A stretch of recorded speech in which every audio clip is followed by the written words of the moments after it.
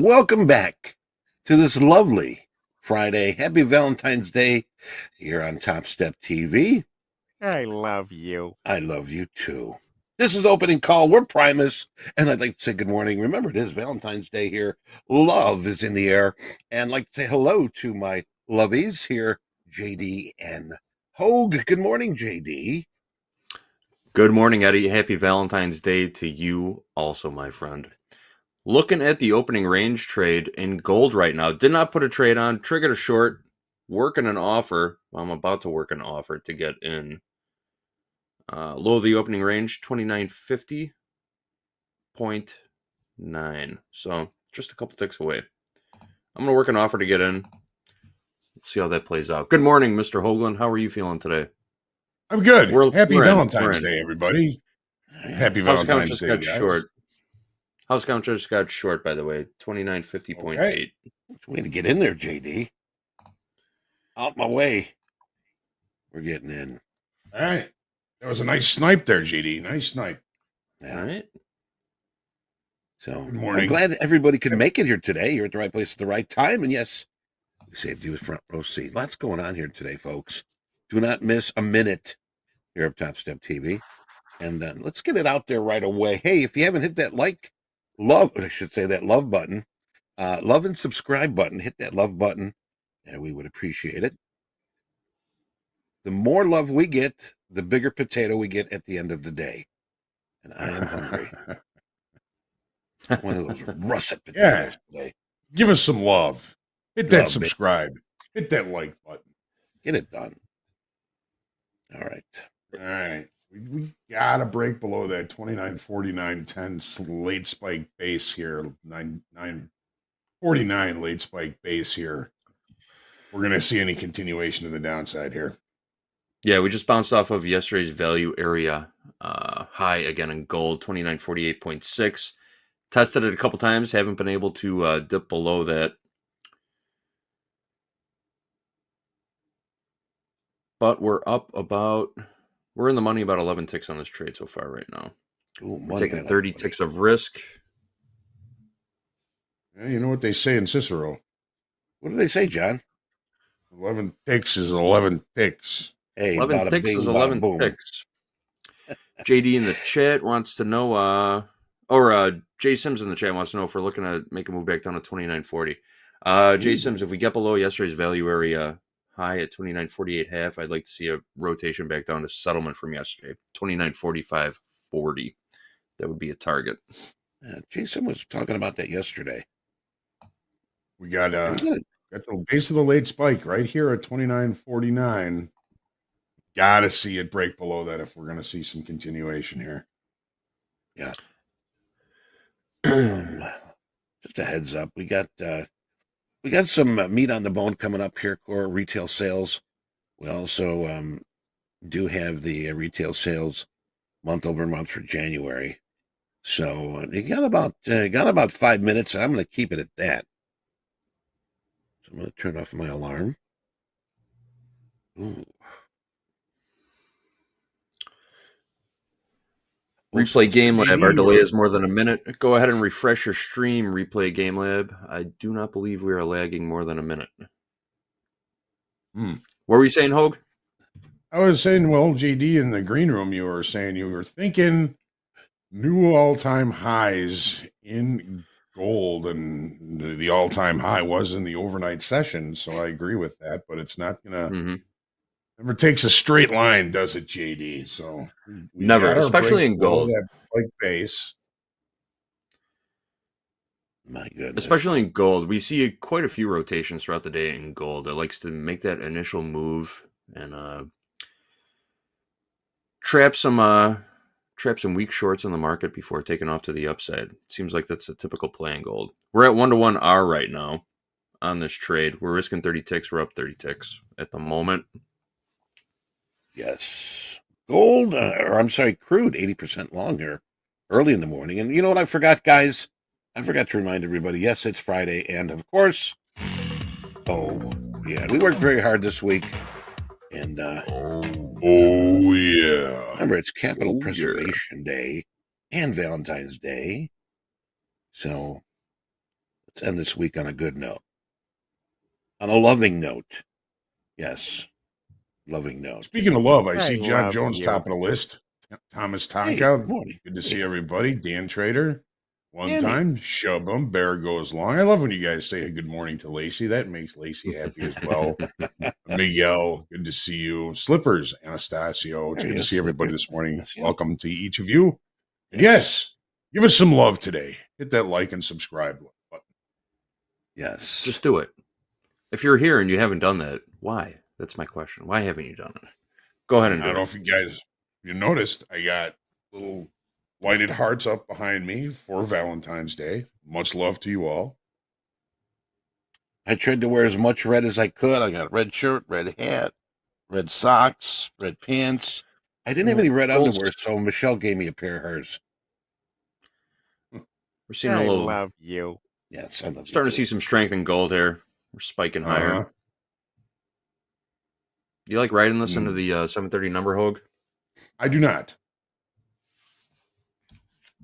I think we're showing some rejection of range from yesterday, value from yesterday, holding now above the base of the late spike. I don't think that the tempo to the downside is all that good.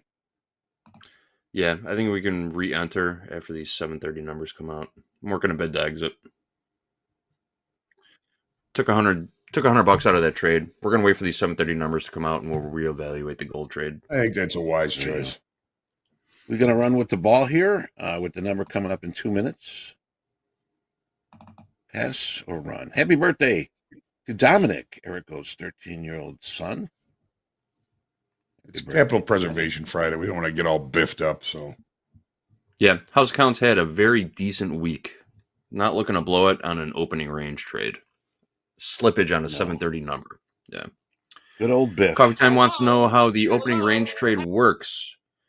So in gold and crude oil, regular trading hours for gold is 7:20 a.m. Central Time. That's when the old pit hours used to open.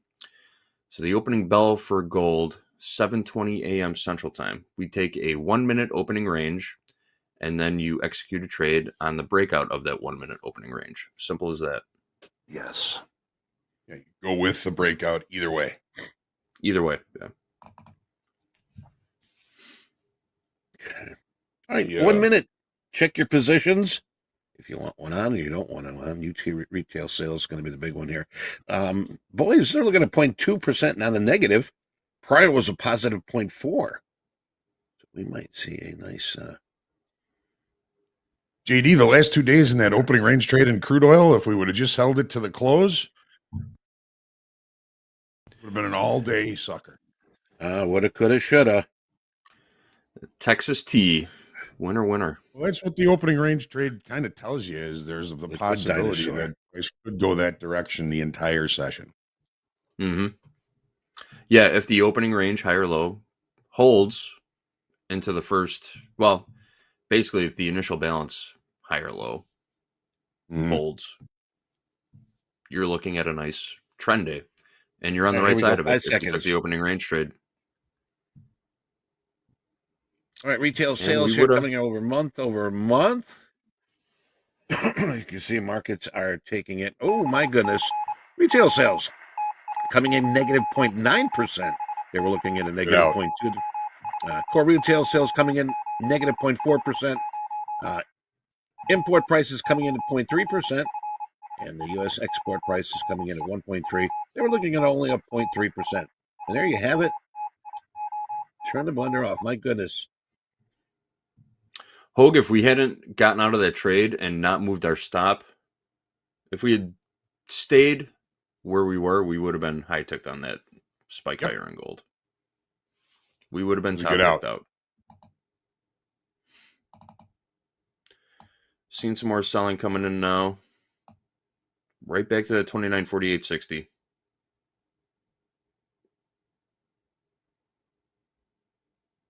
I really want to buy it right here. This level's just holding. Put a 1 lot on there, JD. Get it done. Let's do it.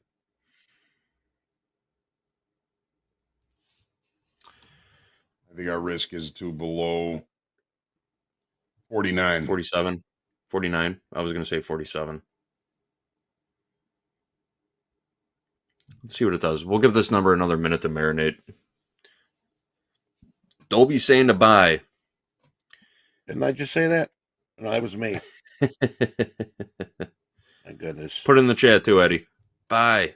Oh, that's all you read. No, I'm right here. I'm putting one on. Yeah, I'm putting one on, and not a buzz. Take a look and see what I can pull up here. Yeah, I was saying in the Hoag called it. I was saying in the green room, I really like new all-time highs in gold today. I want to see it. There we go. And if we get one more test of that 49 level, I think we should load up.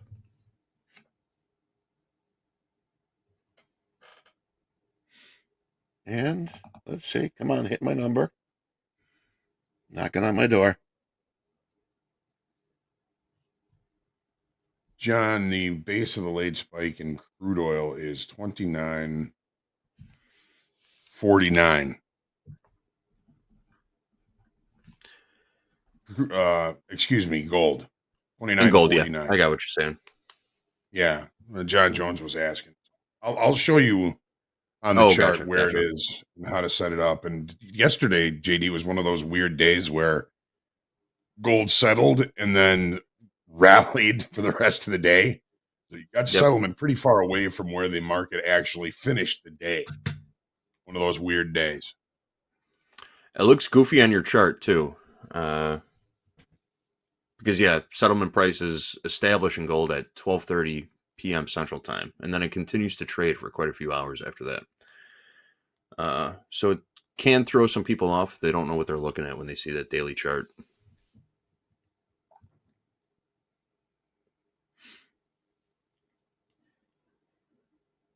There we go.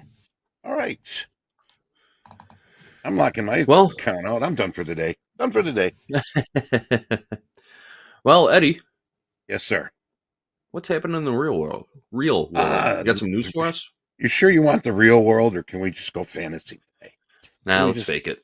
It's Valentine's Day. Okay, welcome to Topstep TV. This is opening call. Yes. How deep is your love? We were the Bee Gees this week at one point, but U.S. stock futures today just a wee bit lower. We did see that reversing some of the earlier gains as traders assessed the implication of President Trump's latest tariff announcement and that raft of inflation data that we had earlier in the week.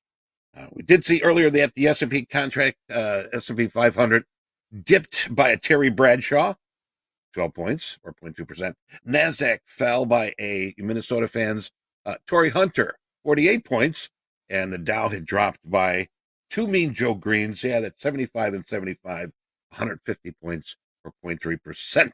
The main average on Wall Street ended higher yesterday. Labor Department figures showed that the headline producer prices increased at a faster than anticipated rate, much faster in January, although some details of the report were pretty much tepid. Steep drop in the 10-year yield was interpreted by the sign of some relief among investors following that hot and sexy consumer price growth Wednesday. I like that growth, it's like a wart.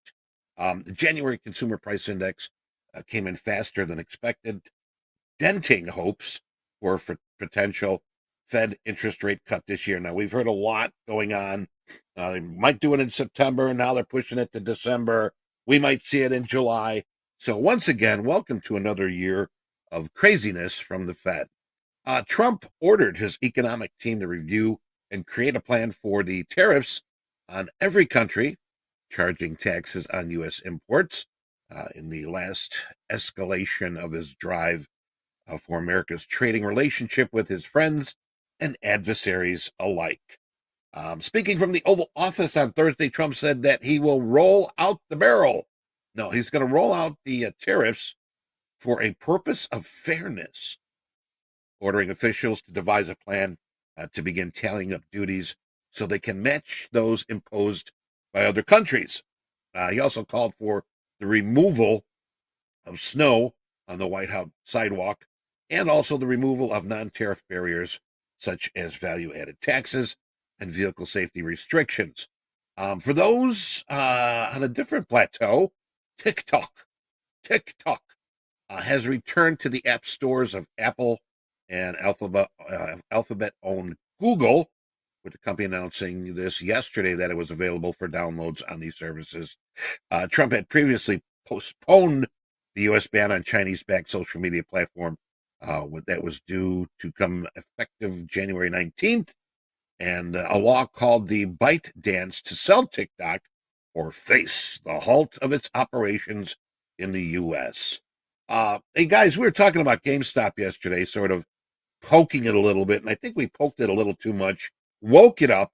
GameStop is mulling over potential investments into, can you guess? Yes, Bitcoin and other cryptocurrencies, as well as other alternative asset classes. This is according to our friends over at CNBC. Shares in GameStop rose in pre-market trading. We did see that video game retailer who became a figurehead surge in the so-called meme stock in 2021 is still in the process of determining if the move is right for the company. So there you have it. That's what I've got so far. I'm going to pass it back to these two gentlemen that we all love so much. I love you. Yes. Happy Valentine's Day.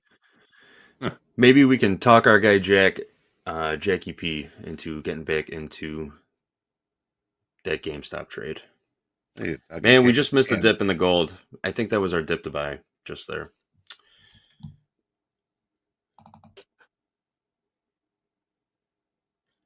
No FOMO, right?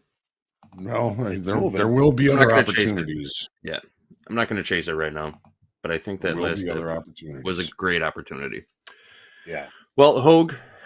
Oh, Jack's in the chat. Don't threaten him with a good time. We're just talking meme stocks here. We're just talking meme coins. All right, Hoag.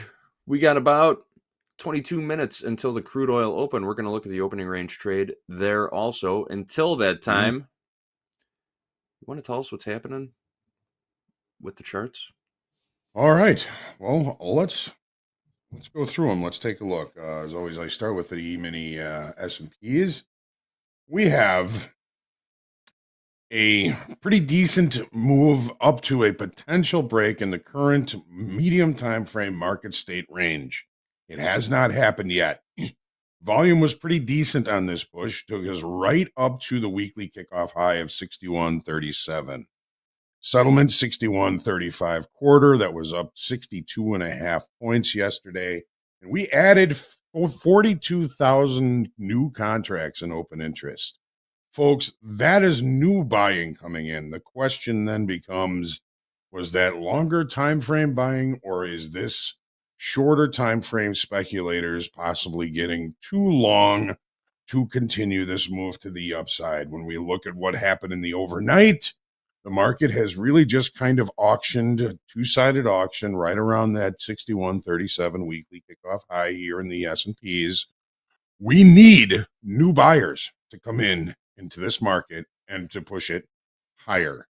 We need new buyers. We got buyers yesterday. If those were not the stronger hand, we may be seeing in a situation where the shorter time frame has gotten too long up near the high of the current area of balance. Take a look at the 30-minute chart. Let's take a look and see what we're looking at here. So this was the range from yesterday. The range started with kind of a P shape, rotational day, and then at the end of the day, we started extending the range higher without giving the market time to accept price above the previous high. That creates the late spike, John Jones. The S&Ps had a late spike. Yes, the NASDAQ had a late spike. Gold had a late spike. What we're looking for, and the basic rules of the late spike are, when the market opens the following regular trading hour session above the base of the late spike, and in the S&Ps, that late spike base is 61.1375, it's marking potential acceptance of higher pricing. Doesn't mean price has to just go in that direction right away. It is a suggestion that price has maintained above that breakout level late in the session yesterday, looking like we're going to be doing that. So the basic nuance of the late spike says the price is being accepted at higher pricing. Okay, that's good. That's good for longs. The question then again becomes, who were the buyers that came in yesterday? Were they stronger, but longer time frame buyers that are going to defend the base of the late spike if we even get there? There are several reference points to kind of think about throughout the day today that are part of yesterday's range.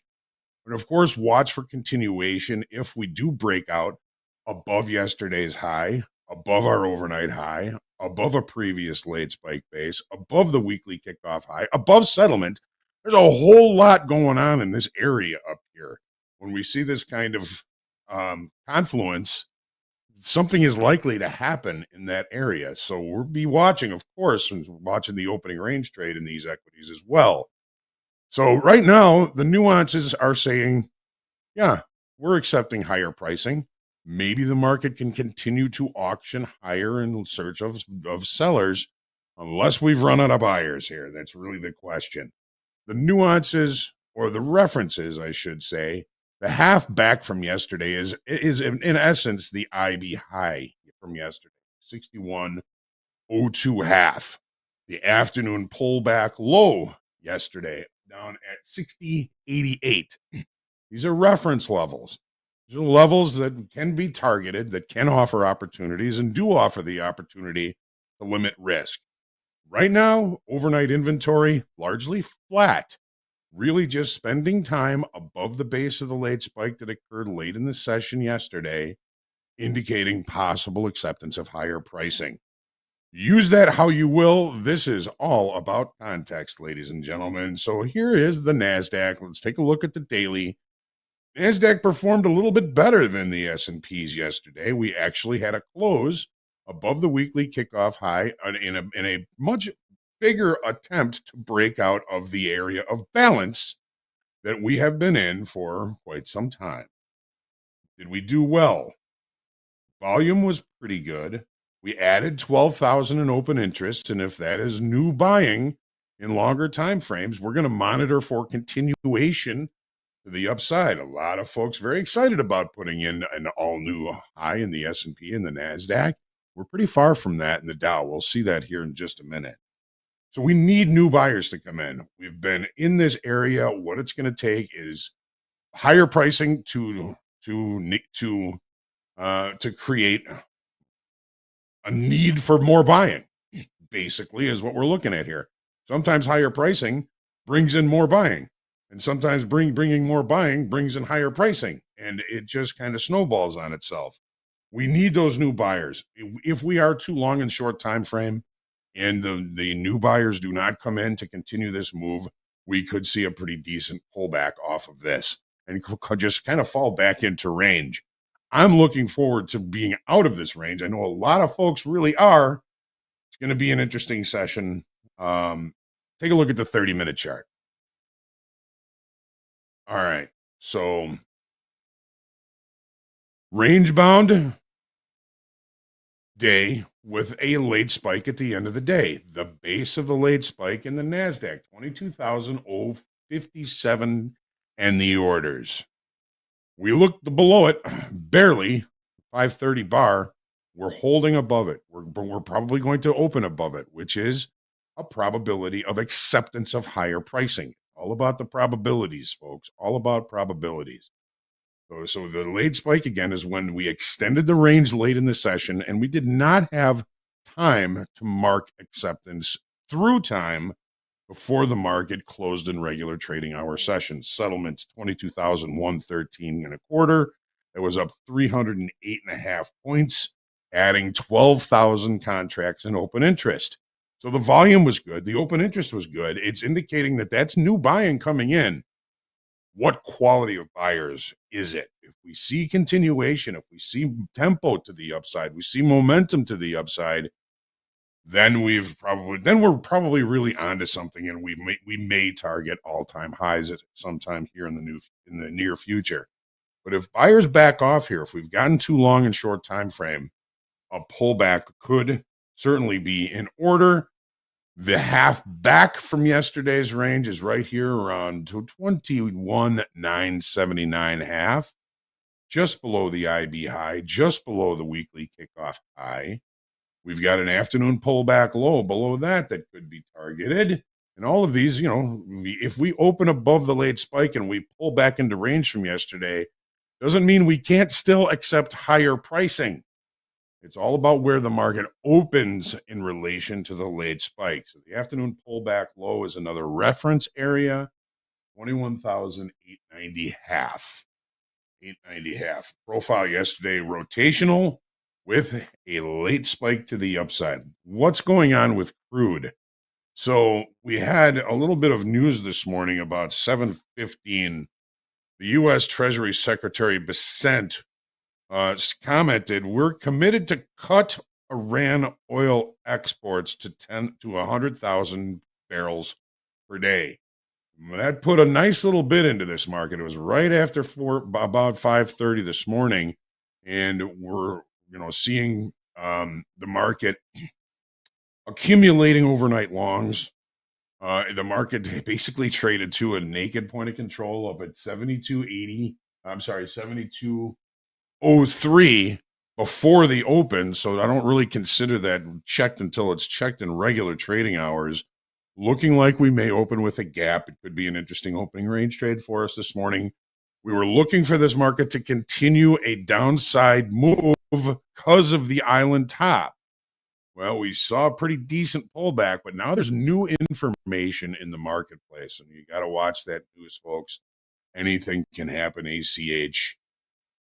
It's so true. So we're going to see what happens here with the news about that. And, all it took was just, one person to say, yeah, we're going to trim Iran's ability to sell crude oil to the market. And we saw a pretty decent pop off of that. So again, we'll be opening with a gap. The profile yesterday was P-shaped, indicating short covering, which is supported by the drop in open interest. So when we put in that low and we saw the market coming in, we've got this P-shaped profile losing 12,000 in open interest. That was short covering. That was short covering rally yesterday, which it has a tendency to take buying power away from the market. But with the new information, ACH, anything can happen. Let's take a look at gold. Boy, oh boy, Gold fell out of bed. What we've got going on here. All right, let's take a look. Hoag, I'm so happy we didn't FOMO into that long trade. I was looking for a long. That would have been horrible. And we would have been buried. Yeah. Yes. That's why you don't. That would have been. That's why you don't chase trades or FOMO into trades, folks. Yes. All right. So, in the longer time frame, this is a blip. This little pullback. It sure would have been nasty to be long it. That's for damn sure. But look at where it started. It started at weekly kickoff high, and the longer time frame. This is an important inflection level. So what we would be looking for if we were to break out above that would be new buying coming in. Obviously, we did not see any new buying coming in. Yesterday, we added 6,000 contracts. Volume was a little bit low, though. Okay, that's a warning sign. That's saying that the rally isn't performing as well as it could be. We still added 6,000 in open interest. Those are probably trapped longs now. Probably trapped longs. Been saying for 2 weeks we need some sort of a deeper pullback in gold, and it just hasn't happened. Maybe it'll happen. Maybe it'll happen now. We will see. But so look at what price did all night. Price, the advertising mechanism, two-sided trade all night long at weekly kickoff high. All right. Here's how settlement can be so far away from the last price of the day. Settlement yesterday in gold was 29.45.40. Settlement comes in at 12:30 Central Time. There it is. After settle, we put in a late spike to the upside. Buyers started coming in. You see there's actually some pretty decent volume on that. And then, we have price finishing the day all the way up here, right up against weekly kickoff high. We tested weekly kickoff high. We auctioned at weekly kickoff high. Now we've rejected weekly kickoff high. How deep is this going to go? Well, one of the things that we're looking at when we're trying to decide whether this is longer or shorter time frame traders, when the market barrels right through references that short time frame traders would be looking at, that is longer. That can indicate longer time frame traders. Now we just barreled right through the late spike. We barreled right through half back. We barreled right through the IB high, the settlement price, and the afternoon pullback low. This was I think a little bit more of a substantial sell-off, perhaps longer time frame liquidation. I think this is a liquidation break. I don't think this is going to be new sellers here just yet. Could be longs stuck up here, which we were kind of thinking might be. So we have almost a panic situation to the downside started here. Watch the references. We got the IB low. You've got some moving averages on the 30-minute chart here. The 200 session moving average was approached, didn't happen. What doesn't happen is as important as what does in these markets. So we were unable, if you will, to take out the weekly kickoff high with any substantial movement or direction. Longs liquidate. Longs at the top were the first ones to bail. And I believe this is a liquidation situation, not new selling. I don't know if there's any new news that could create a problem with that theory, but that's where we're at. Let's take a look at YM, which is very still range bound. Very still range boundy, right? Rangy boundy. Here's the daily. No change in market state. Not even a possibility of a change in market state. Right in the middle of range. We got weekly kickoff high. We got weekly kickoff low. We got last week's high. We got last week's low. We're right in the middle of it. There's very little change in the perception of value of the Dow right now. This is, we added about 800 in open interest yesterday. Is that impactful? It seems a little bit inert to me. Volume wasn't great. We're not near the extremes of the current area of balance. It's still very short time frame controlled here. Take a look at the 30-minute chart. I got a level on here that Anne-Marie was looking at yesterday. We never got to in regular trading hours. She was looking at 44,400. Didn't quite get there, but the market ranged. And again, we've got a late spike to the upside. So the market was very range bound early in the session. The market broke out and closed much higher without giving the market time to accept. Well, we just saw the late spike fall in gold. Important information. In the equities, are we going to hold the late spikes? We're going to open above them and accept higher pricing, or are we going to fall and give those back? It's going to be an interesting day. It is Capital Preservation Friday, so the last thing you want to do, of course, is get all biffed up on a Friday, and it's Valentine's Day, so you want to be happy. We all want to be happy for Valentine's Day and make sure that our loved ones are happy as well, and I hope that all of you are going to be happy today as well. So there is a brief look at the context, the way I see it. Let's take a look here coming into the crude oil open, coming off that overnight high pretty hard here. We'll see what we can find. Thanks, guys. Thank you, Johnny. Thanks, Well, we did see that oil prices did rise here, but coming off the sales right now, poised to end 3 weeks of declines, and buoyed by the rising fuel demand expectations that the U.S. plans for global tariffs would not come into effect before April.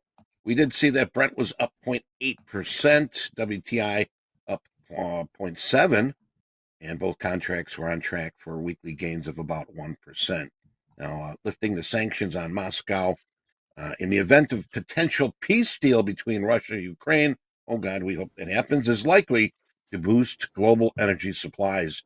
Trump did order U.S. officials this week to begin talks on ending the war in Ukraine after Russian President Vladimir Putin and Ukraine President Zelensky expressed a desire for peace in separate phone calls. And no, they didn't do a Zoom. They were separate phone calls. Russian oil exports could be sustained if a workaround to the latest U.S. sanction packages are found.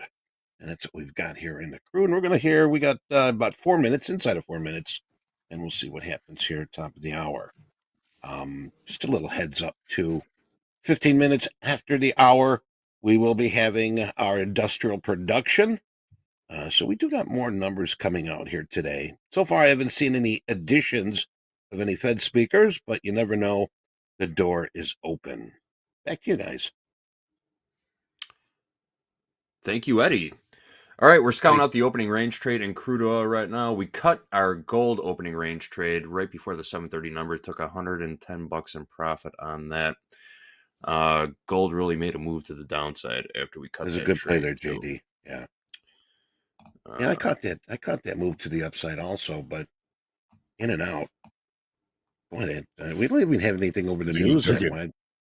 Gold sort of fell out of bed there. Really did. Good thing you took that trade, Eddie. A good out on that.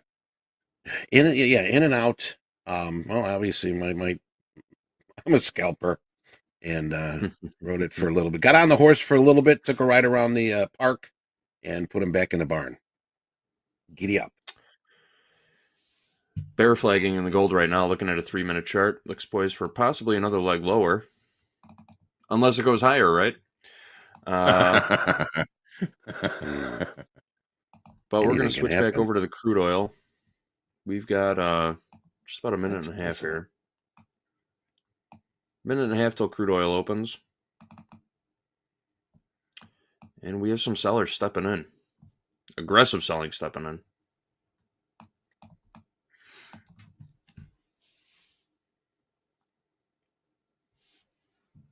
What is happening in crude right now? 71.43, yesterday's value area high. We just dipped right through yesterday's high, melted right through it. Lucky Cat's watching silver. Silver is selling, sort of following with gold. Thank you, Lucky Cat.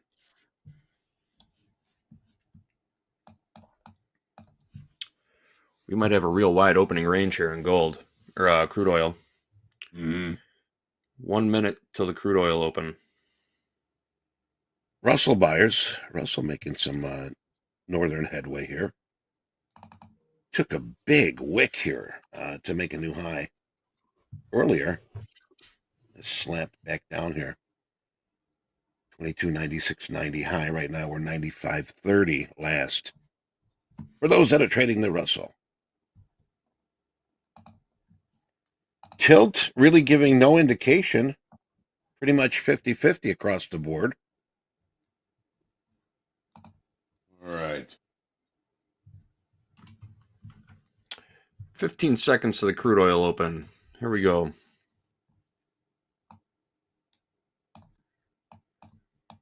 Yes, Nexus. Peace means lower oil. Crude is now open for business. Ding, ding, ding. Right on yesterday's high.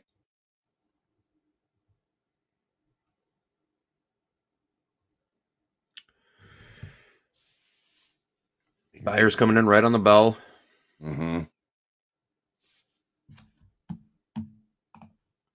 Again, that's 71.60 is yesterday's high.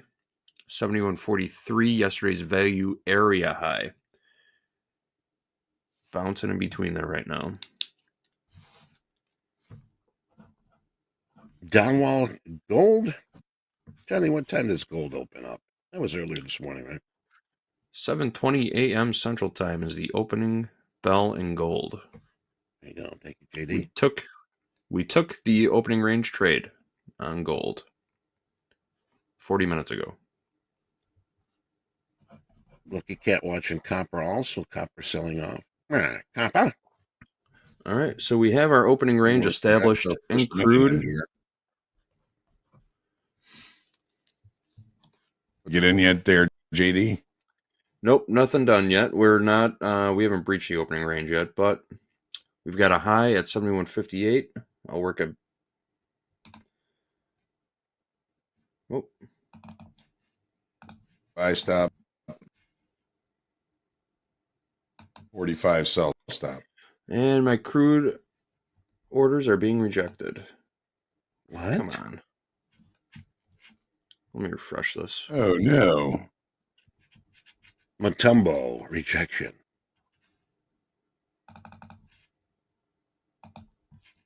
Oh, can you put a crude oil order in? Yeah. 59. Order rejected again. All right, let me find out what's going on. I'm going to go on mute for a second, guys. All right, I'll save your seat. Yep. I'm out. I can't do it either. Thumbs up. And what's up?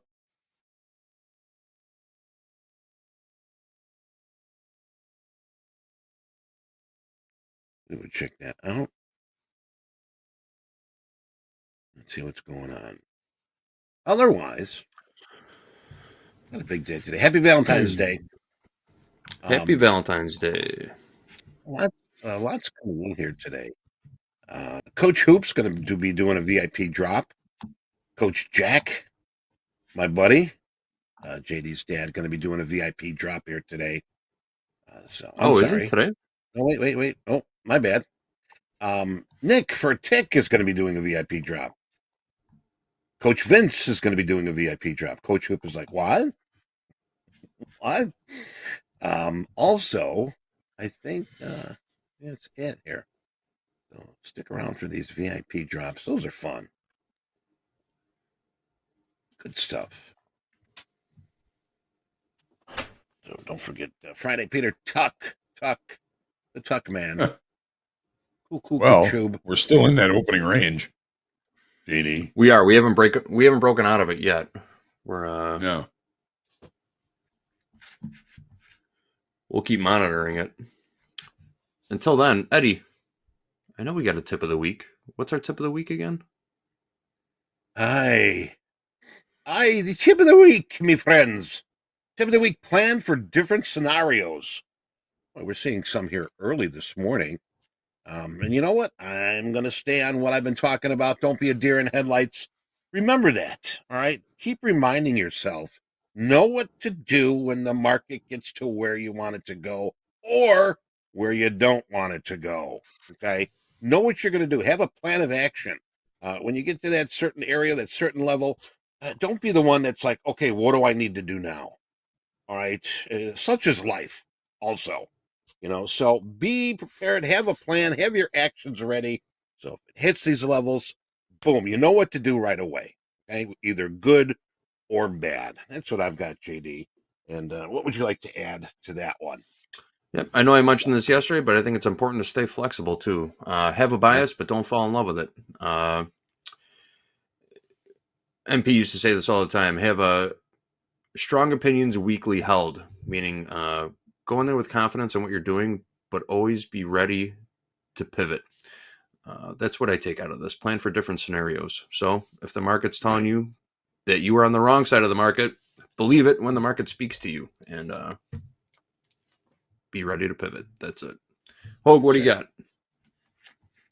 Yeah, I think that being a trader is as much being an artist as it is a technician. You have to be willing to accept information that may be contrary to your initial hypothesis or idea. We just saw that today. We just saw that in gold. The nuances were to the upside. The market didn't provide, it didn't produce to the upside, at least not yet. And bam, something different happened.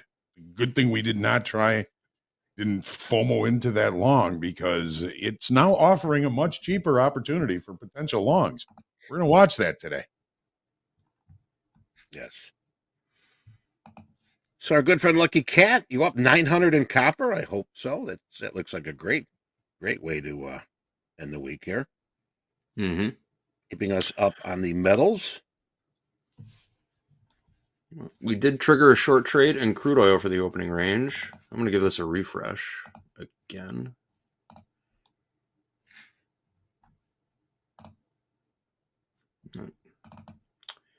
Still being rejected.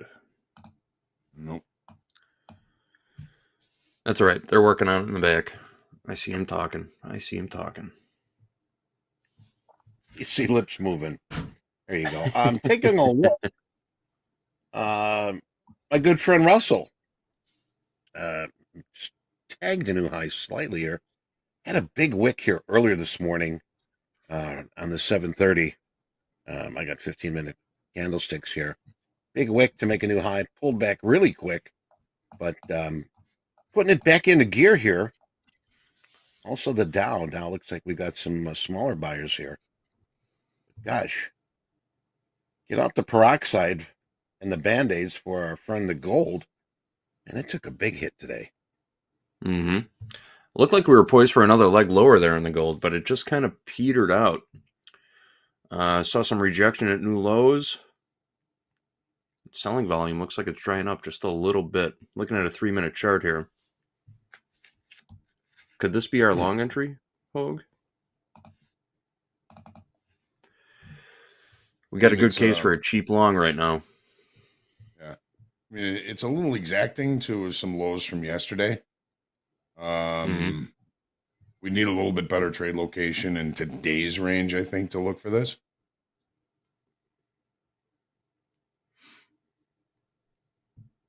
Anne-Marie says there's a settlement test in crude. Good morning, Anne-Marie.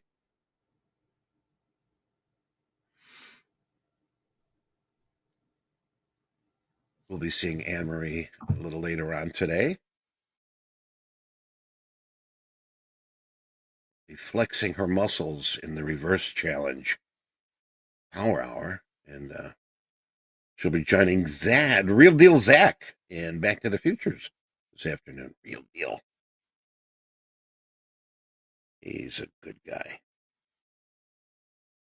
Yeah, I like that guy too. It's going to be a good day. Good Friday.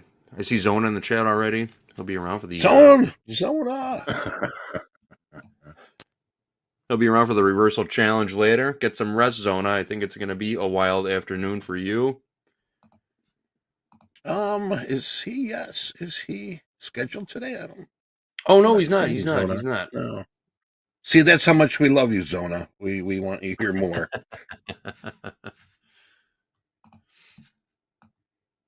Topstep Youngblood. A little more selling coming in gold. Still haven't made a new low yet.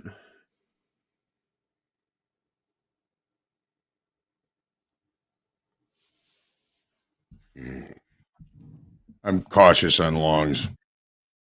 I think we got a pretty good idea that we were just way too long to continue above that weekly kickoff high in gold. I'm going to need some sort of structure to lean on. I've been looking for a pullback, some sort of a deeper pullback, and that pullback off of that weekly kickoff high.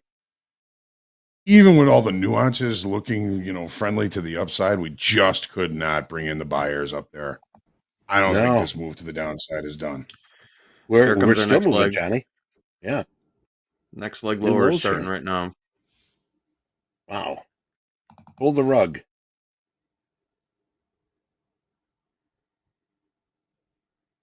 I'd like to know what initiated this downside to run. It's not catching much. Okay, so that's a mechanical low right there because it's right at yesterday's low, yesterday's regular session low.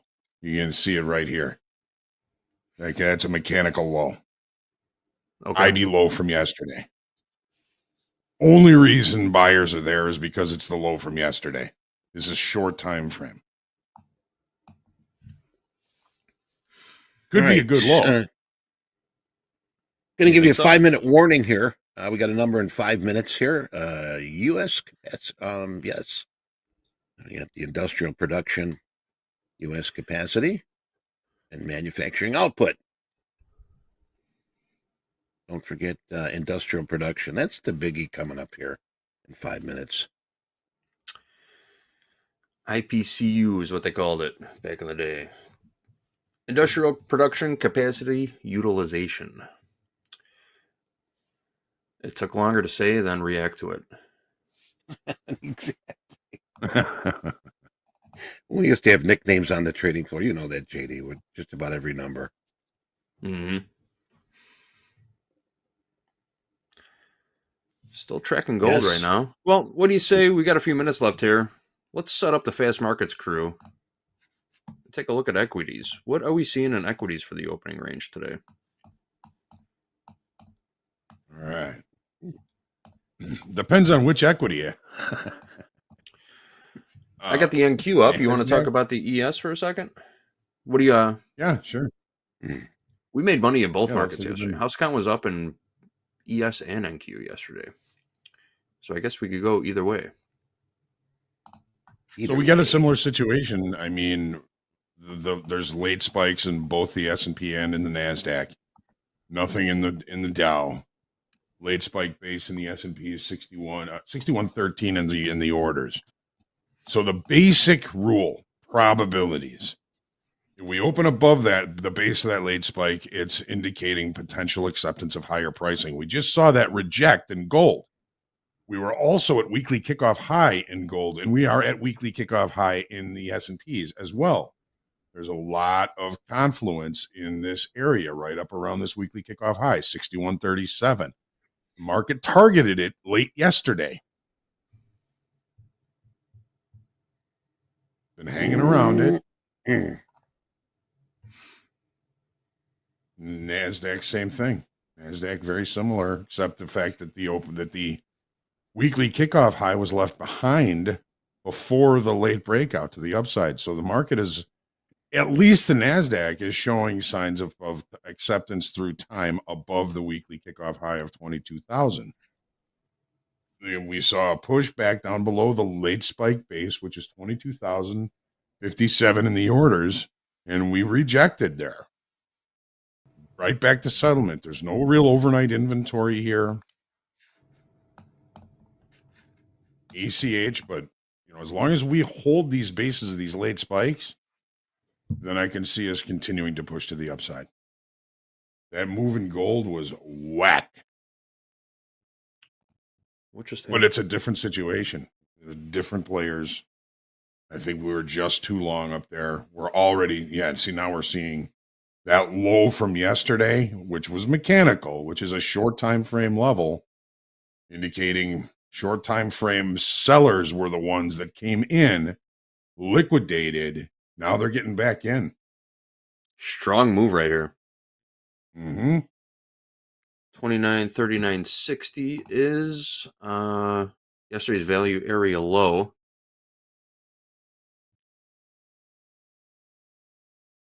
Yesterday's session low, 29.25.80, but we bounced right off of regular trading hours low in gold. That was the price. Yeah, the IB low with the 720 open, JD, was 29.32.70. We looked below it by 2 ticks. 29.32. Mechanical buyers.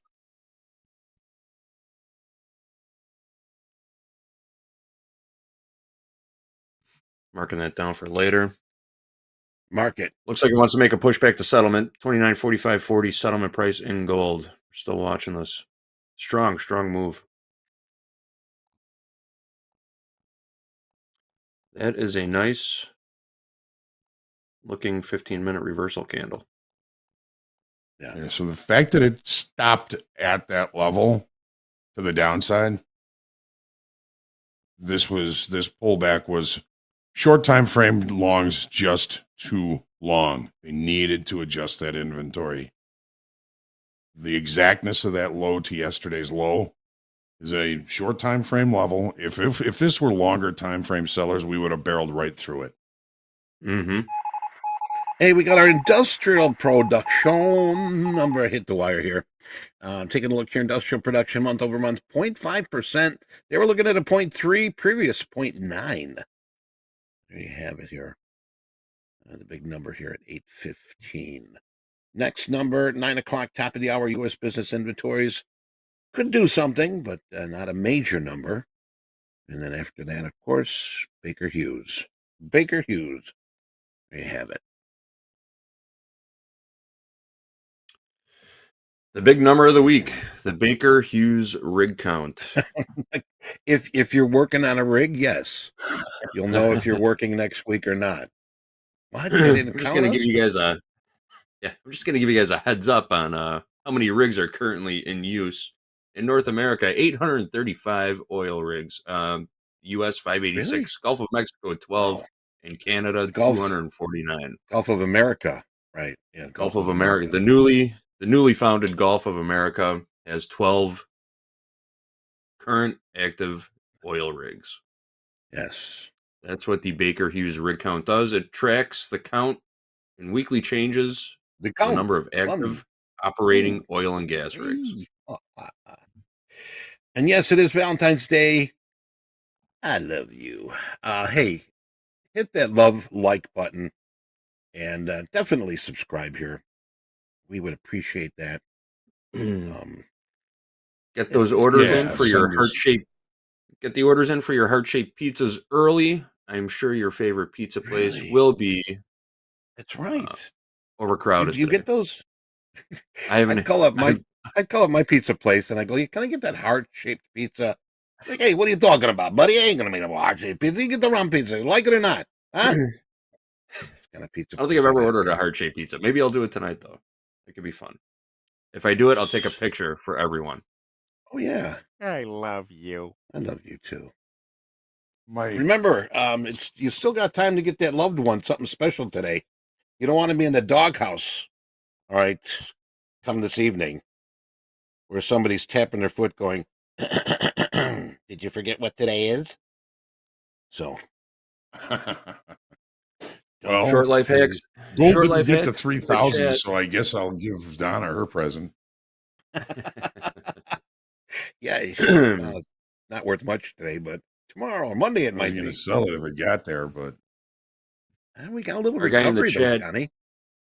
I want to know what Short Life Hacks track record is trading gold. He wants us to sell him real bad. He wants us to sell him.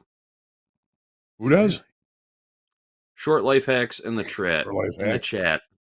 I'm going to look at Why? his chat Give us history a real reason. quick. Give us a good reason, Shorty. Che. Lou Malnati's. I had that last week. Had that last night. You got Lou Did you really? Malnati's last night? Yeah. Yeah, not a heart-shaped Yeah. one, but yeah, we had Lou Malnati. It was wrong. Yeah, the deep dish would be a mess. They got a good salad Thursday over night there pizza? too, Johnny. Real good. Yeah, we always get the salad. The chopped Hey, it's salad? good stuff. Mancha. Yeah. Okay. Well, Pizza on a Thursday, we are though. coming close to our time here, and just want to make sure that we are ready to go here. So before we take a time out, get the fast markets. JD, any closing comments, my friend? Pizza on a Thursday, Hoag? I'm going to have to try it out. Pizza night's always been Friday night in my house, but you piqued my interest. Maybe it can be Thursday and Friday. But we're going to be taking a look at that opening range trade in the equities in just a few minutes. Yeah, we're going to take a break here and get the fast markets crew in here and start trading it up. Have a great trading day, everyone. Johnny, any closing comments here, my friend? Yeah, usually Friday is pizza night, but my daughter and her boyfriend came last night, so we just ordered some pizza, and it is Valentine's Day, so we're probably going to do something a little bit nicer, maybe a couple of steaks and maybe a lobster tail or something like that. I don't know. We'll see what we come up with later on. But as always, folks, Before you sit down to trade, make sure you take that deep breath, breathe deeply throughout the day, stay humble, grateful, creative, and centered in your trading, and always pray for peace and be kind. Be kind to yourself and be kind to others. The world's a better place when we do that. You got it. Karma, baby. Karma. All right. Coming up next, number 3 on the big board. Coach Dakota making almost $2,500 in his live funded account yesterday. And Mohammed just taking a small loss yesterday, but he's going to be back looking to make a bigger one here. Bigger profit across his 4Express funded accounts. So we'll be right back with Fast Markets. Don't go away. And of course, yes. Oh, I love you so much. Happy Valentine's Day. We'll be right back.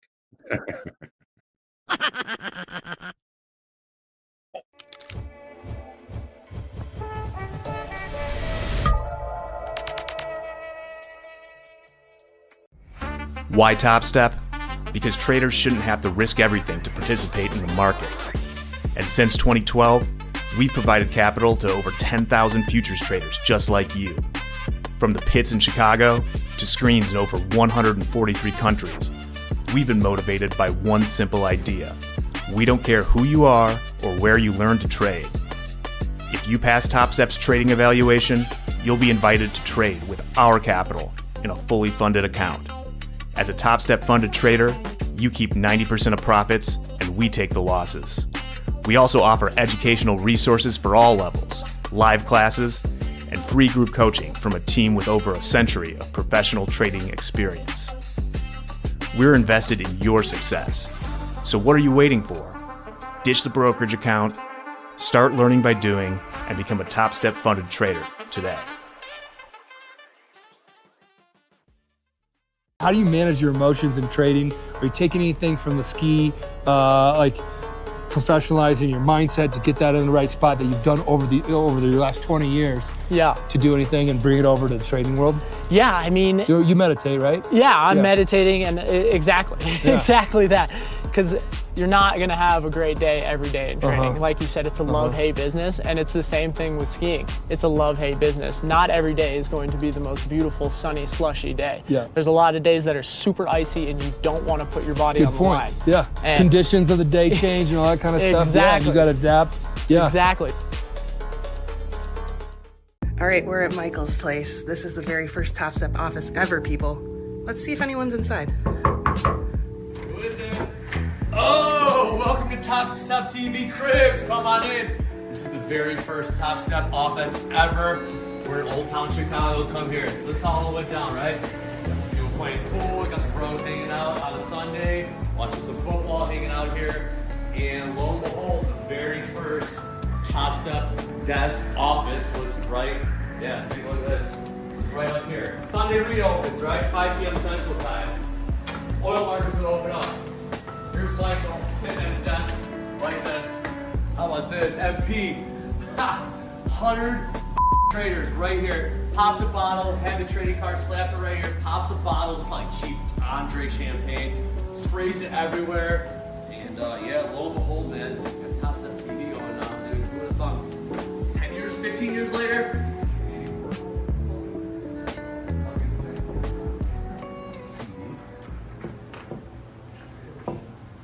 So this is where it all started? 1200 North Wells. Old Town. I just saw it for the first time. No. What'd you think, JD? It's, you know, it's, I suppose some people would compare it to Mecca or, It's like Bezos' garage, just a little nicer. So last time we went to the original Topstep office. We're still here in Old Town, and we'd be remiss if we didn't show you the very first Topstep, actually Topstep Trader billboard, right? And I'm still thinking the alderman has a problem with this, but get a load of this. This is the very first Topstep Trader billboard.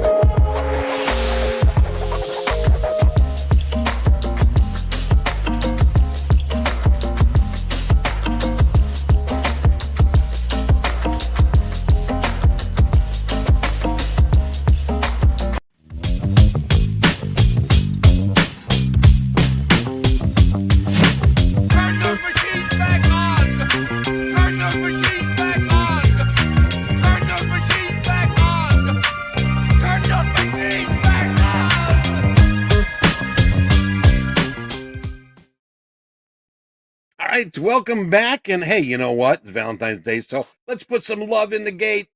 Get your love in the gate. And good morning, Andre. I love you. I love you too, Eddie, and welcome everybody to TopstepTV. This is Fast Markets in the house.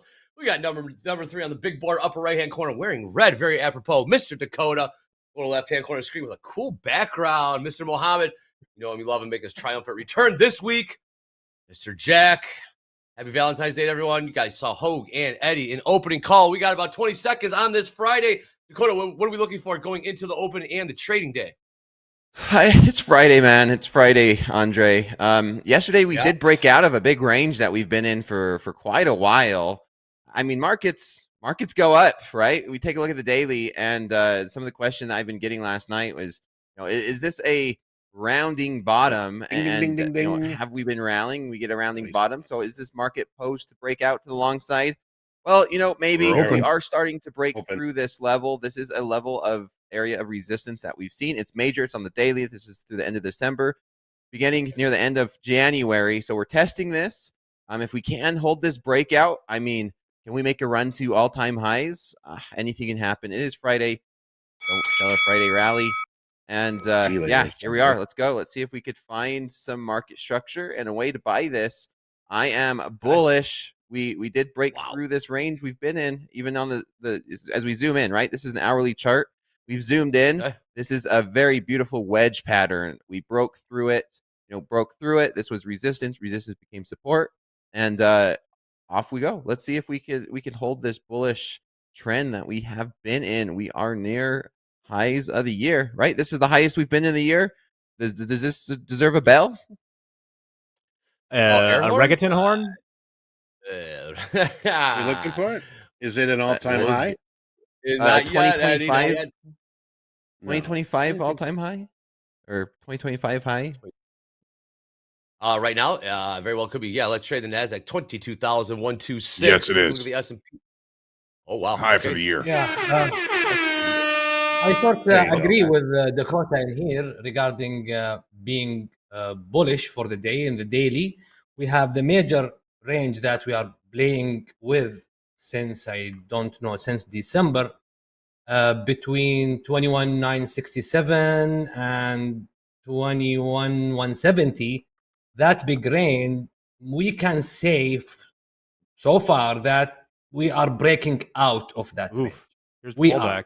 But bear in mind that it is Friday, and we could just take some liquidity over these highs and turn back again inside that range, and that would be disappointment action that would happen from bears. However, my line on the sand for the sellers is 21,974. I don't want to see the price below 21,974 and staying there. And this is way from here. It's not way. This is only 300 points, and Nasdaq can do it. But I don't think we have major news today, rather than some pump Trump. Therefore, I'm looking to buy this market with any nice pullback with a great setup. Okay, Mohammed, 21,974, trying to hold that level in the Nasdaq.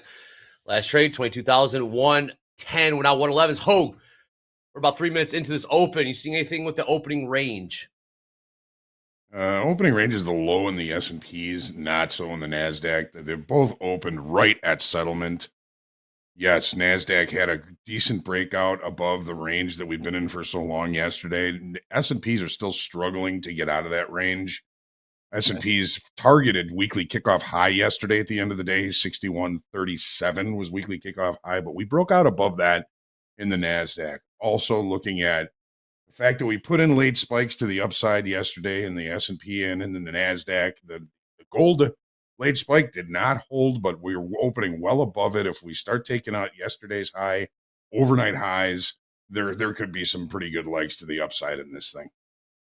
I agree with both Mo and Dakota. The question is, where do we get in? Buy the pullback. Do we get?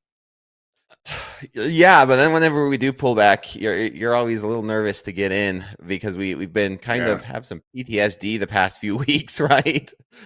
Oh man. Hey, for those that weren't watching on the close yesterday, we were talking about this in the green room. We saw this on the S&P ladder. We saw two separate 3,000 lots a couple seconds before the closing bell yesterday in electronic trading.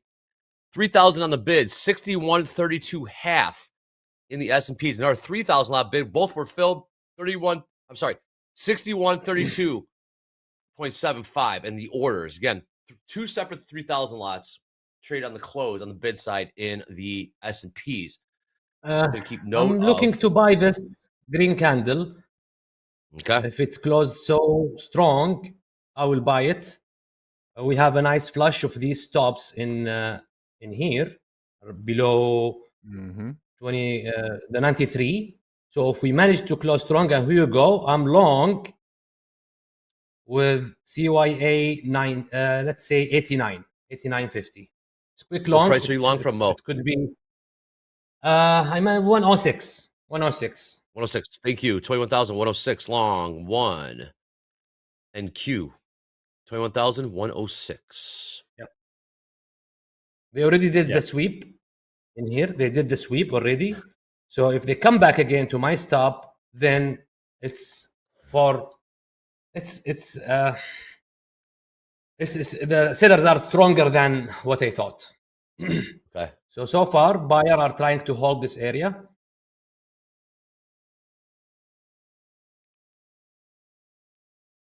The resilience of this whole market cannot be understated, right? We had hot CPI, hottish PPI, followed up by a weak retail sales today.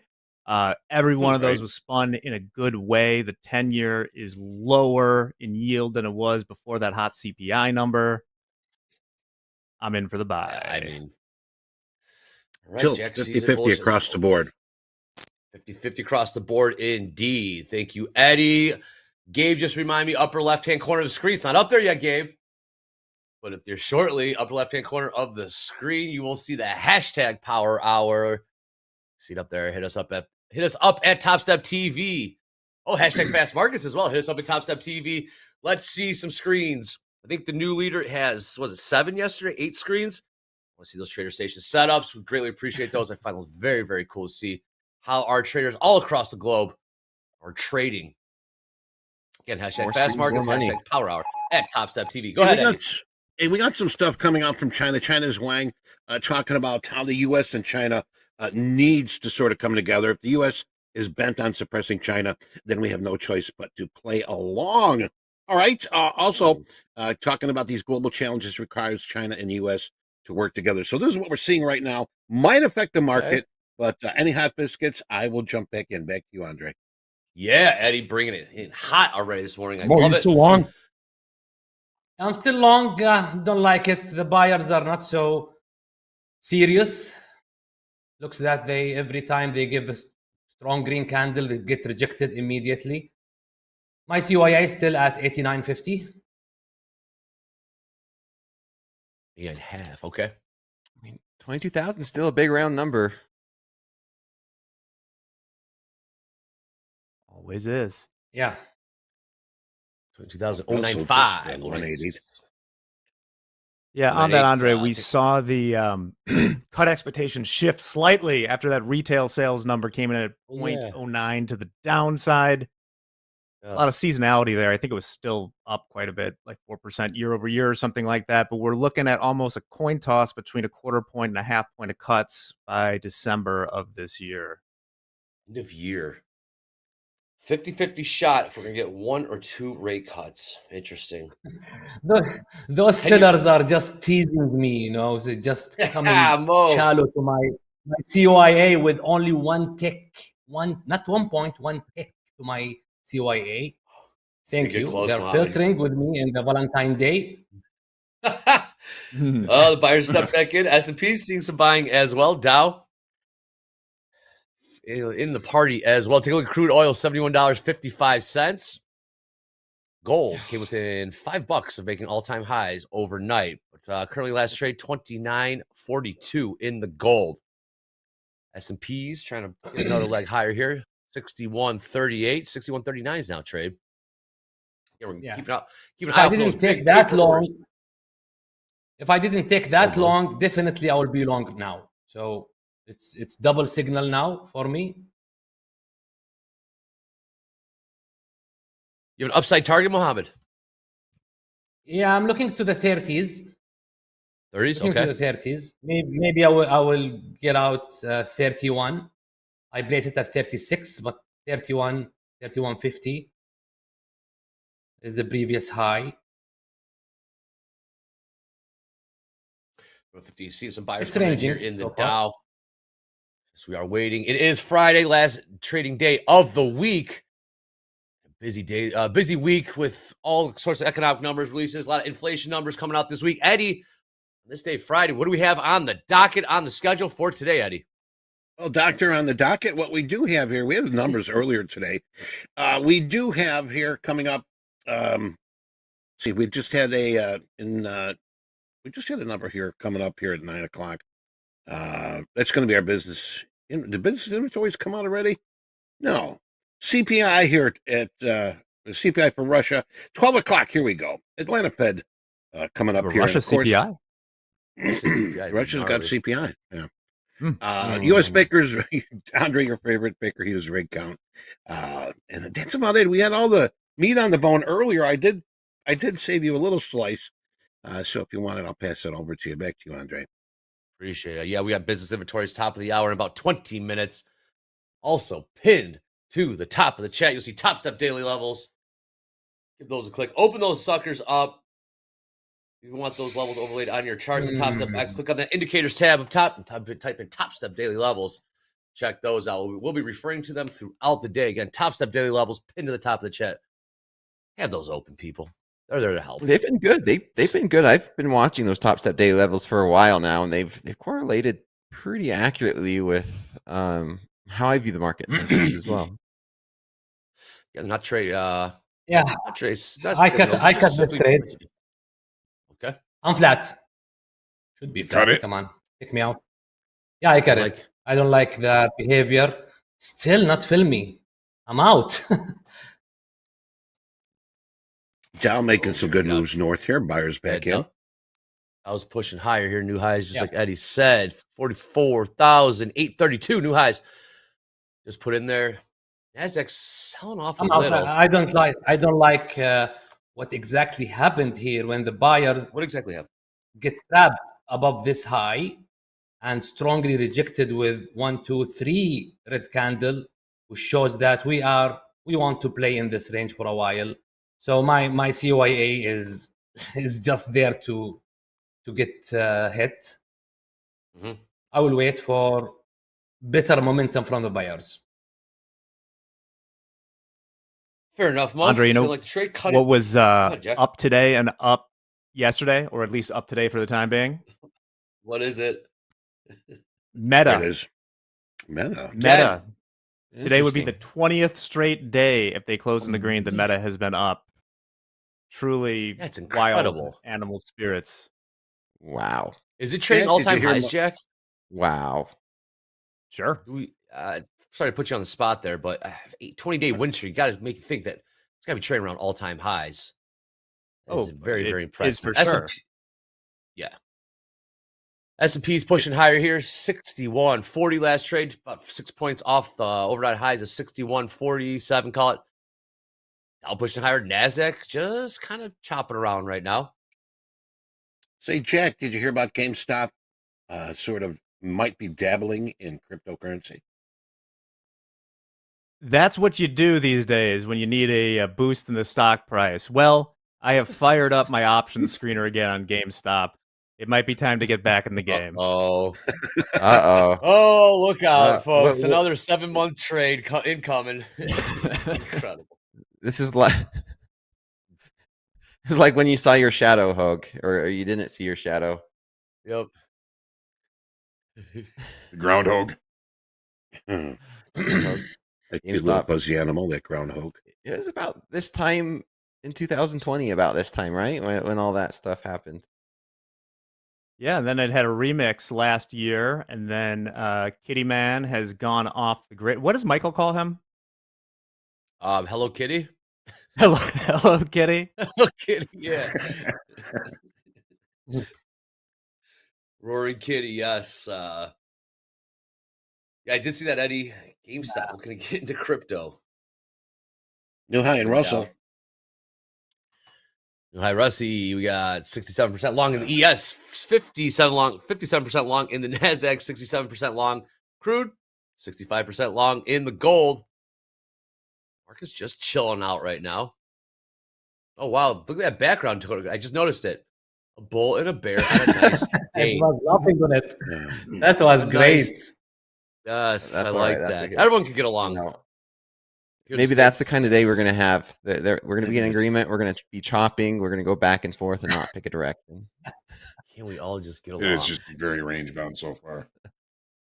Sure. Yeah, is. but you don't know what will happen at the end of the day. You know, usually with this romantic, you know, something happen at the end.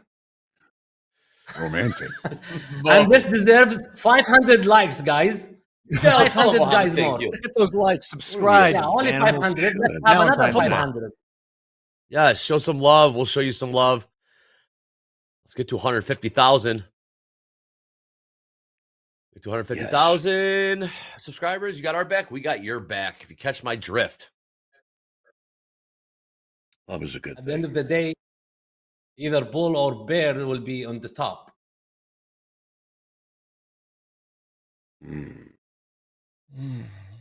Show patience. Patience always pays. we are. Most of the time. Exactly. Especially if you're a doctor. True. Well, then you're fighting with insurances, right, Eddie? Yeah, you still get your money though. I've done you need, that. You need your patience. So, Andre, you can sell a January 26 GameStop call at the money for about 37% of the stock's price. Shall we, Jack? All right, now I'm focused on futures. That's what we're doing. Oh, on that's this right. show. That's right. We're here trading. We're here to trade futures. See if we get another push higher here in the NASDAQ. Mohammed, we are in a tight range. I like that cut. Yeah. And that trade early. Just want to get This the is momentum. why I on the upside. exited the trade. Exactly why I exit the trade. This kind of trade, either it goes immediately or it will reject it. Playing within is just hoping, and they want to play a game of hope. Hope. Imagine that all this time I am below my entry. And this is a sign that maybe the timing is not correct. Maybe I'm not correct in the direction. So my decision to exit the trade was correct, even if the market goes higher. Let's see if we get another push to the upside here. This is the upper end of the range that Mohammed was talking about. 22,117 here in the NASDAQ. S&Ps, we are looking for any kind of catalyst to move us higher or lower. Get out of this range. Yeah.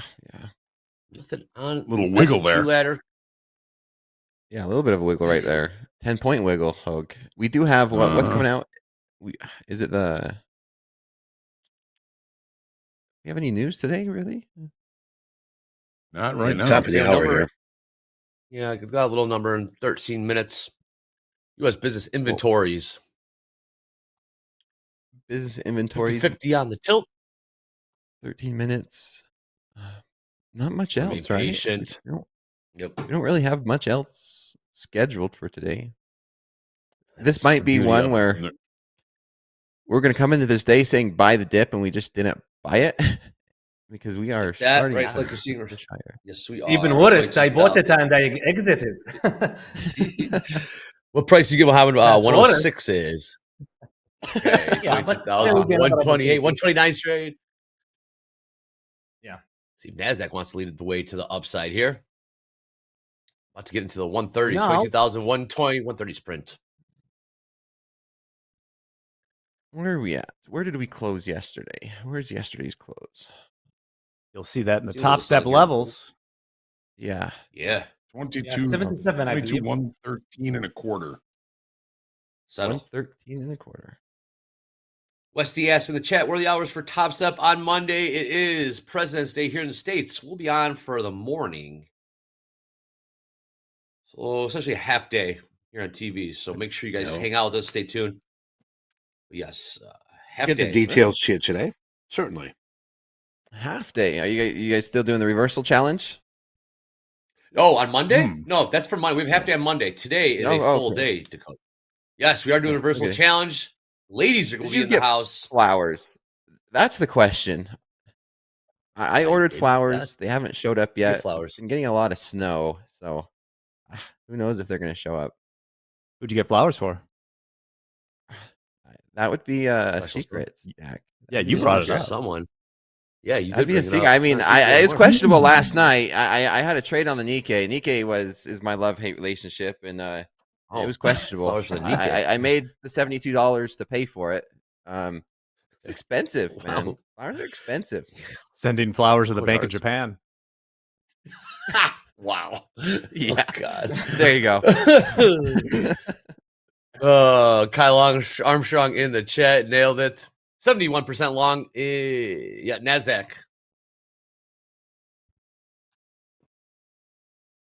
Nothing popping right now.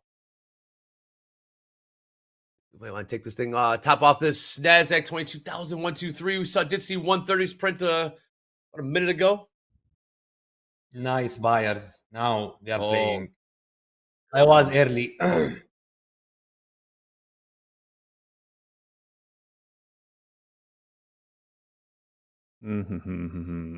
on. A little early, yeah, Mo, but we're going to see if we can push out of these 130s. We've seen some resistance up here a couple times now. Mm-hmm. Overnight session throughout London, we were hanging out in these 40s near the highs. Overnight highs, the 160s. And then all-time highs. I mean, we're only what 1.5%, one and some change in the NASDAQ.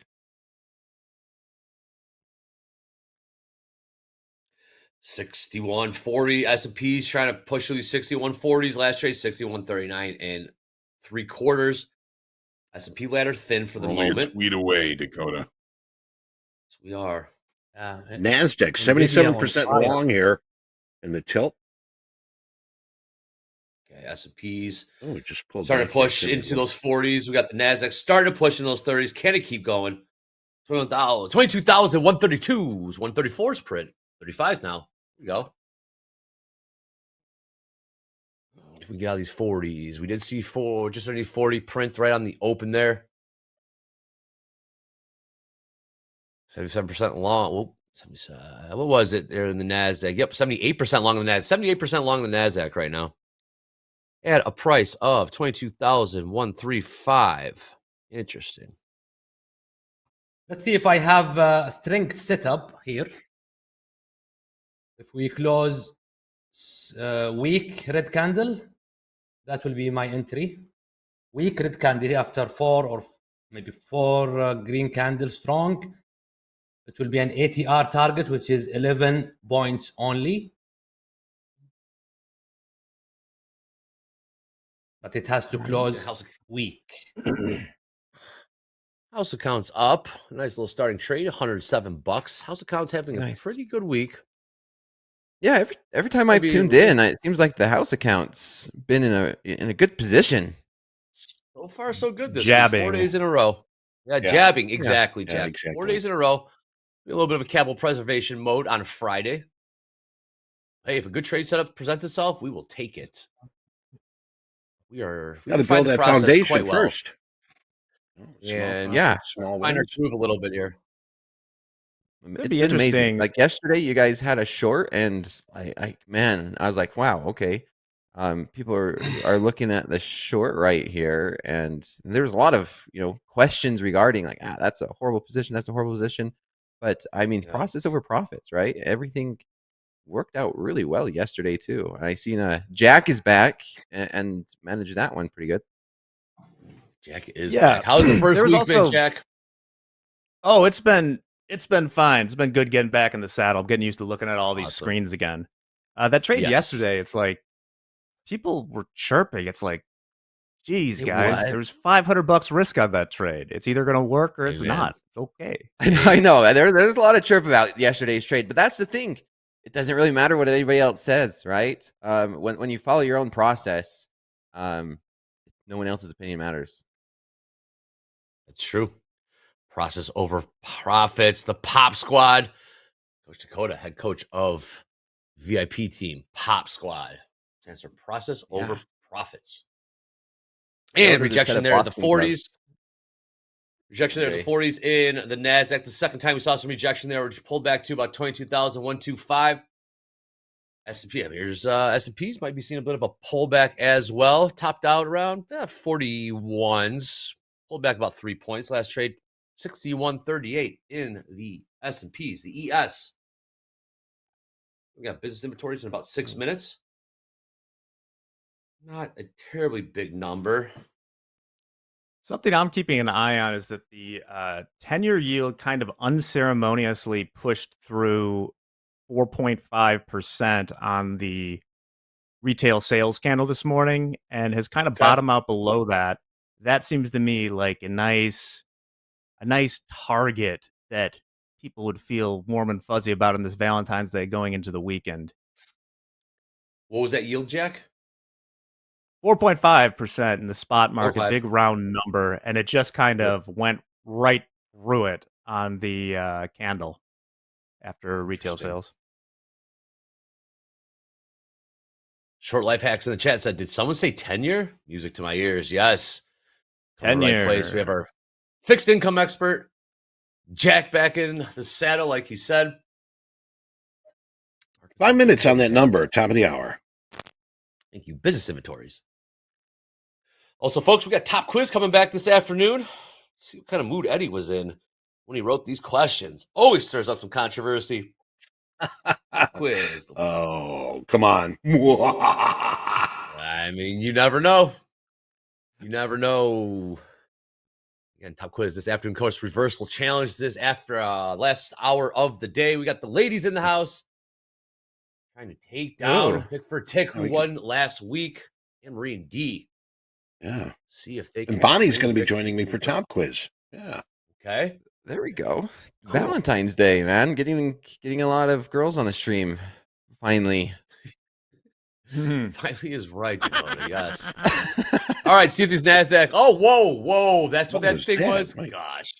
Oh, play that one again. Play that one again. Man, I saw it out of the corner of my eye. I gotta see it. I've missed it both times. I just saw it out of the corner of my eye. What was that? Gosh. Oh man. Let me see that again. What was that, man? Savage? I don't know. Oh, that's a good one. That's a good one. I don't know what that was. They don't tell us this stuff. We just get surprised with that kind of stuff. Yes. All right, 61. You're in love, right, Andre? Andre's in love. Absolutely, I'm in love. Got the flowers coming. Oh, okay. What kind? Not cheap, Dakota. They're not cheap. What kind of flowers? The red kind, Dakota. The red kind. Roses, of course. Roses, of yes. course. Of course. Yes. 44,779 last trade in the YM. About 40 points off the highs there. I am long again. Yes, Mo. Mo is in. I love it, Mo. What do you got? Yeah, I am long with this green candle. Also, another setup touching the moving average. Price? And strong green candle. Price 22,133. CYA 22,119. 119 long. One NASDAQ 22,133.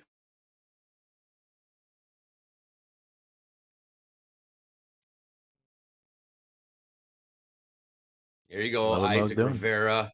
Yeah, I see that. He appears for Valentine's Day yesterday. Yes. Oh, I like this one. Here's in the chat. Roses are red, violets are blue, and TopstepTV is your cue. Please like and share and subscribe. And subscribe. Nice one. Oh, yes, please. If we get to 150, I've already got confirmation. Danielle is going to be joining me for slow markets if we get to 150. So I'm pushing for it. We don't need you guys to be sending us flavored lotions and so forth. We want that subscribe hit. Hit the subscribe. Yeah. Click love and subscribe today. And guess what? It's free. It's free. It is. Doesn't Yeah, love you don't free. have to pay to enjoy this. Yep. Netflix, roses are red, violets are blue. Here comes another account that I blew. These are getting pretty good. What else we got here in the chat? We gotta save these. We gotta save these. There's gonna These are be some pretty good good. ones. Look at this chat. Organically getting this little rhyme off the ground. Great stuff. Number in 40 seconds. Come Well on, done, guys. buyers. Every time I bought, it's getting slow. If you are got flat, number- it's jumping. Number 30 seconds, Mo.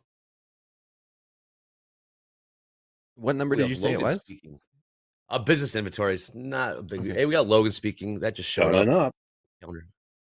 Logan. Yeah, here we go. This afternoon to start Power Hour. Oh, there we go. Rock solid ticks. Prior positive 0.1, they're looking at negative 0.1. Coming in at -2, negative 0.2% business inventories. Back to you, Andre. Inventories done. All right, thank you. Mohammed still stayed long through. You still long, correct, Mo? Yep. Yep. Okay. Sounds good. Looking for these higher highs to continue. Make a low here and then a lower low, a higher low, higher low, higher low. I'm out if this stopped. I'd like to see us break through those 34s for you, Mo. Get above 34. It would look looking really good. Those buyers. Buyers running out of steam, Mohammed. You need to wake up, push this thing higher. Hang in there, Mo. They had a lot of fun yesterday, that's for sure. Mm-hmm. Gold selling off a little bit here, about $4 off the overnight lows. Last trade in gold, 29.37. Instantly, there's Coach Hoop. Coach Hoop has been a pretty good gold trader as of late. I'm always into gold. Hoop's got his eye on every market. Yeah, I'm out now. Flat. Oh, P&L update, I'm please, flat, Mohammed. yeah. Being brought to me by my mother-in-law. 879. All Minus right. 879. Thank you. Minus 879. Thank you. What do we have here? Oh, wow. Cup of Joe. Look at Jack. All right. Oh, we got some selling coming in here in NASDAQ and the S&Ps a little bit. I almost over-exaggerated that move. It's a little bit of a sell there. Nice out, Mo. Way to get out. 22,112. Saw seen rejection at 22,140 3 times so far this morning. The NASDAQ, S&Ps hit 6140 just above. Saw about 4-point sell-off there. Gold's still pushing lower here. About $2 off the lows now. What's just $5 we're off right the lows? at the trend line it's been bouncing off of on the 5-minute. Hard, Jack. Yep, Here's the I dip, see that. Dakota. Yeah, it is. It is a dip, Jack. It is. I'm long one. I'm a little from. I'm a little nervous for this to be a this is a curse word. It's called a megaphone pattern, where Yeah. since we opened Yeah. up, we did Jack, what break price? through that 5-minute opening range moment on the here. downside. Then we went up. We kind of just broke through it to the long side. So now are we gonna break through it to the downside again? I don't know. I do see what you see, Coach. I was gonna say Coach Jack, but Coach Jack is out plus 237. You are just Jack. That was just like that? I am just Jack. I am not a coach. Hold on. You're Are we in it? We're out now? We're out now. You're- Up 237. 237. So all day of what is it? 334. Up 334. How's it coming up? Nice. What price did what price did we get there, Jack? Oh, what price did I get? Well, look, if you look at my chart, I just took a flyer at exactly like sometimes the world aligns. You can see the wick down here goes exactly to this yellow line I had. So I put it on right there. Probably should have just held it for a long time, but it was, See money take. S&Ps. Can't argue Who with took the long money off right those there on a day like 35s? today. You caught most of the range today. Exactly. It's not. I'm letting this marinate for probably the first hour, and then we can get into whatever our club banger of a trade will take through MOC is. Like that club banger of a trade. Here we go. We got another one. The Rose are red. I'm gonna keep doing these. Rose are red. Violets are blue. Getting a live account would be a dream come true. Good job, I Trevor. like that one. Way to go, Trevor. Yeah. I like that one. Nice. Keep working at And it. click, Just like love. click love. Click subscribe. Give us a follow. Hit us up on the Discord as well. We'll maybe taking out the lows. We'll keep an eye on that hoop. Okay. That looks a bit long. After sweeping those stops here. Boy, back to my long Jack, again. right off. What a nice trend line, Jack. I should have just Yeah. yeah, I probably should I have have to this test the trend new line as highs because well. it will probably make them. But at the same time, Yeah. I don't know. Everything's making me antsy today with the past 3 days of data. Eventually, the market's got to cave, is what you're saying. I mean, we can't just the resilience, like you said. The resilience is insane of these equities, so strong. We'll have Tuckman on here as well. Oh, he definitely agrees with that, Jack. I mean, the market, he's permeable, and He is. yeah. Speaking about love, you know how much someone has to love what they do for as long as he's been in the New York Stock Exchange? Man, that is loving the process. Yes, it is. Hey, Dow- Coach Dow Hoop just in putting in chat. nice. Talking about check out my Discord today. He's going to be on at 4:30 p.m. Central. Today, have a great menu. Maybe pass out some candy, sweetheart candies. Oh man, remember those? Those chalky things that would break your fillings. New highs, Dow. 81% long the Dow. 72% long NASDAQ again. S&Ps. Who bought those 35s in the S&Ps? Look at that 5-minute chart. Overnight VWAP. 6135s. Jack out long the NASDAQ off. Similar trend. Here we go. We get into the 40s. Dakota, do you ever get worried when something like is working out too quickly, too fast? Like if there's just like a rip to the upside, because that's what I kind of got caught there when I took it off. It was just like hit it and then it just ripped up, and I was like, well, oh man, life can't be perfect. I know what you're doing there, and we see like we always get freaked out. I don't want to call it the easy trade. What seems to be the quote unquote obvious trade, and when it works quickly. It's like you're looking around like, oh, you know, where's the camera? Am I can't like where's the candid camera? Why? How did that go in my favor so quickly? I know exactly what you're talking about, Jack. What price did you buy? Mo's long from 119, right? Yeah. Mo's in? Yeah, 19. I took one.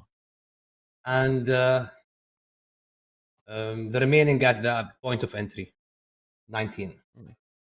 Good trade. I So bought you got like what price did you get? 22.01 3/4. You got 01. Yeah. Wow. Dang. Wow. Yeah. That trend line, I have it in my chart here. This is Beautiful. a strong trend line. And basically this is where Jack, I think, took it. 01. Yep. All right, see what the NASDAQ can do with these 140s. We're trading 142. We've seen some rejection at 140, 1, 2, 3 times. Currently trading 144s. Mm-hmm. I think S&P's we pushing can. higher as well. New session. Yeah, highs. Now we are coming at the top of Overnight the highs. range. This is important area. This is an important area. 22,147. This is the original range that we started the day off. So I'm trailing my CYA to 127. NASDAQ 79% long here in the tilt and 72% long ES. Yeah, and someone will say, why you exited the trade if you are getting back again? If I waited for this for two reasons. Number one, I don't know where this will stop. This is a fact. Number two, even if I know it will stop here, then I will have a heat that I cannot, sustain with my account. I will lose my account if I just waited all this time. So I decided to exit. Then the market show me something. I jump in again. I like it. Hoag, look at the NASDAQ. Test these 140s, 22,140. See it. Yes, again, 1, 2, 3. It's now trying to test it for the fourth time. The more times you test a level, resistance or support, call it what you want. Does it get weaker or does it just get stronger every time we come up to it from your past experience? The more you visit it, the less likely it is to hold. Thank you. Yes. You got that stack of orders up there, and you peck away at them every time. Once they're gone, those sellers can turn buyers on you. That's good stuff, Hoag. I think we're seeing that. We're gonna see if we can see that right now. Pecking away. I like that. All the sell orders. Getting out of the way. Here we go. 22,150 now. Man, Jack, those 101s, baby. Those 101s the big were devil. nice. The big devil of the day is 22,164. If we pass this, we'll go 184. Off we go. 80 long here in the NASDAQ. Well, check this out. UIA Average price are 139.20. 22,125. Got some profit takers here. Nice position traders. Great trading. Yeah, the tilt got UIA paid, right? 139. Got paid. Yep, tilt is getting paid. Yep, 80% long now. We've seen some heavy long tilts. NASDAQ and S&Ps this week. 81% long and 81% in the money. There you go. I mean, if you just think about it, I try to buy it here, and I exited because it's not doing anything. Then when I bought it here, it's smashed there. So at the end of the day, I find myself buying this. So why this hustle, NASDAQ? Why are you doing that? It's never be easy. Valentine's Day, Mo. It's love hate, right? They don't It's make it easy. take.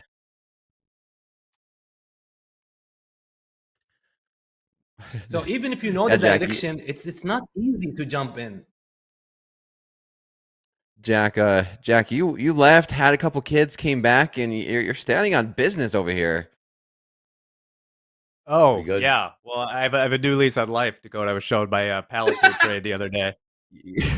Wait, what's I this played trade? it easy. What's the Palantir trade, Jack? I just took off. I finally took off my last 500 shares of Palantir. Ah, okay. What a savage. Diapers aren't cheap. Diapers aren't cheap. No, as I said, it's all going straight to childcare, but at least it's there. Yes, it is. Gold knocking on the door of the lows there, 29.34. We did see all-time highs this week of 29.68. Crude about 6 cents off the lows. Low of the day, $71.19. Last trade, $71.26.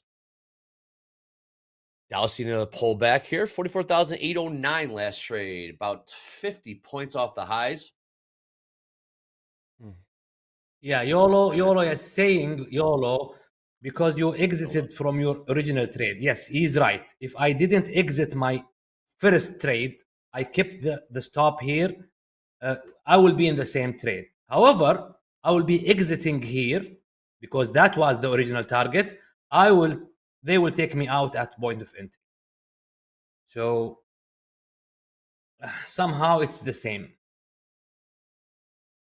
Makes sense. To answer your my question, exit Jack, from this trade wasn't because emotional or something. I exit the trade because, as you can see, whenever the point I enter, the market stays below my entry for how long? And then I have sellers took control in here.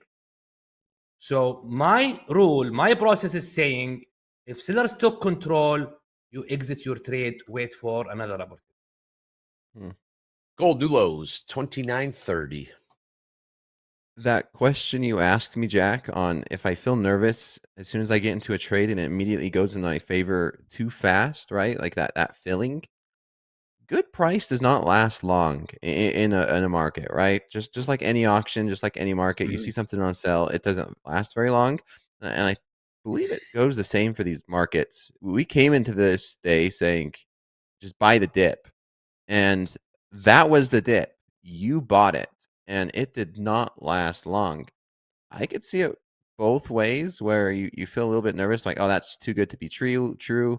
Let's close out of it. That's the beautiful thing about getting into multiple contracts, right? Where if you struggle trading one mini and that happens to you, you have to be all in or all out, right? So maybe dropping down to like 5 micros. So if a situation like that does happen, and you could have a process where you can close out like 2 or 3 of the micros and then hold on to the rest is usually the ideal situation. Now, doing that, and then when it happens, and then for you as a human to react emotionally, it's 2 different worlds. Because when the market moves in your favor, I mean, it spurs those emotions, that's for sure. Yeah, I agree. My background is just in a type of trading that's very much, we were fighting over ticks basically in the bond spreads, right? So looking at order flow and stuff, I just kind of think sometimes when I see something just rip real quick from a level, I'm kind of like, my instant thing is, well, let's see really quick if I can fade it and get back in. But in this case, especially in the NQ at this time, I'm fine with it. I should have held it though. We'd been saying all morning to do it. I should have put on, once again, this is hindsight capital. Yeah, it is. Usually when the market goes to a level and move very quickly from it, it indicates one of 2 things. Either it is very strong support or resistant, and the market jumped immediately, market maker are jumping from their area, or it could be a dead cat bounce. Either way, if you manage to catch that level,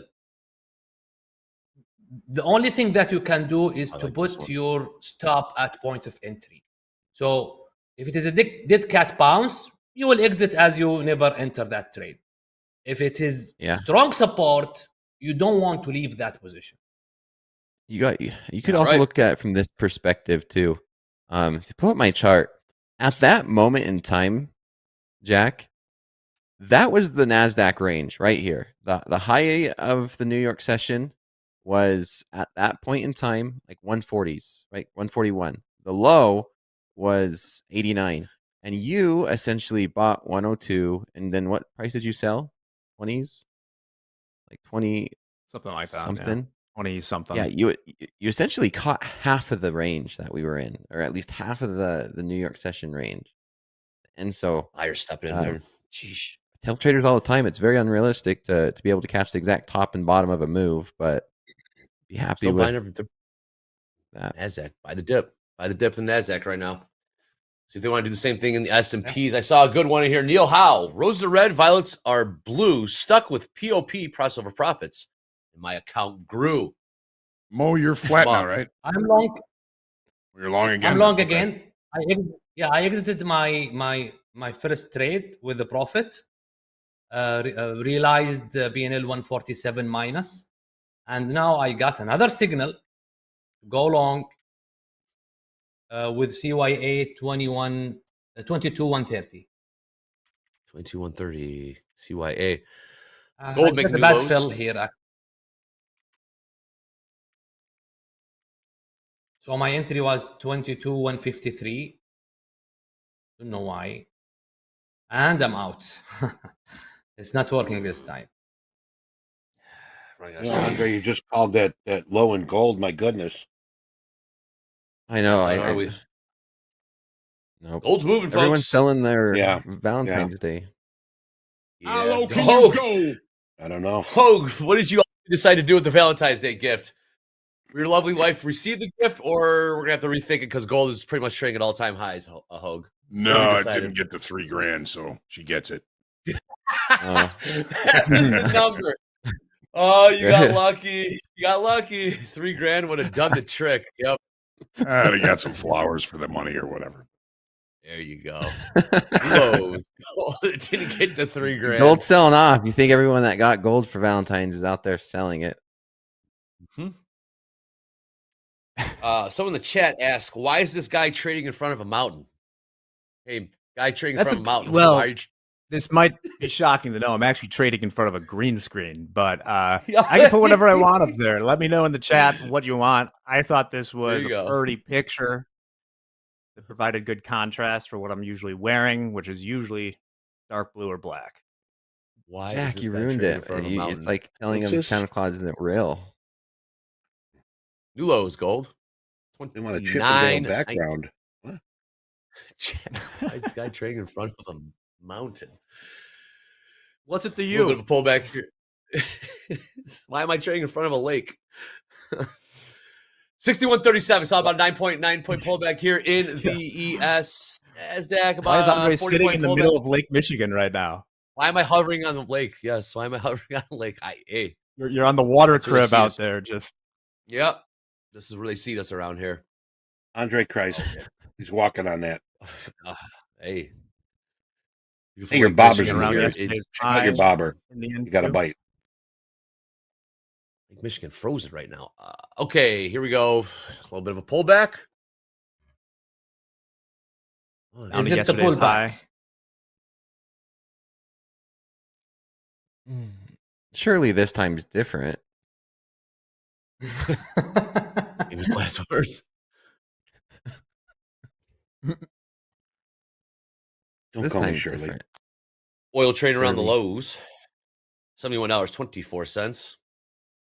7 cents off the lows. Saw an 8% long tilt in the NASDAQ. Lo and behold, we sold off about 30 points. Here come the buyers. Man, oh man, they I guess this time's not different. Man, It's not. Every time we get up to 80% long in the tilt in the Nasdaq, there's a pullback. nice catch, Hoag. I'll show you on my charts if you want to see it. Yeah, I want to. And also, how deep has the pullback been? Oh shit, look at this, Hoag. Nice, man. What do you got here?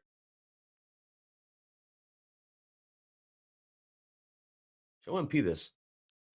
Nice work. Oh. Nice work I think journaling on the Hoag's sound chart. has been taken from us. Johnny Button. 80% long here, pullback. 81% long here, pullback. Wow. That's today, Hoag? Just today? Yes, that's today. So we saw that twice Are you already. marking these Yeah, yourself? twice. Beautiful. Beautiful. Everybody in the chat, take notes on this. Hoag is doing such a Yeah. beautiful job on demonstrating how to journal on your chart. Top-notch stuff. I used to Hoag. do that a lot and then take a screenshot and put it and save it as a journal entry or, put it in a file. So that way you can just go back and review and, a picture's worth 1,000 words. Could you imagine typing all that out in a journal when you could just annotate your chart and do exactly what you're doing, Hoag? It's beautiful. That was sweet. And then it's there. What are those You go prices? back. And Hoag, by the way, Go ahead, Jack. you can only find Top Step Tilt where? On Top do Step that. X. Hey! On Top Step X, brought to you by Top Step. Sponsored. By Topstep. Another cool thing you Else? could do is, Dakota Getting mentioned goofy. taking a screenshot of that. We have an option in the Top Step X Daily Journal where you can put that screenshot in there. So you just click on the little icon and take it from your folder. Yes. Mm. New lows, oil, new lows, gold. Hoag, make sure I'm sure you will. Touch on that in the morning recap. That was awesome stuff. What prices were those, Hoag? The 80%, those two different times. The first time we were up around 22, 134, 35, 36 area. The next Okay. time was right up at the high here, the session high, or right up around 22,155. 81% long in the tilt. Just put the note there, and last two times we've gotten up to that level, we've seen a pullback. Sweet, nice stuff. All right, new lows, gold. Gold is seeing some serious selling. We're down about $50, $45 off the high a day now. Making new lows here in gold. Oil's making some lows as well. Dow selling off. Dip buyers still coming in here in the NASDAQ. S&P's kind of sitting around the lows on this little pullback here. Here come the buyers in the net. This is interesting what's going on right now.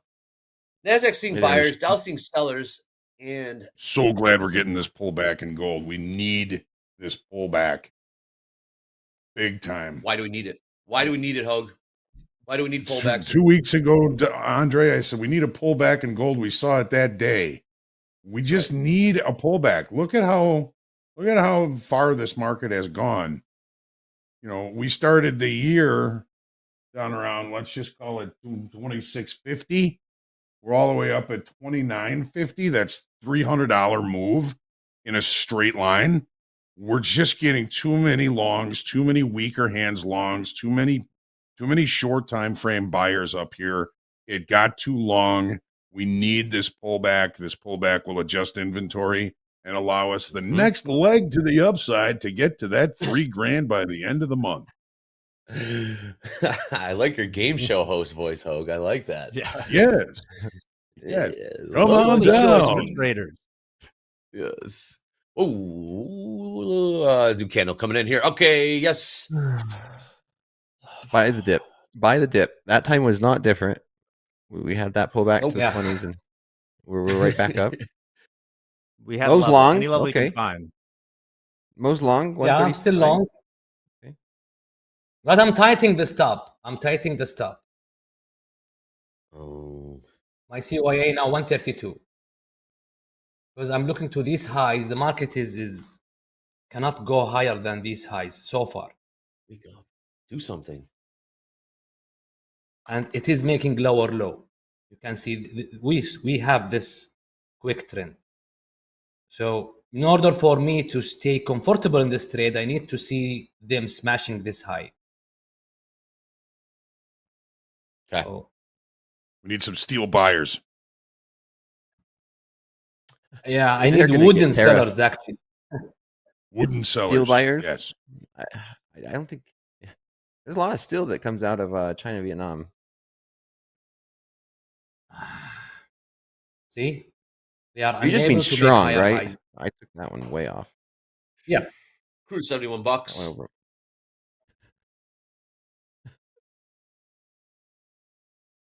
Diamond hands. Diamond hands. Come on. Yes. Go. You could play 52. a breakout long. I like the longs here. Yeah. For breakout play. Okay. Mhm. All buyers like this. All buyers, what buyers are waiting for is to smash these highs. Mhm. That will give some conviction for bullish in the market to jump in. There it is. Yeah, essentially the play would be to buy the breakout. You could buy, preempting the break of these 160s, and man, we could see a lot of buying momentum if we do start to see price get above 60. I mean, this is yesterday's high, overnight highs right there, 160s. If we do start to break through it, it could see some volatility come into the markets again. Make a run for 70% long and Q in the tilt. I love that not a single person here has talked about selling yet. That makes me a little bit nervous. Huh. Well, I'll tell you what is getting sold right now. Crude oil and gold. Gold putting in new lows, getting about $50 off of the overnight highs in gold. Last trade, 29.14. Overnight high, 29.64. We were talking about putting in new all-time highs today. Gonna take one hell of a bull run to do that again. About $55 off all-time highs in gold. Crude beneath $71. Trading $70.96. Jack was just talking about the tilt in NASDAQ. Last trade, the NASDAQ, 22,150, 13 points off the highs. S&P is trying to get another run to the upside as well. So we'll have an eye out for those 1,000 lots. They do come in. The S&P ladder. Haven't seen much yet today. 16% long NASDAQ, 64% long in the ES. You got 1,000 lot traders taking Valentine's Day off. Oh, yeah, man. Counting their money.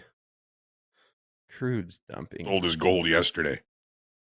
Yeah, look at this. Gold down $52 off overnight highs. Isaac It Rivera. started I might really actually sit this market out and right just off go on the weekly boat for a few kickoff hours. high. What was that price, Hoag? It started really right at weekly kickoff high. Look at this. This is the daily chart. Weekly kickoff high, 29.58.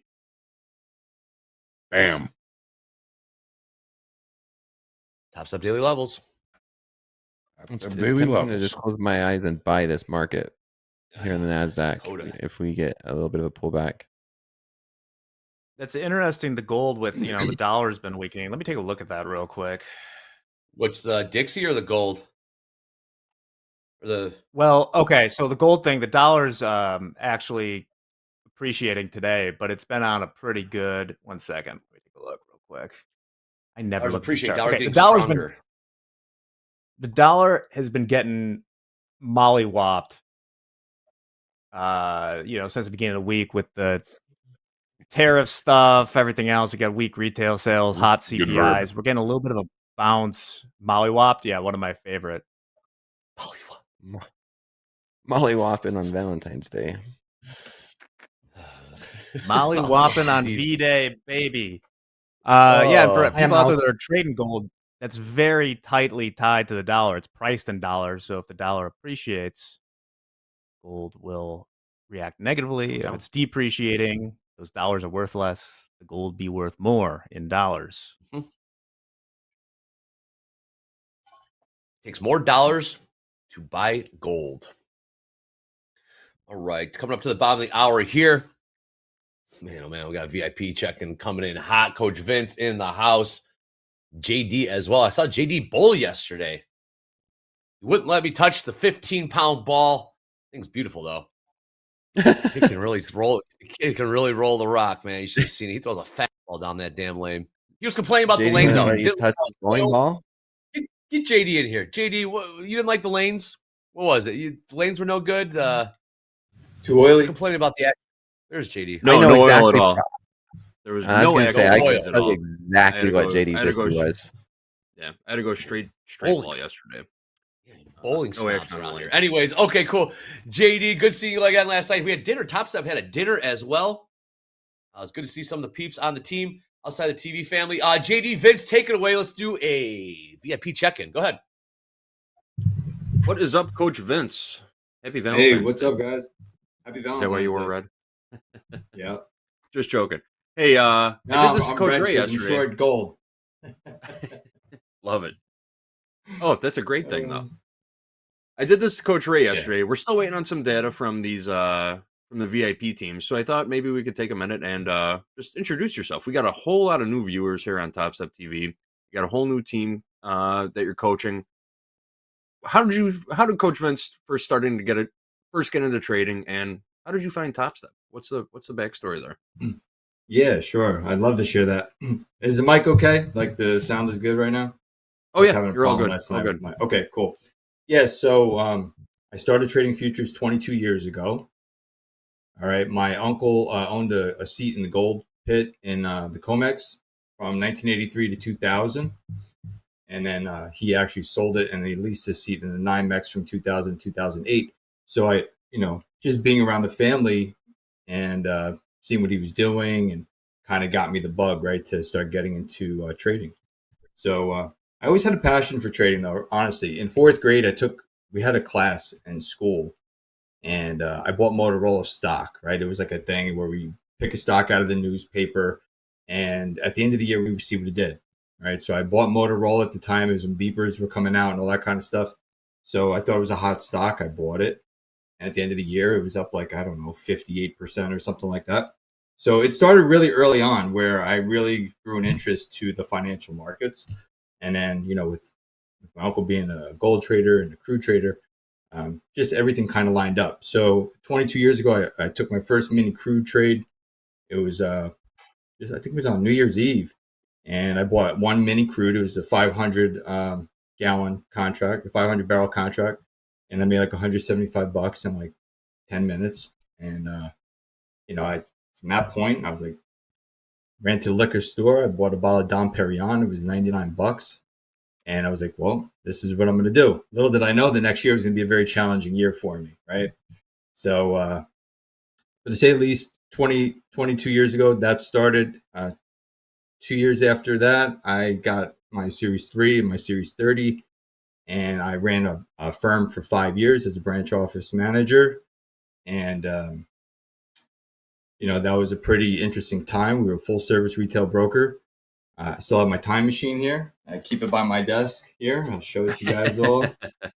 So I used to punch my tickets, and then people would go and fill those tickets in the pit, like Eddie, Hoag, MP. So those guys would fill our orders, and then we were reporting back to our clients. So it was a pretty interesting time, and I'm very happy to be able to experience that era. It was exciting, actually. But now, flash forward to today, my uncle, he was on the floor, right? So he didn't have charts to look at, and he would always talk about market profile.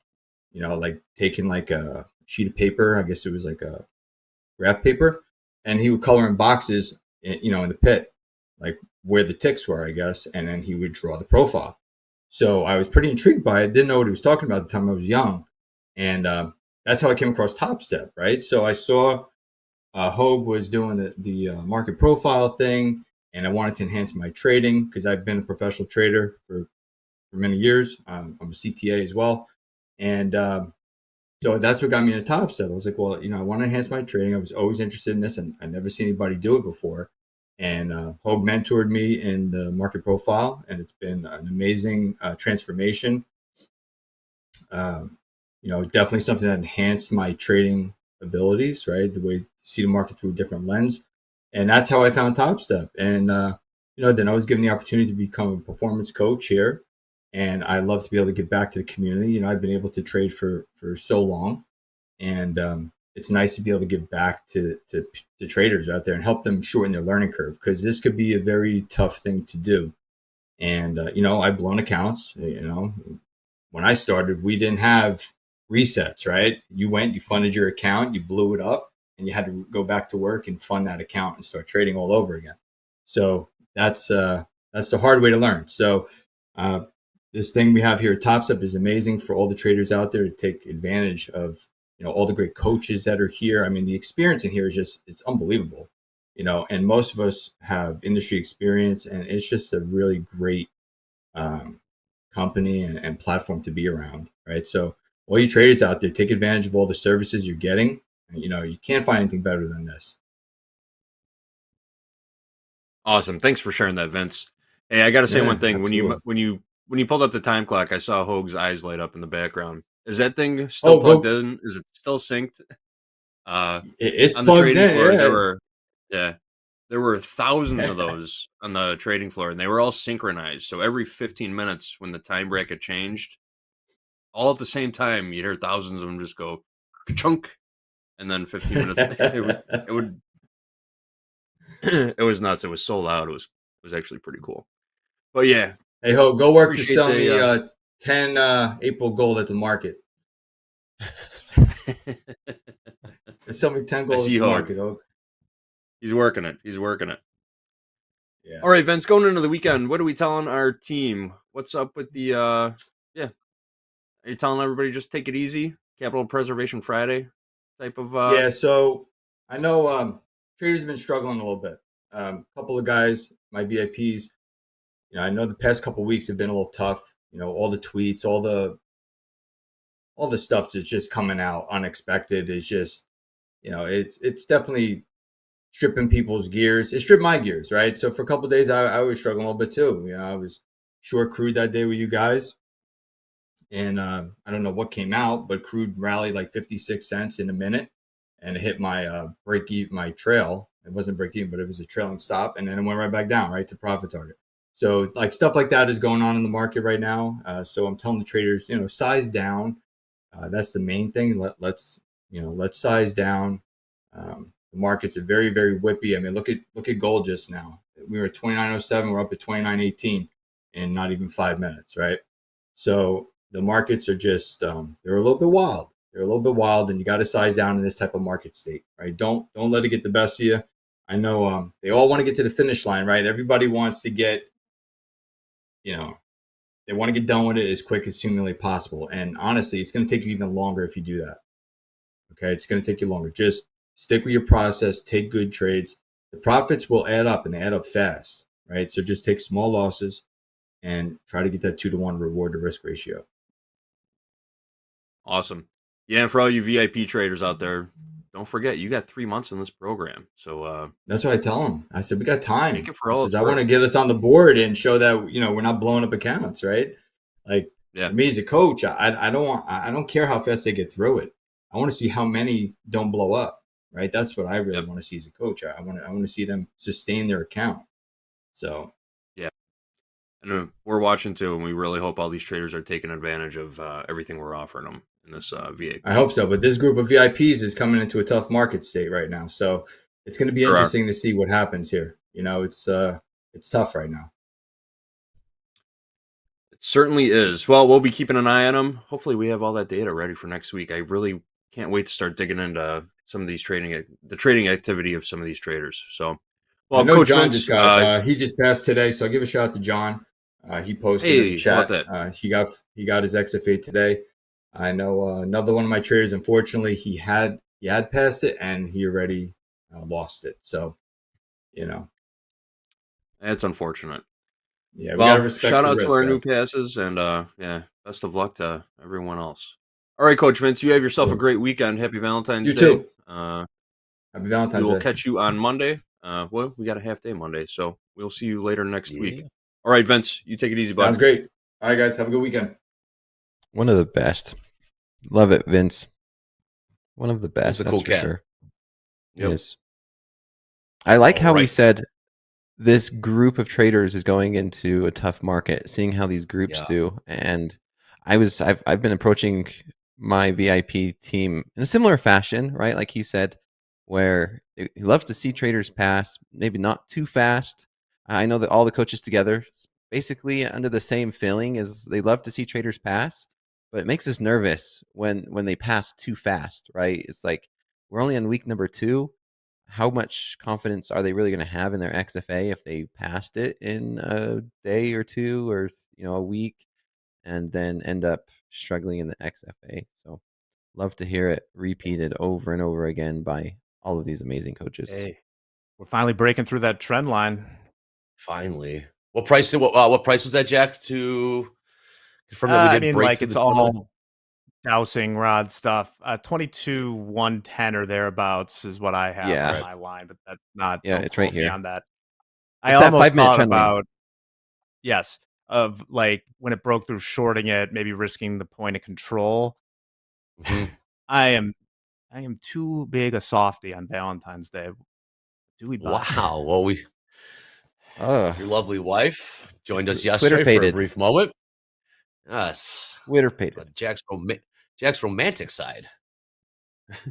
I knew what she was going to say. I think in a traditional was so perfect. sense, as you might be aware, I'm not exactly the gushy Lovey-dovey. sonnet type. I love it. All right. A little bit of what a $15 pop. Who bought gold down there at the lows? 29.05. Hey, Hoop and Jay were talking about 29.05s in the chat, by the way. Hoop and Jay, anyone buy those 29.05s in the gold? We're trading 29.20s. Coach Jay said there's a 500 bid at 29.14 spot 6. Jay. Where the hell are you at? What price?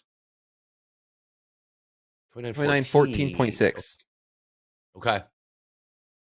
Now, does gold gravitate towards liquidity as well?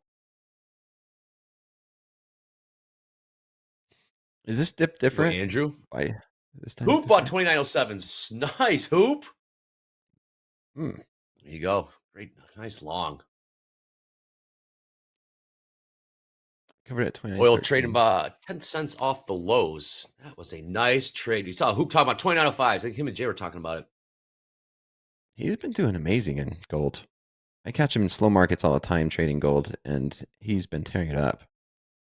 I love gold. Wow, it's all about love today. Mohammed, still long, Mohammed. Have we lost Mohammed? There's Mohammed. I see him moving. I can't hear him. You can't. Mohammed, You don't want to be mute now. Jack's back. Jack's back. $5. Yes. I exited my long took some profit here and exit point of entry, and then the market gave us a strong signal to go short after breaking that trend line that Jack was talking about around 22,134. That signal, I also took it. I managed to take only one target and take me out at point of entry. So you're flat right now, Mohammed? I'm flat, yeah. Can we have a P&L update, please, 1,307. Thank you. 1,371. Thank you, Mohammed. Nice bounce. Okay, do we buy this dip? I'm looking for a way to buy this one right now. Here we go. Let's see if we hold support. That's the question. If we do end up breaking, I don't want to buy it. It's not. Just keep playing it until it stops working, right? I mean, I'm over here watching this 100 tick chart, seeing if we can find some price action to prove us wrong, and maybe if there is a dip to buy right here, look for a nice little scalp back up into these 140s. We shall see. I love watching this 100 tick, maybe looking for some technical patterns, right? Maybe looking for, is this going to be a head and shoulders? Is this 3 a bar? You know, how are these pivots looking? You know, higher high, higher low on the smaller, like this smaller scale. We're getting maybe a 3 bar reversal right here. That is a possibility. Yep. So just looking at all these little things and see if we can come up with a decent trade here in the NASDAQ. I'm going to see if I can jump in one. Oh, I just yesterday's highs / today's point of control in the NQ. I don't like the long anymore, actually. After we struggled at these highs, 22,160, we made some sort of double top in here. I am long. And the market since then long one. Couldn't. Dakota's in what price, Dakota? Couldn't make higher highs. 122. Thank you. Sorry there. Oh, sorry, Mo. Nope. Trading first. Gold, 74% long here. Oh. Get that out of here. Who keeps doing that? Get that thing out. It's official business around here. Come on, man. Trading. We want people to make money. We're not trying to scare them. 22,122.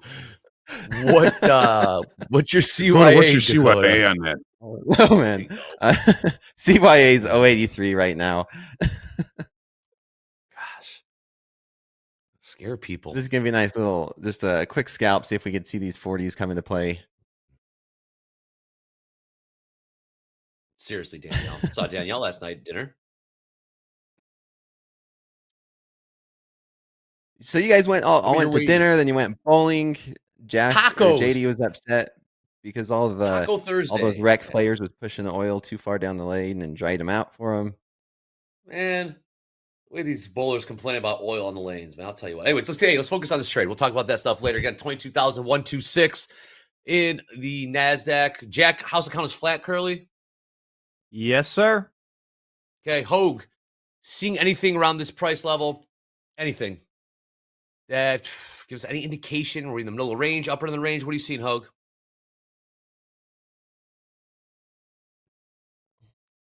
To me, it's right at point of control. I don't see opportunity here. Okay. Right point of control. Fair enough. And it's right in the middle of the range, right at the point of control. Fairest price of the day. We do see a bit of a 3 bar reversal occurring here, don't we, Dakota? Yeah, on the 5 minute, and that happens to be at the bottom of that trend that Jack has been talking about this morning on the 5 minute, right? This little trend line where he came down, touched it, rejected, got this nice little 3 bar reversal.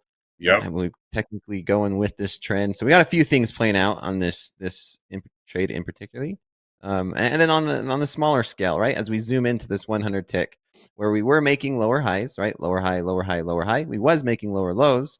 Now that just changed. We made a higher low, and we officially made a higher high.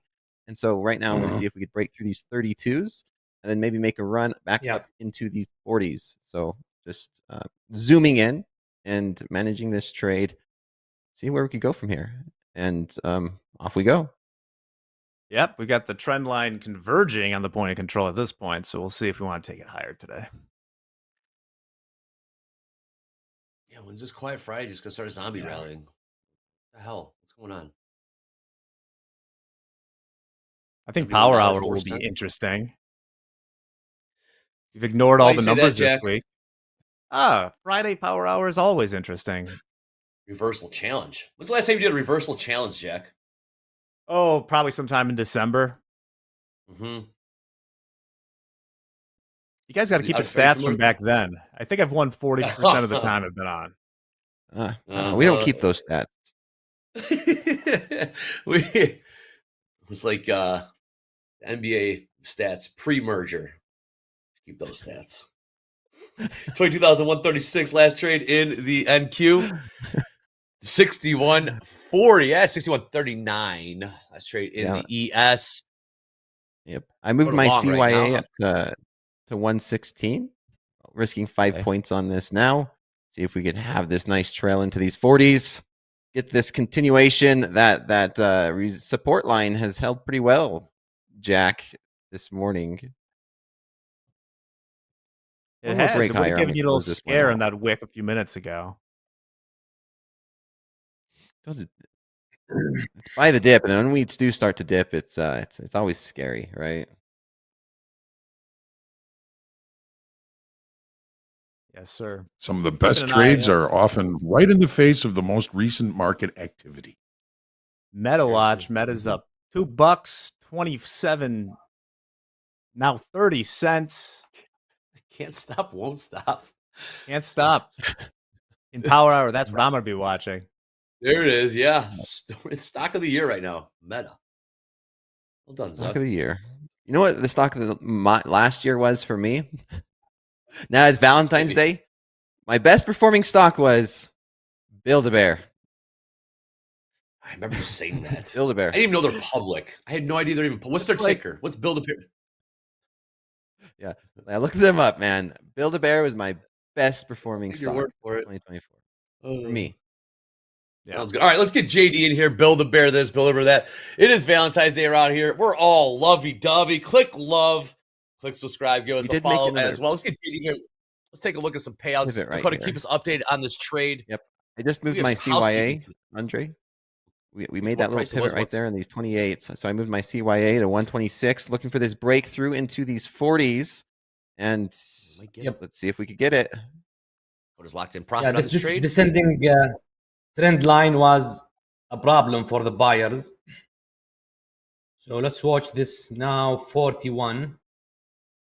You can see this descending trend line work as a resistant, which actually the new higher high. All right, let's get JD in here real quick. JD, come on in. We got some items to attend to. JD, we got payouts? What do we got today? We got some payouts. Let's take a look at some payouts. Here are yesterday's top live funded payouts. Starting at the top, working our way down. Victor, $10,950. Romaine, $9,400. Christopher, $5,000. John W, $2,400. And Simon, $500. Romaine, whose name we've seen quite a bit, winds up on our P&L board every couple times a week, I think. And Christopher W. So a couple of all-stars in here. Arugula. You get that, Arugula. JD? Yeah, no more Romaine. Are you good? Wow. Oh, my God. Because that's a more expensive lettuce. It is. Thank you, Jack. It's an all-timer. It's an all-timer. Sorry. Waiting for Iceberg to introduce himself. All right, that's what we have for our last Sorry. Guys. So bad. Good trade to go. Those are our live funded payouts from yesterday. We'll be back with some more stats. Waiting on a couple updates. We'll have some more stuff. Yes, folks, let us entertain you. Let us entertain you. Oh, we're on fire today. Gosh. Happy Valentine's Day. Oh man, I'm flat. I'm flat now. I'm flat. I TP hit. Good trade. Nice trade. What was your exit there, Dakota? Trade, good exit. Jesus. 39. I got out at 39. We are now in these 40s. Nice trade. Hey, before we get too far away from those payouts, just remember traders who had made $5,000 in the payouts can come to the Topstep TV to join the payout club. I love you. I love you too. Every day in the TV chat, we drop the Payout Club check-in form, which you're going to do right now, where you can sign in for your exclusive 5K Club hat and pin. And there it is. Oh boy, look at the love. Oh, I love you so much. Yes, I love that. Right now, we can only ship to the United States, but yes, once again, we are looking to expand this in the future. Thank you, Andre. Thank you, Eddie. Coming up to these 22,152s in the NASDAQ. High day, 22,163. Pretty quiet. Nice ranges in there. I think how Dakota did that. See profit, take profit. See if we get that breakout trade. We're coming up to, we've tried this level. 1, 2, about 3 times today. The NASDAQ closing in on the highs now. 22,158, 5 points off the highs. S&P's following behind. S&P still got 6 points to go to the highs. Man, what a move. Buy the dip, baby. This is zombie rally finally going to get started. Mm-hmm. I mean, it's been very quiet regarding news headlines for now. 75% long, 76% long the NASDAQ. Hoag, let's keep an eye on this one. 76% long NASDAQ. I know 80% really catches your attention. We'll see if this thing will grow to 80%. Market whatever it is if there's a pullback off of this. So Dakota, you're flat, right? I'm flat. Yep, I am now flat, up 369. Paid for the Valentine's flowers, paid for the gas to get there, and maybe even a nice dinner and movie. Yeah, some chocolates. Yeah. Either that or I could go buy some eggs. Buy a dozen eggs. Eggs are $400 expensive these days, I hear. Yeah, I know. Here we go. NQ stronger than ES. Hoop. Yep, I would agree with that. The reason Hoag is, or Hoop is saying that. NASDAQ is about 8 points off the highs. Drop around the high of the day. And S&Ps have considerably more room to go. 72% long in the NASDAQ tilt. Nice. All right. I like the breakout that you just got into, Mo. Mo just got long. Oh, Mo's in? Shoot, Mo. Mo, what's your price? Yeah, I'm long now. 22,155. Looking for the how many breakout times? to 2. Two, Many. thank you, sir. Looking for the 80s, 180s. The string setup. New highs, NASDAQ. NASDAQ 71% long. With 71% in the money, average price 132.51. Hey, new highs. We broke through those overnight highs of these 163s. Uncharted. I mean, there's nothing back for 2025. There's no information. Last time we've been here was 2024, and that What's was all-time highs? Oh shoot, what did I just do? What's all-time highs in 440. NASDAQ? 440s, 447, I believe. 440, right around there, mid 440s. Gotcha. They pull up the old NDX. We talk Next spot resistance I price. have is 200s. 200s. There's nothing for me until we get to 200s.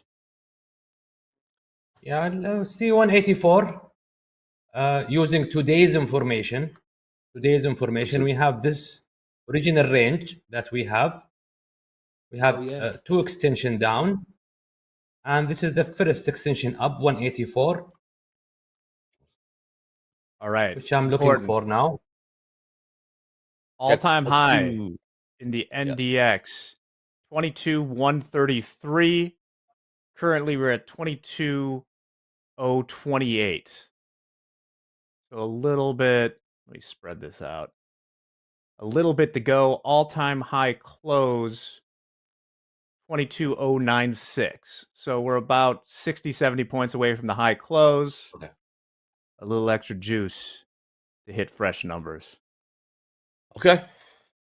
Remember, when Robert you're trading in the chat. futures, guys, when you're trading futures, every time we roll into a new contract, there is a premium because stocks go up. So the further out it is, the larger premium in points there are. So the all-time futures high oftentimes does not coincide with the all-time high that traded on CNBC.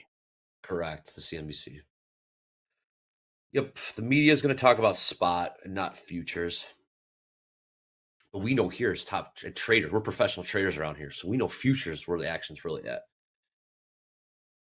All right, Jack, we're going to do a line change here shortly, but if you're ready for some news, I think we got a good time to get some news in. Coming up to the top of the hour here on Topstep TV. Let's hit it. First, some Valentine's Day post. Let's get on it. All right. By the way, I scanned. Remember, if you're single on Valentine's Day, it's because you shorted the market.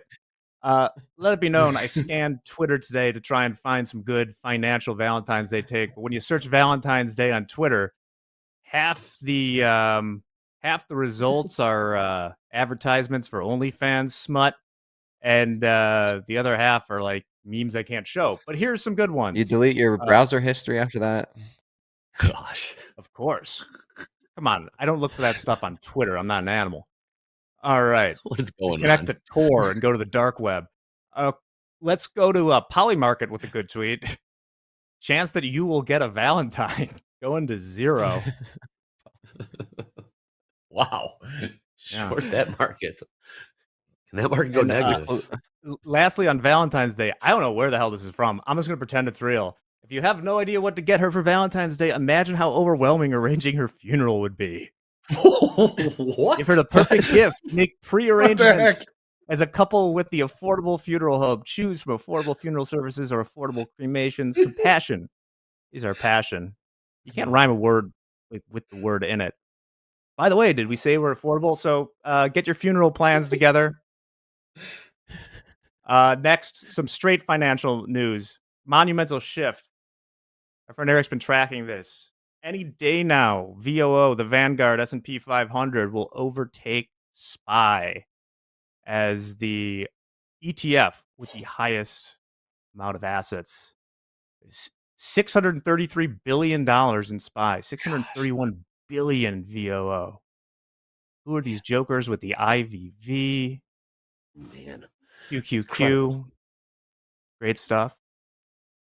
And then Vanguard. Finally, our friends at Wall Street Bets. I just like this chart from you poop peep pie 469 420. Come on. Has this timeline: the invention of the wheel, the formulation of Adderall, the S&P 500 created, and options discovered. 1972. We got a drop What was here that at the handle? NQ. Poop Yeah, peep we got pie that drop here. 69 Yeah. 420.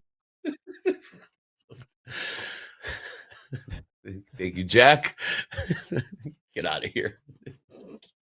What's All right, a little bit of Nolan? Yep.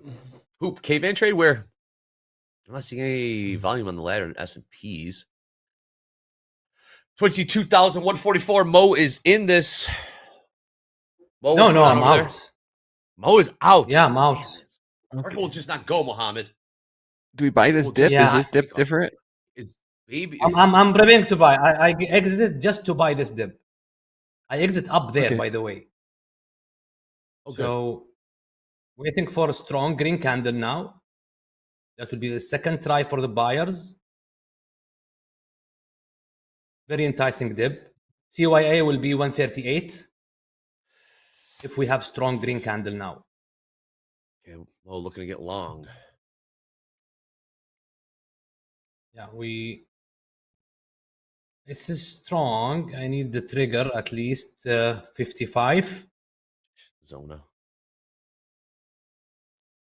Yeah, I could see us breaking if we can. These dips have been viable. Hoag, Hoag, top of the hour just came and went. Saw someone in the chat saying Maybe the failed stop upside would be auction. better entry in this case. CYA will be a better entry for me.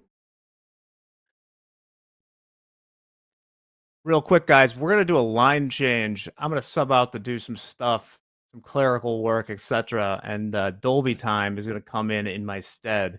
I'm doing this while I'm flat, so I don't get stuck in a position on here. But happy Valentine's Day to you guys. I'm going to a Valentine's Day dance at the daycare today, so I might not be in the stand meeting, Andre, but have a nice weekend. Always a pleasure to be with you. Good to see you back, Dakota and Muhammad. Keep them green. Take care. I'll see you guys Take next care, week. Jack. Later, Thanks, Jack. Yeah. We'll see you, buddy. Daddy-daughter dance. Very cool. You see that 5-bar reversal in the 5-minute, Dakota?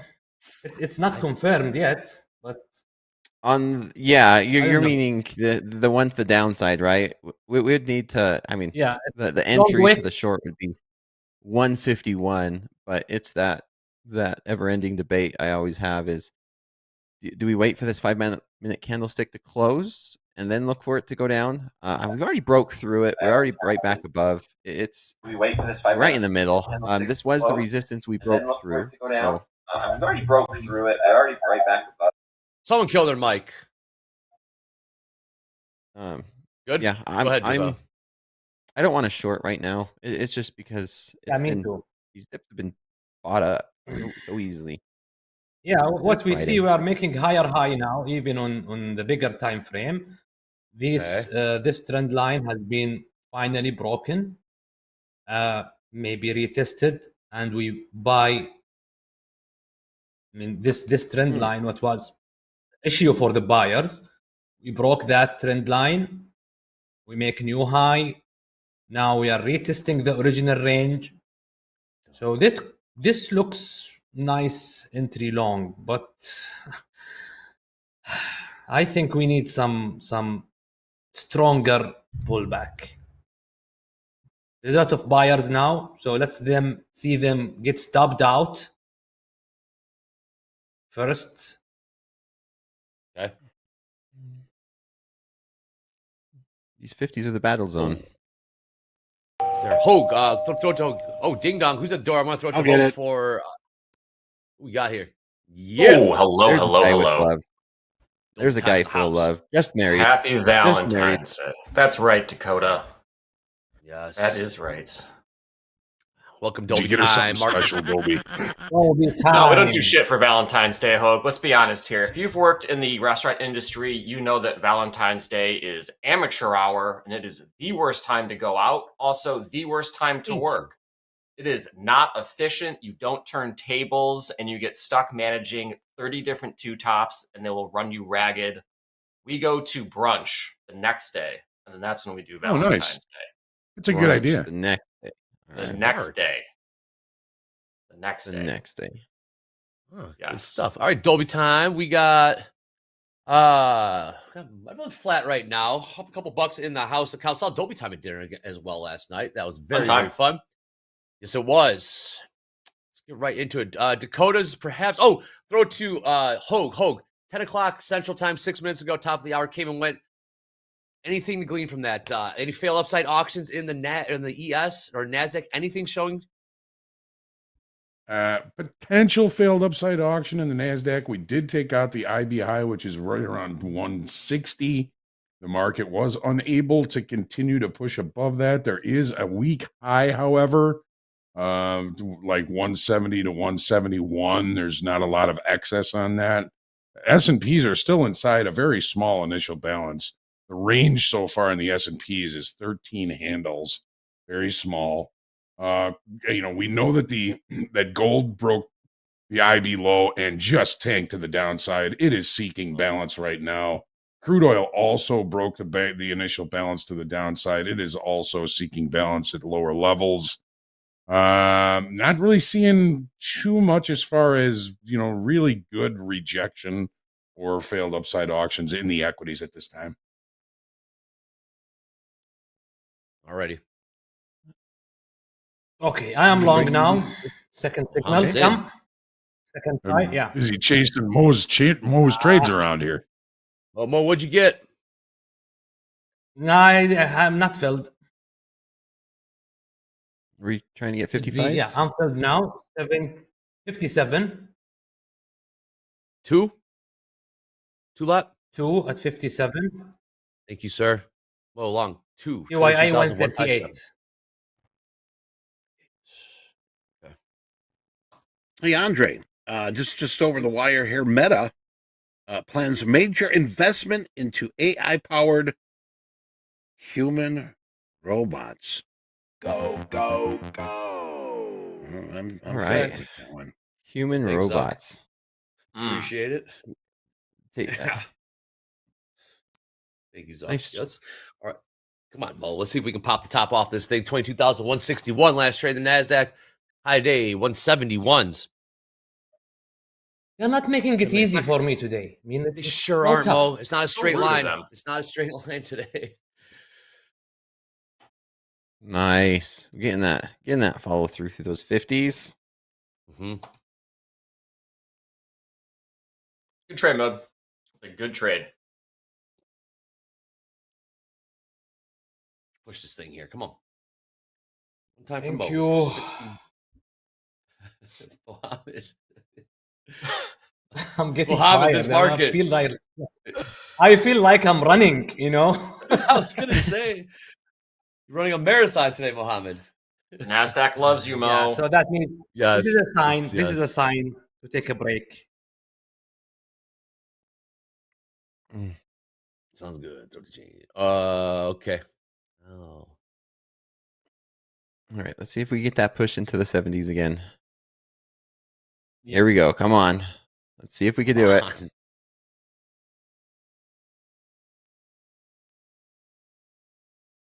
If we what's your break through upside target here? 67, it looks good.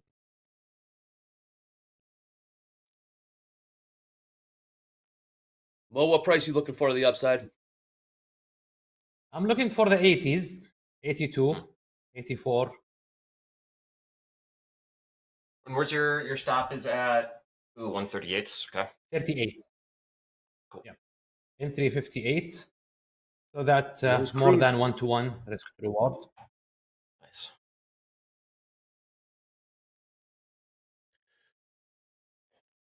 Did you do any bowling yesterday?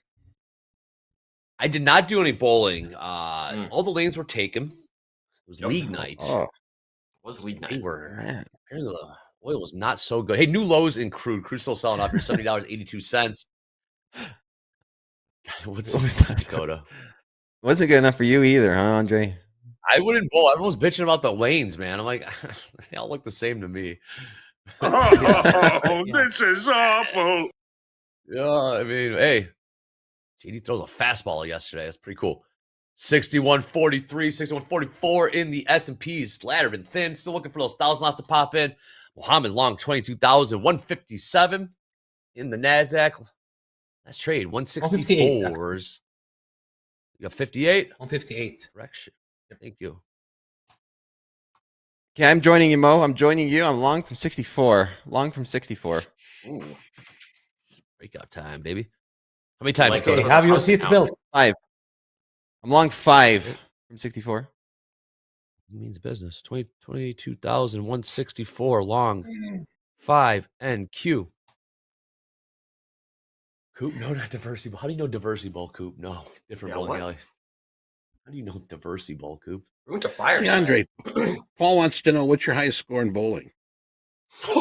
Come on. Oh, buck that's a good 20, question. buck 30? Terrible. It's all right. It's for fun. That's not bad. JD, Oh, what's yeah, JD's high? What's your high, JD? I wonder what the Somewhere high in the for high 200s. JD. What's your high, Dakota? It's what was it? 298. Damn, just 2 pins. Wow. It's extreme.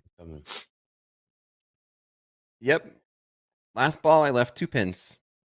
2 pins. Oh, shit, Coop, you live in Chicago? I didn't know that. My bad. Wow. Yep, 298. I bowled a 179 when I went to state down in St. George, Utah. Do you still think about that, Dakota? Like before you're about to go to sleep? You know, it's just like, damn, just 2 more pins. I would have had it. Away. Yeah, I mean, just haunts you. It's those 2 more. My life could have changed, right? Imagine. I wake up in the middle of the night. Yeah. Bowling If a those lanes had 300. just a little bit more oil, those pins would have fell down. I bowled a 222, but I was like, I think 13 years old. After that, I don't think I ever hit triple digits again. I was in the zone. Yeah. Slurpee and New lows. Crude ain't done selling off here. $70.78. Low, 72. This is not a breakout action. Go, man. Yep, I'm not liking it. This is Not not liking what it. you want Still to in do. it. Still in it. I might just Stay close it out strong, for NASDAQ. Yeah. You have no You other like longs choice just now? to stay in it. But I mean, this price action is not the one that you want to see for a breakout. This is closer to failed breakout. Still making higher highs, higher lows. Just depends how much risk you want to have on for it. Come on. Is the market exhausted? Market get worn out Is it this really week. horrible? Yeah. Is the price action Sounds really that that horrible today? Yeah. You like this, Eyes, Dolby? deny the beholder. Of course. Yeah. I like every market, Mo. I think it's a great Yeah. market. Do you see this Doritos in here? Yeah, it's beautiful. Mohammed's exhausted. Mohammed, what has this market done to my Mohammed? Mohammed, what has this market done to you, my friend? My blood pressure is, just you run. He's stumbling to the finish line. This market is just. Oh, it's been a week, Mohammed. Love having you on. If you guys love Mohammed like we love around here, you know he's gonna say click like, click follow, click love. click like, please. Click follow, click subscribe. We got to boost Mo. We got Mo. We got 40 more minutes here on Fast Markets. We got Tuckman coming up after that. Right now, Dakota is long 5 in the NASDAQ. How's it going flat? Mo is in as well.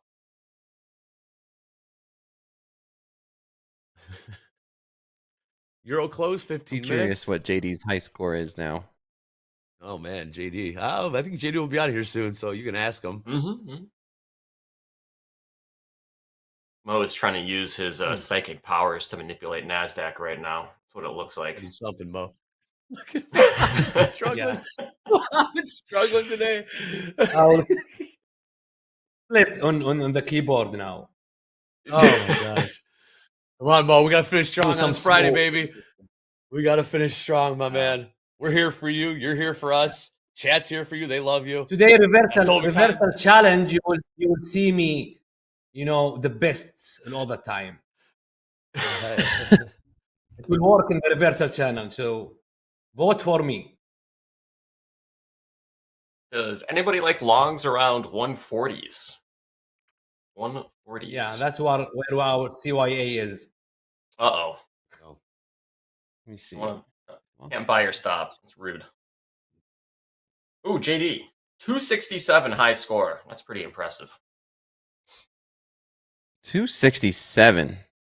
Nice. All right. You go out there every week. It's bound to happen, right?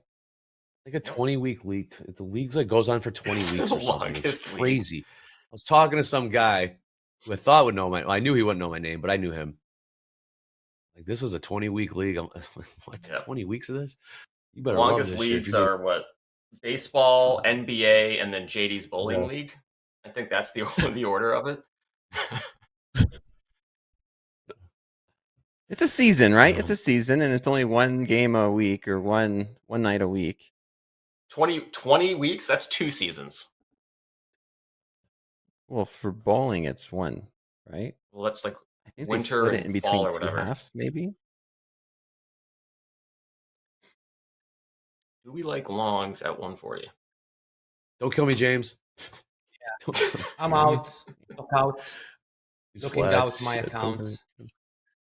Not working for me today, so Locking out, Mo? Sorry, Mo.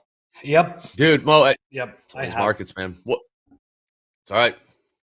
I have the idea, but wrong timing. Actually, not wrong timing. There is no right. There is no right timing today. The market just jumped without any setup. Whenever it give me a setup, it start to look for my stop. So that means even if I trade until tomorrow, I will not go anywhere. So it's better to take it off and enjoy the reversal challenge. Yeah, you're going to be on for the reversal challenge, Mo. Yep, for first time. Oh. Well, I'm excited. I am excited. I was practicing yesterday on the reversal challenge. Guess what? I get nothing. The only thing that you can do in the reversal challenge is to try to lose every single time. I want to lose. Find what is, and then you will find yourself winning. Little reverse reverse psychology on the market. Yeah. But we're keeping the stats now, and Nick for a tick is actually up like $31,000 since 2025 in the reversal challenge. Half of that came from one day, but still he's never had a down day, and he's up 30 grand, which is bonkers. Oh, Mo, I guess you're on for next week. Is not You're not on this week. Dakota, you still not long? playing a It was up breakout. like 18K No. on that one day. Oh yeah, it was massive. No, I got stopped out. I got stopped out, Hoag. This is middle of range of the previous range, 22 130s. 1, 2. Is anyone like three. buying like All my 120s? Like the higher setups- lows have been really consistent today. All my setups was correct. Wasn't wrong entry or trying to catch up. All of them are correct setup. However, the market just doesn't take the stops and move. Take the stops and move. So, and we had the breakout here. Yes. Nice breakout. So the price action Yeah, today is just typical Friday. Be aware, don't force it. Okay. Job Dolby, flat. Euro close coming in 10 minutes. Yes. We are flat. Yes, never broke out. No, nothing did break out there. It's volume's light, guys. It's. Oh, look at this. All right, S&Ps. See if the S&Ps mean business here. S&P selling off like 12 points lower. Come fast moves. Top of 4-hour range I and rejected. For a safe buy. S&Ps just gave up the IB low. Good stuff, Hoag. What price is that, Hoag? IB low was 61.32 half. We stay below there. It's a short. 61.32 half. That's where those Hasn't done 6,000 it yet, lock though. in. Good stuff, Hoag. I see the next buy at 21,975 actually. So the short ideas is on, but I see the buy is 21,975 at this demand area. So I see the market is failing to go higher. Maybe it's fail upside auction.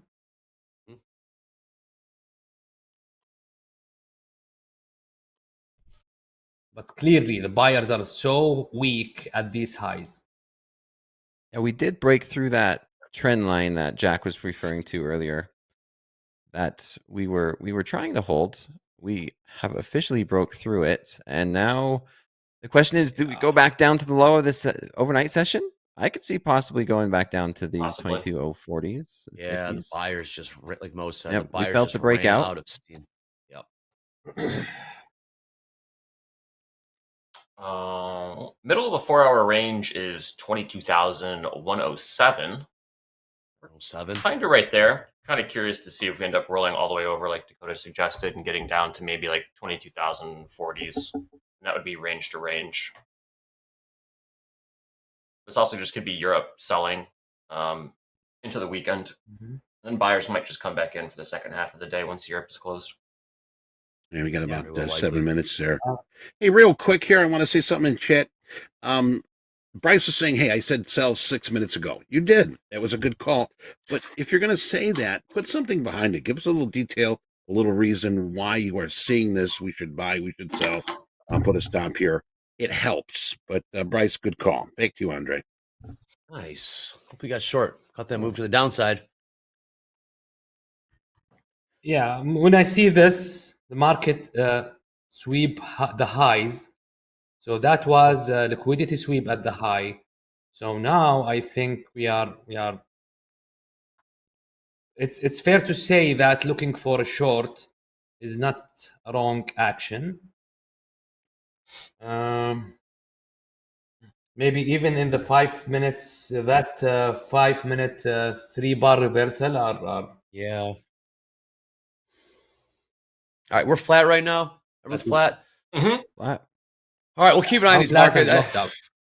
Flat and locked out. It's one of those days, Mo. It's okay. Markets just doesn't want to give it. Just don't want to go. It's range, see profit, take profit. Pretty much the name of the game. James, James, what do you got over there? You've been waiting patiently there. If everyone's flat.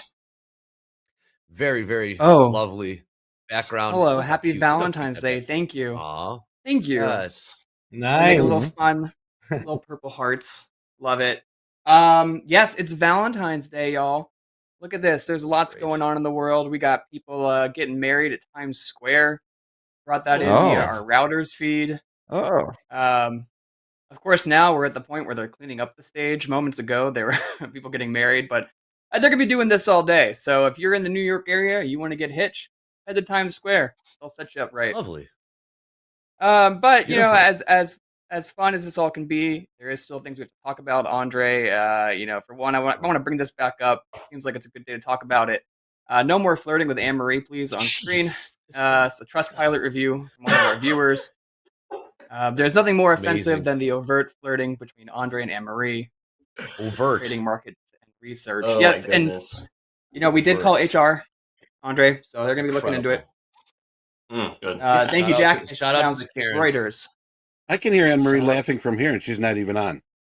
Shout out to Karen that Karen for that Trustpilot review. No, we take all these Karen, you complaints very jealous? seriously. Yeah. Overt. That's my favorite name. The favorite. Overt. Hey, Anyways, London yep. closed in 5 minutes. London closed. Oh yeah, that guy comes around. Love that guy. If you remember, a couple weeks ago, we had a news story we talked about for Valentine's Day. I gave you the heads up, but the Brookfield Zoo was letting you name a cockroach after your ex. It could be for anybody, but they said you want to name an ex after a cockroach. Go ahead. And well, guys, we did just that. Here's our receipt. We made that donation to the Brookfield Zoo. We named a cockroach.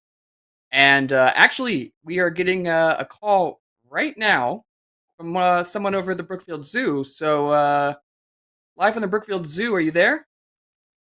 Good day, mates. I'm Dingo Dave, cockroach expert here at the Brookfield Zoo.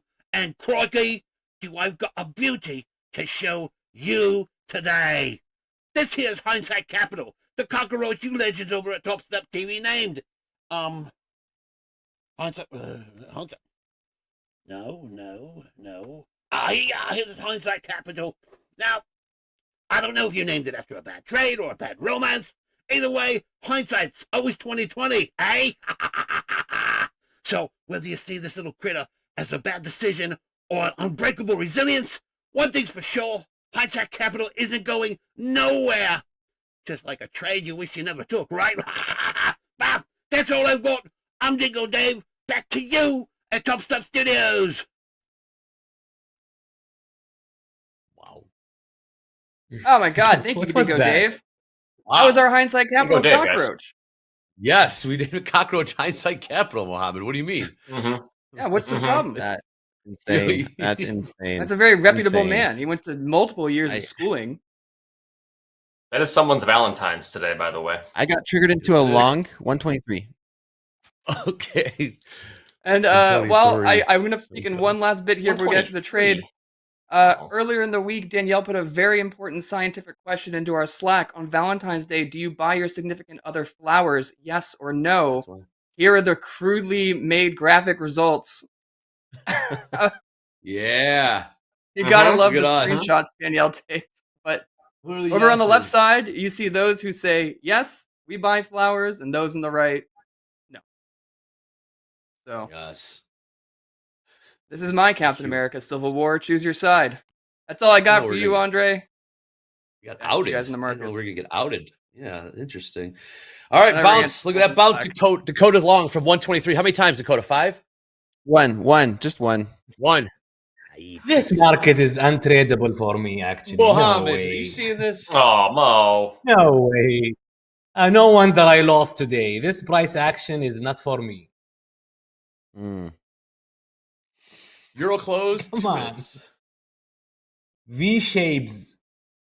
1, 2, 3 Yes. times. E for Valentine's Day. Come on, Mo. Come on. Yeah, that's it. This market. Love is in the air. This is just so. All right, Dakota, how are you going to manage this trade? You got one on. Typically, you have multiple contracts on. How do you, obviously, it's all in, all out. Yeah. I mean, it's the same It's, feeling that Mo said. This market's a little bit of a mess. So my stop loss is at 126, 126, just right here. Worst case scenario, Don't plus tell 3 them point, all. and An I'm going to see if official we can failed make a run downside back auction up. in the S&Ps. Yeah. Okay. But this will be my last trade of the day, and then I'm done. Sounds good, Gabe. And then what, Dakota? Buying flowers? Yeah. After this? Flowers, chocolate. Oh, I was. I'm not anymore. Not anymore after this one. Oh no. Great. Sorry. Thanks, market. Sorry, no flowers. Got to cancel that order. Oh.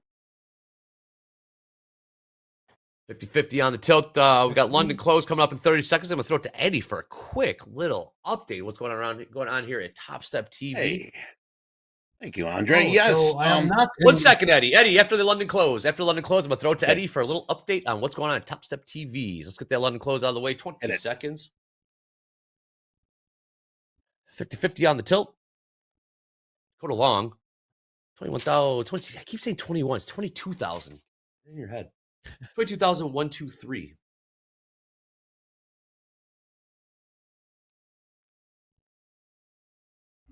Let's see, 500 left, and London is closed. Eddie, all right, let's tell the peeps what's going on. We did see someone in the chat saying we're going to be here on Monday. Eddie, are we going to be here Monday?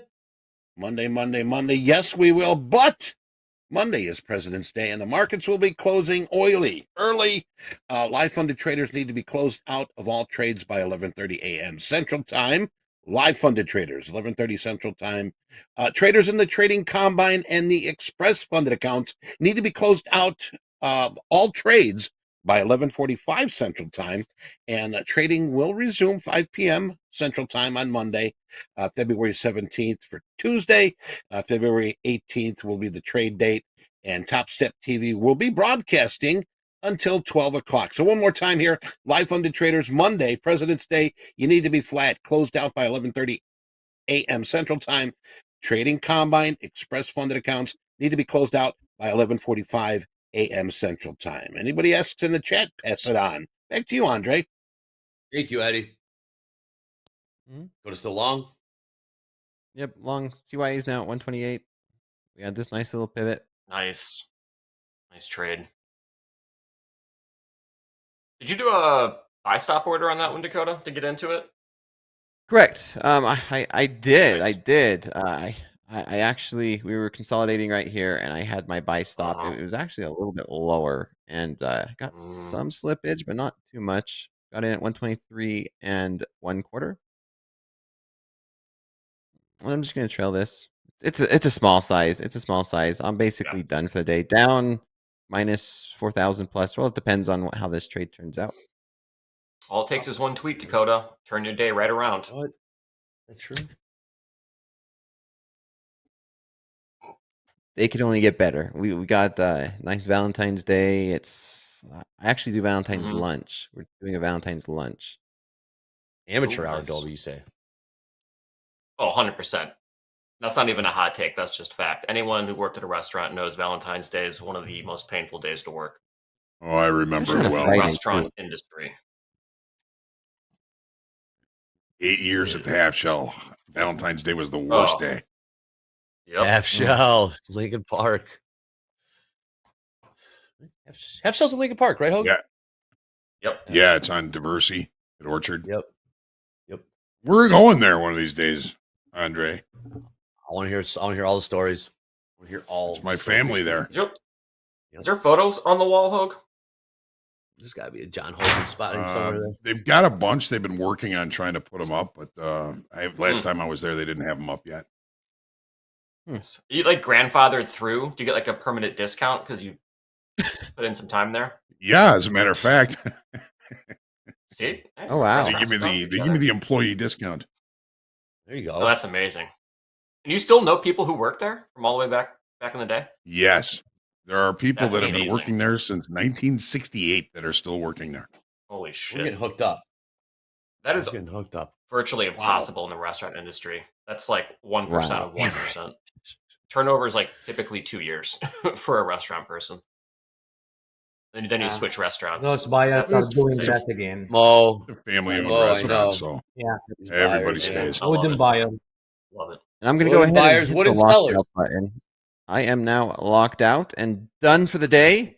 It was actually a good half of the week for me, to be honest. This obviously gave back a little bit. I was up 8,000. Now I'm up, what is it, $3,200 for the second half of this week. So nice. So far, so good. Perfect. Go back down to the low. Price action. So Memo. Come on, yeah, this market, man. This is a no number for. When I see my stat, when I You see got- my stat in my XFA today, I'm seeing interesting things. So my goal in February is to make sure that I solve two problems. Number one, number of trades every day, to make sure that they are below 20 trades a day. Number two, to have a good losing day. I should stop that habit of losing all in one day. So that was my concentration. I don't care how much I make.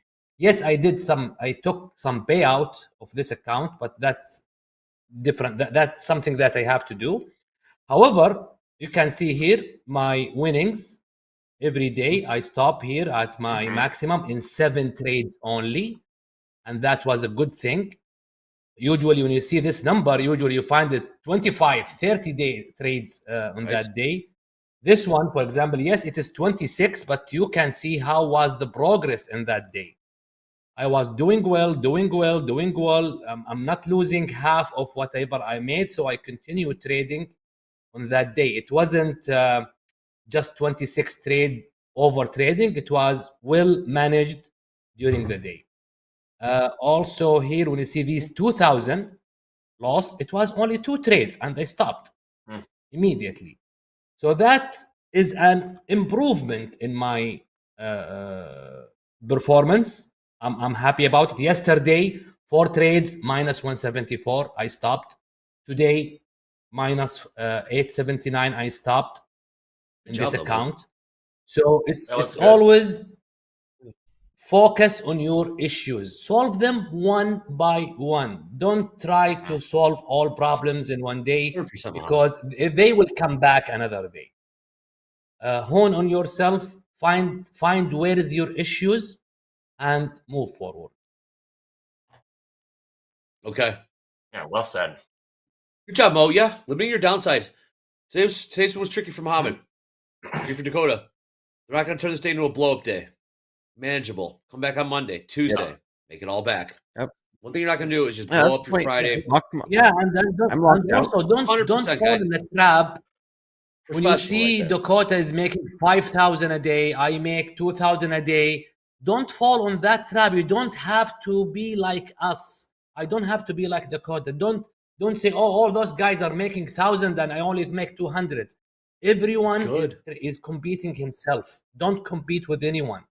Don't give a damn about other influencer who's showing hot streak every day. They are not showing other accounts. Believe me. No, they they're are not, Mohammed. Yep. So accounts up. Focus on yourself. Absolutely. That's absolutely true. Yes, house count's up 344. House count's playing a little bit of defense today, unless a nice setup comes in. Say the word. Say the word and you shall be healed. All right, we got JD coming in. I think we got some call-ups and big board next with JD. I'm ready if JD's there's Hoag. Hoag, what do you wear? Oh, okay. All right, we got bring JD in. Hoag's got a cool necklace. I'm wearing my heart on my neck. Aw, everyone's very romantic today around here. JD, come on in. Wow. Yes. Man. To be honest, I never buy into this Valentine thing. Just enjoying. Yeah, can say congratulations. But for me, it's just a marketing tool to make people buy more things. It did, Ben. When the wife has to sleep in the shed tonight, there's no crying to us. Okay. Oh, the doghouse. All right. JD, come in here. Come on in. JD, were you on the flowers or no flowers? I forgot what side of that vote you were on. Or did you forget? I actually didn't even answer it, and I was put on the no flower side. So I'll take that though. It's okay. It's okay. These guys around here. Big Come on survey in. result for me. But let's do some call-ups. Who went pro? And let's show them who's the top 25 here on Topstep TV. Take it away, JD. Our number one call-up from February 11th goes to Brady V from South Dakota. Took a closed out 5 XFAs. Took a $21,800 payout and is starting that new live funded account with a starting balance of $31,472. Trading the NASDAQ. Nice job, Brady.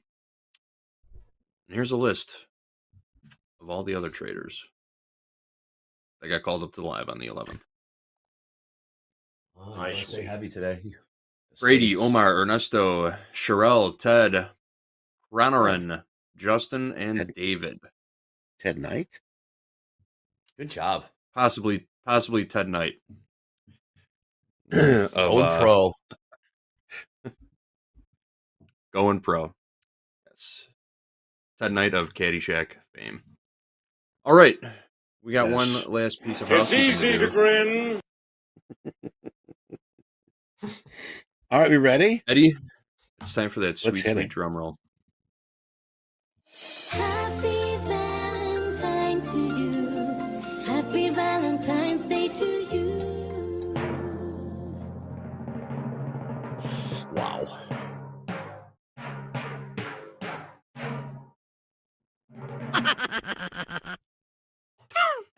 It kills me.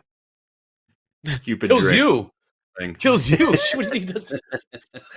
Keep going. Go ahead. Just wanted Did that have to catch golden- it like a fly. Did it have Yeah, the I know, golden thank you, arrow Mo. or the iron arrow? Iron arrow. Whatever. Question. Go ahead. No, not much change on the big board from yesterday. Top 5 are still the same. Kevin G, Benjamin, number 3, Coach Dakota. He's on screen. Trading with you this morning. Junyu and Kai round out your top 5. Rig Trade still in 6th place. Colvier, who we see on the daily P&L board quite often, in 10th place. Same with Payne up there in 8th. Balkaron still sitting in 15th. Juyun and Yung, 18th and 19th. No change there. And our guy Jerome D is now in 32nd place. So he's still in the running for the top 25. But there is your big board for today. Valentine's Day, February 14th, 2025. Get your cameras ready. Take your screenshots. When you post to social, make sure you tag us. Give us a like and a subscribe while you're at it, too. Yes. Good job, JD. Enjoy it. All right, folks. Thank you, JD. Big board, call-ups, pro ball. Real trades, real traders, real profits, real losses as well. There's something to that, Andre. Something to it. Full transparency. I'm more impressed by the people with the comebacks. Yeah, I'm more impressed by traders. Yeah, the biggest winning day is cool. What's your biggest losing day, and how'd you come back from it? That's what impresses me most about traders. How long have you been doing this? And what's the biggest deficit you got yourself out of? The rest takes care of itself. You see some very impressive traders. I say this all the time. I feel like I'm saying it at least a few times a week. I love to see traders do so well.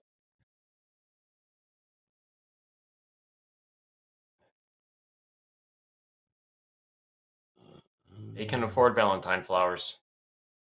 Yeah. They're expensive. Do you guys ever get yourself anything for Valentine's? Do you get yourself anything for Valentine's? Oh, no. No. What do you, Dakota? I feel like you're going somewhere with this. What do you get? Yeah, what's going on? No, I was just asking. Usually, like it's typical, right? The guy gets the girl something for Valentine's. You don't, it's usually flowers. That's the way it typically goes. But what about the people that don't have girlfriends or who are not married? Do they get themselves? It's just a Friday night to them. It's just Friday. Usually dinner. I myself. Bank account. Yeah. Yep. Money's still there. 71% long in the gold. Got about 12 minutes till or MOC. Jeez, I'm already a freaking reversal challenge. End of fast markets. We got Tuckman coming up. A couple 500 lots starting to show themselves in the S&P ladder. I saw one 500 lot coming in. Jade, I don't know if you caught that. What do you got? Dakota just sent chat down a wormhole. I know. I Absolute sometimes you degeneracy. just. That was such an innocent question. I'm so used to the chat. I know how to entice them to just go off.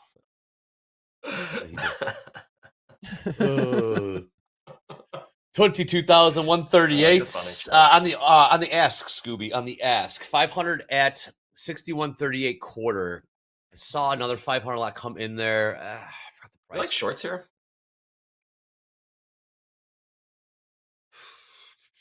It's like short. It's hard to buy or Move, short this that one. market right now, Dobie. Yep. Yep. I mean, Dakota, someone's going to enter a trade. Yeah. Yeah, if someone's going to trade the What's S&P that? or NASDAQ, what realistically are they looking to take out of this price? So Dobie wants to get short NASDAQ. Realistically, we're looking for 15 points? Yeah, 10 points? Maybe 20. 15 to 20. Okay. Yeah, maybe 10, get short 15. 140, stop at not a 150, lot. risk 10 to make 15 or 20. Right. See, this is Just right not because, a lot back like, at the at all. point of control. It's a Mhm. 50-50 shot here. There's no excess. This is the fairest price right here. Yep.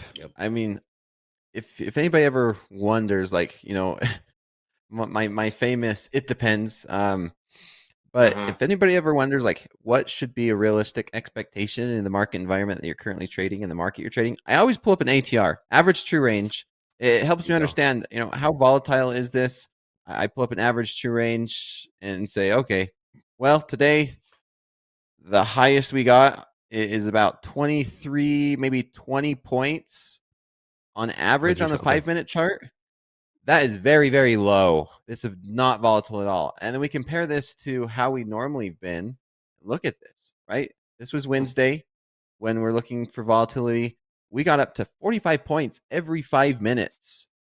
And then yesterday, same thing. I mean, we were up there in the 30s. It's very, very Right. high. And then you can see where we're at today.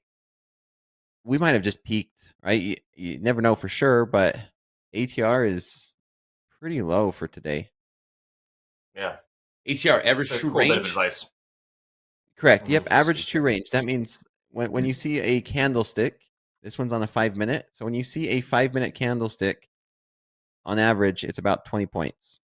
So, maybe 20 points you could carve out of this market. Could be difficult though. You might be going up to the long side. You could buy right here. I'd be okay with a long. If the house Dakota, dance wants to get long. 20 points is a quarter of the session range. It's an 81 point range today. Insane, Hoag. Very quiet. It's okay. Quiet's okay. Pick up at a moment's notice. Right now, we are practicing discipline. We're not going to overtrade this thing. We're going to hang out. We might not always be talking about trading. We always have one eye on the markets. If something does pop off, we'll be ready to act. But we're not going to force any trades. Got you, Gabe. Well, Gabe, we got about 9 minutes left here in fast markets. Gabe's like, I got to hit that Topstep X bleep real quick. Come on in, Gabe. Hit him with that Topstep X stuff. All week we've been talking about this. Great feature. Oh, yeah. Go ahead. Speaking of staying disciplined, by the way, happy Valentine's Day. If you don't know, by the way, you do not have to just get flowers for your significant other on Valentine's Day. So you can tell somebody you love them on any other day of the year. That's why I'm in the no section. So for those that are in chat, like, what the hell, Gabe? All right, so we got a quick Topstep X update on the trailing personal daily loss limit. As you all know and have heard every day this week, we want to really highlight one of the best features to come to the platform so far this year. We have released the trailing personal daily loss limit, as I've said. Now, this is a great way to prevent yourself from turning a green day to a red day. I really highly encourage you to check it out if you're struggling to call it quits after a certain point. If you struggle with greed, trying to get too much out of the market, define what you are okay with, what you are content with, and move on to the next day. And as most people say here at the TV channel, we are trading for another day. So where it is in the platform here real quick, on the left-hand side, you all know where to find it, is in the gear wheel. You have the risk settings. Make sure you have a personal daily loss limit value inserted. Make sure you've also selected an action. I'm going to go ahead and hit liquidate and block. And finally, I'm just going to go ahead and hit this little checkbox below to enable trailing. Now, it does follow your highest unrealized balance. So just so you are aware, it does get impacted by currently open trades to help you maintain those, once again, a bit better opportunities to save a green day.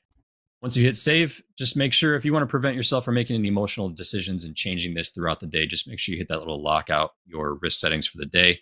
And then once you're done with that, you'll have those locked. And as well as the top, you'll see a trailing personal daily loss limit instead of a personal daily loss limit. That's what I got for you guys. Back to you. Let's finish out this day. It's Friday, man. I'm ready to get out of here. I don't know about y'all. Let's go. Let's get out of here. Gabe. Yes. Trailing personal daily loss limit. Use it. It is optional, but yeah, gonna hurt you. Anyways, by the way, a little bit of my reversal challenge will be next week, not this Friday. I get it wrong. Oh, excited there, Mo. Reversal challenge will be next Friday. I like the enthusiasm, Mohammed. Are you excited, Mohammed? Are you nervous? Yeah. I was disappointed when I know it's next Friday, but that's okay. I will play a whole nother week. Yes. So you will be seeing Dolby Time. I'm still playing. Nick Fertick. You'll be seeing Deanna and Anne-Marie. Reversal challenge today. So make sure you stay tuned for that. Before that, we got Topquiz. We got morning recap coming up very shortly here. Hoag with the sweet necklace on today. Very, very fired up. So, what is market is trying to... Dude, Mo, we're just hanging in there, Mo. Who likes longs down here? Anybody? No, I don't like anything. It's such a mess. I'm locked out and done. I'm locked out and done. I'm with you, Dakota. I'm with you. There's not a lot. Friday. Here. It's time to go. If you haven't bought your flowers, do it. Buy live flowers. Here, no buying fake flowers. Oh, we got live flowers. No sim flowers there, Dakota? Are they going to sell this thing? I don't know. If we can't get below live flowers only here at Topstep.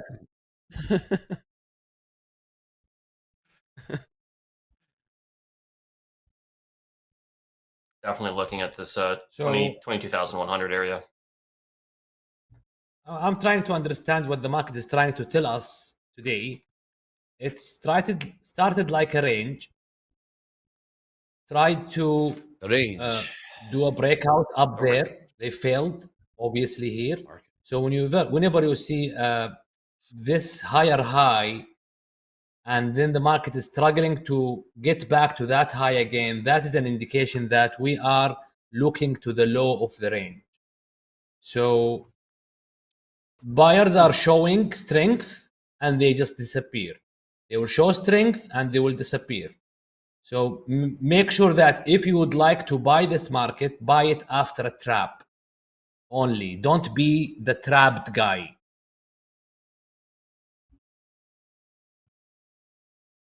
Especially not on Valentine's Day. You don't want to be the side piece of the NASDAQ. You want to be the main. Yeah. Don't want to be a side piece. Don't want to be a side piece at all.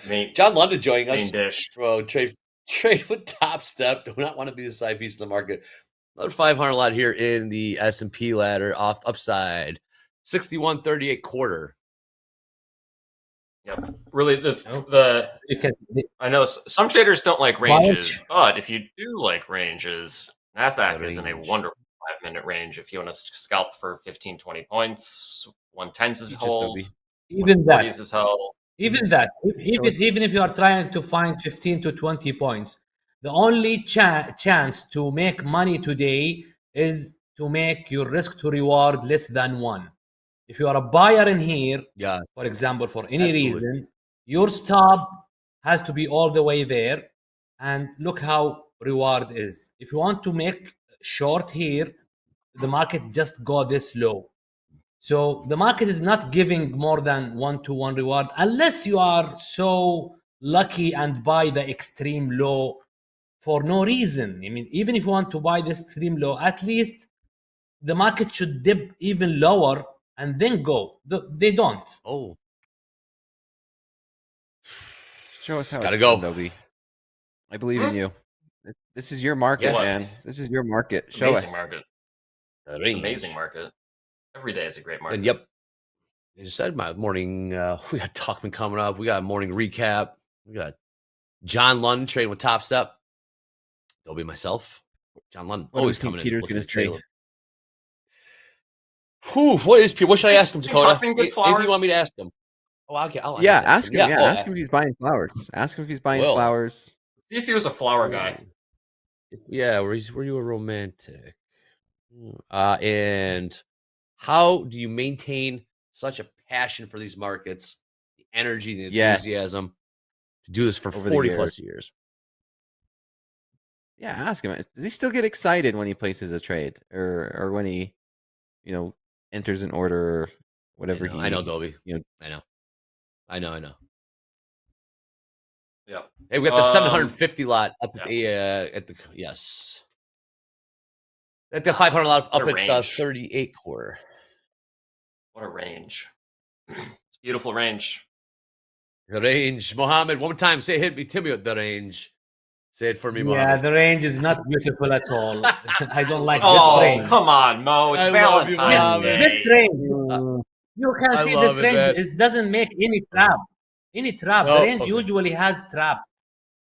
It is a trap. There's no trap today. There absolutely is no trap today. Anyways, guys, we got morning recap coming up next. Mohammed, have a fantastic weekend. Dakota, have a fantastic weekend as well. Dobie time, I'll see you in about 15 minutes after this morning recap. Then we got Tuckman in the house. Lunchbox Trading. We got Topquiz. And you know what? You love it. The reversal challenge to round out the weekend. Anyways, it's TopstepTV. Let's go. Let's preserve that capital. Come on.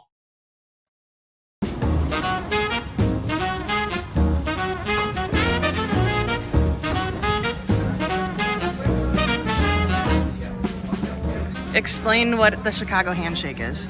It's a delicious, old style. If you didn't know, Chicago frosty brew from the Malorts. Really keep it. Cheers to you. Cheers. Cheers. I don't see what the big deal is.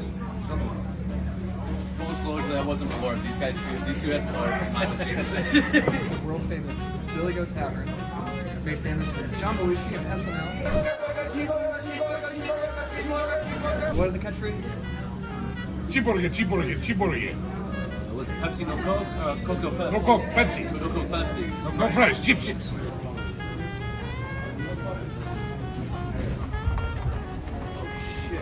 Billy Goat right out here. It is. All right, we're going to be on the way to the United Center to find MJ, take the statue. Dakota, he is the greatest basketball player of all time. Get ready for this shit. All time. Yeah.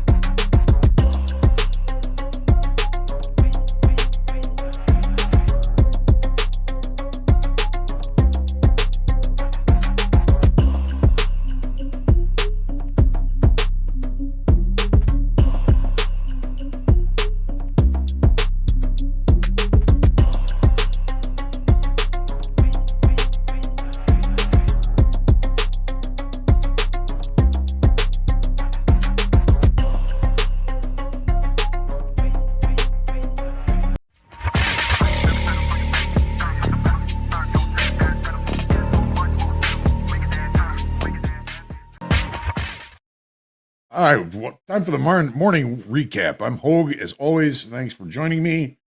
Tough day for traders. House count is up a little bit, but Mo and Dakota, little aggressive, maybe very small ranges. The NASDAQ has an 81-point regular trading hour session range. The S&Ps have a 16.25 point regular trading hour session range. So breakout trades were not in the game today. I'm going to go and show this NASDAQ chart on the 5-minute. I know these balloons kind of obscure some of the chart. One thing I do want to point out is, if you remember on the opening call, we talked about the late spike to the upside. The base of the late spike with the NASDAQ was 22,057.75. That was respected prior to the open. Just to kind of go through some of Dakota's trades here. We know that Dakota likes to look for those 3-bar reversals. The first trade that was taken, I think, today was actually the house account trade, and the opportunity presented itself. Jack just looked at this trend line, bought that trend line, and really just took a quick profit on that, $237 profit. Nice job. Dakota started looking for longs, as we probably should have been, especially when we're holding the base of the late spike to the upside, but there just wasn't a lot of momentum. He took a long at 22,122. He moved his stop up to break even. That got hit. He looked for actually, I think he did take a profit on this one up to 22,139. So that was a little profit there for Dakota.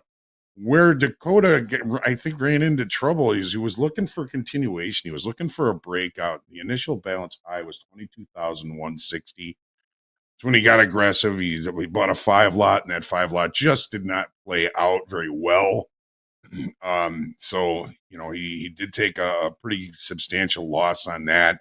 Took another long later on in the session. It started to kind of pay him a little bit, and it just came back, and he was able to get out of that one with a small loss. So a tough day for Dakota and a tough day for Mo. I'm going to go into Mo's chart here, this 1,000 tick chart. And again, these balloons do kind of obscure some of what we're seeing in the charts. But Mo is very aggressive. He trades quite a bit. He always talks about, I'm looking for a long on a strong green candle. He found one here, got long one at 22,160. The stop ended up being below this low, but as soon as the market kind of headed that way, he cut the trade down here at 22,093. Took a little bit of a break, started looking for longs again. Looks like he loves the strong green candles, so he got another strong green candle. Took the long as the stop level was eventually hit. He did catch, I think, this long here pretty well. Another, strong green candle into his moving averages. Pretty tasty trade there. So he was able to take some pretty good profits on that. One of the things that we were watching today was what is happening when tilt gets really long. We saw an 80% long right when we got up to here, and that kind of tipped off a pullback. While Mo was long this trade, we had another 81% long tilt at the high here, which tipped off another little bit of a pullback. So Mo was able to take a good profit on this one. Took another long on a strong green candle. The strong green candles just weren't working.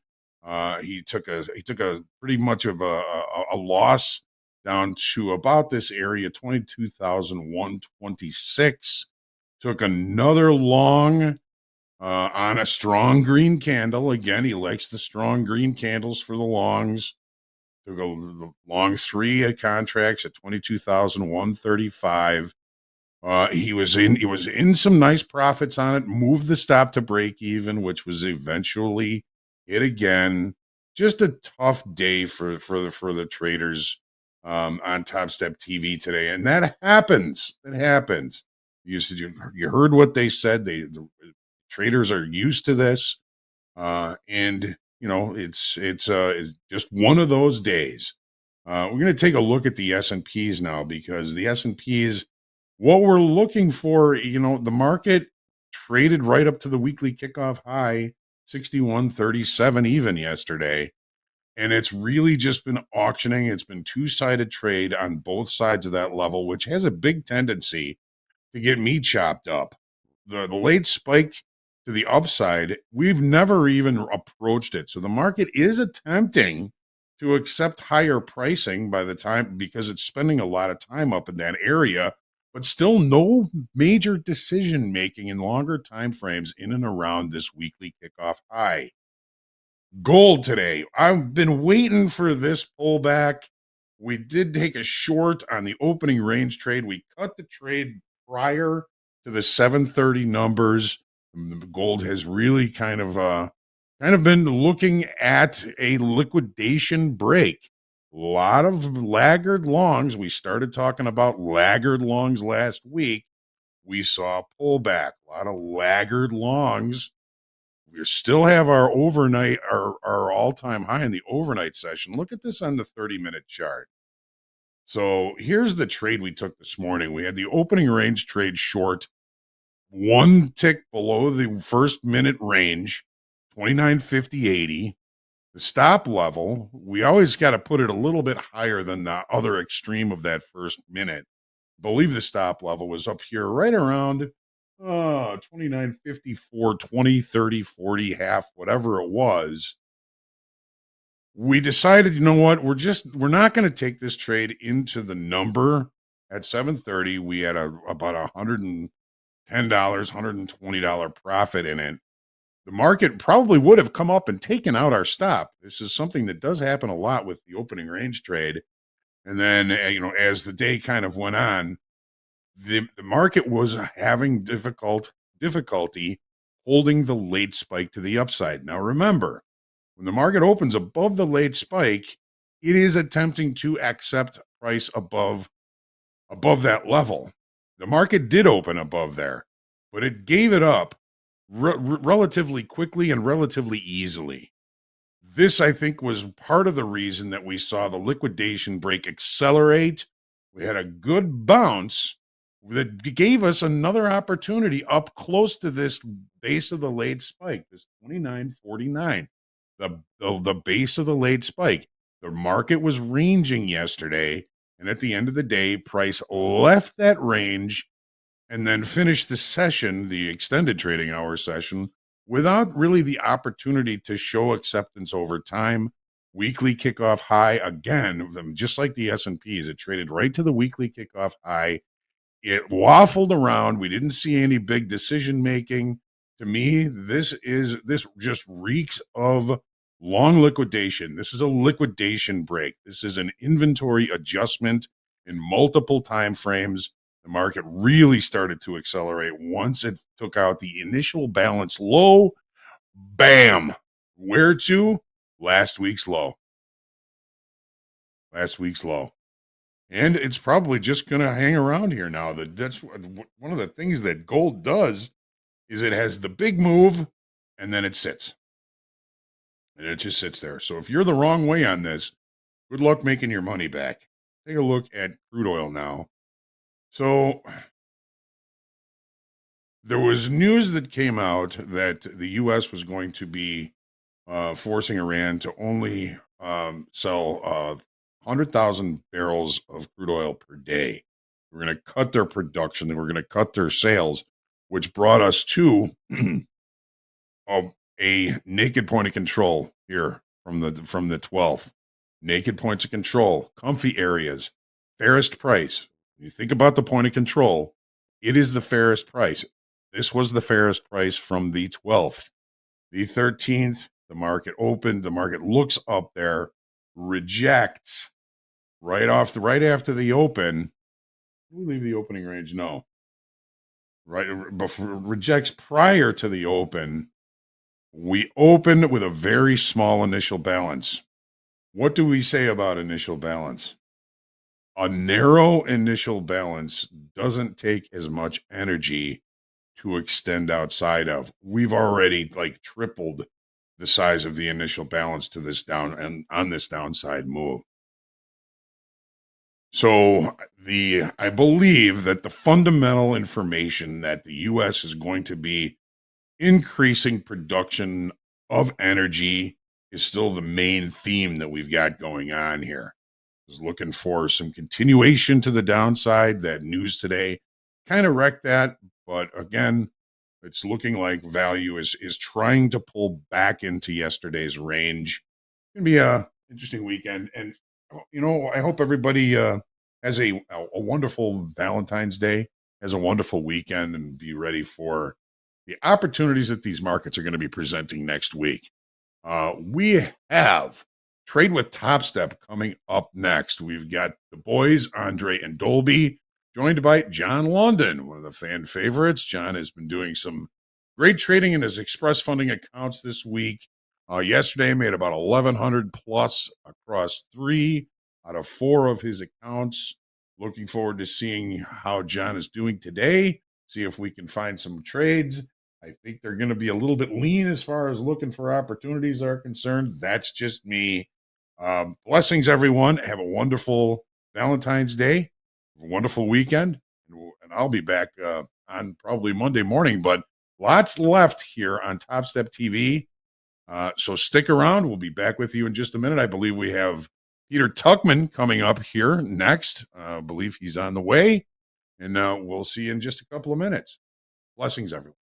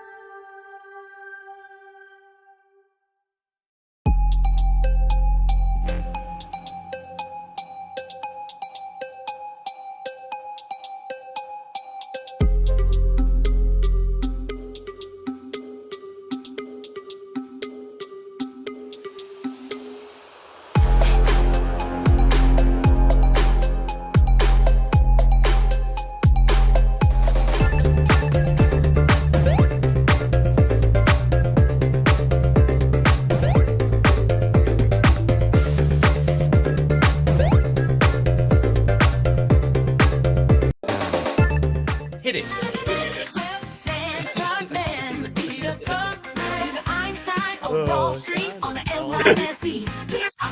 What's up, man? Ah, yes, yes, yes. You know what it is. Mondays and Fridays, we are joined by the great Einstein of Wall Street, the most photographed man on the New York Stock Exchange. Join us with Wall Street Global Trading Academy. First of all, happy Valentine's Day, Peter.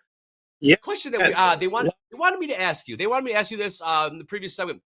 How do you still have passion for the markets and trading, the enthusiasm, the energy, the optimism?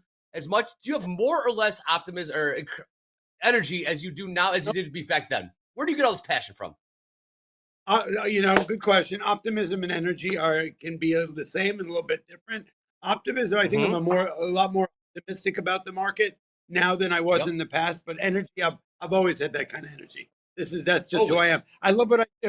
I mean, I have so much. I'm having so much fun, more fun than ever before with all the things. I just came from a meeting with Twitter Space. I'm the new host of this show called Going Public, which is it's following. Yeah, it's so.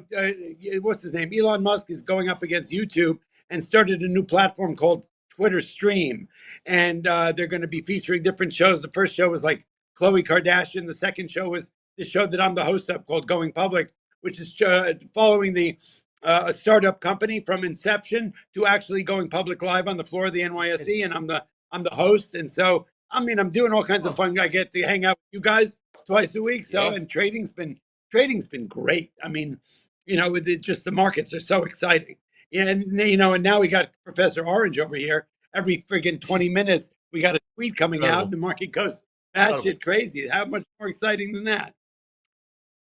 Question. I want to ask you about the markets and the resiliency. How many pitches do you get in your inbox or in your voicemail? How often are you getting pitched by all sorts of people? How many pitches are you getting for ideas and stuff like that? I don't know, maybe 20 a day.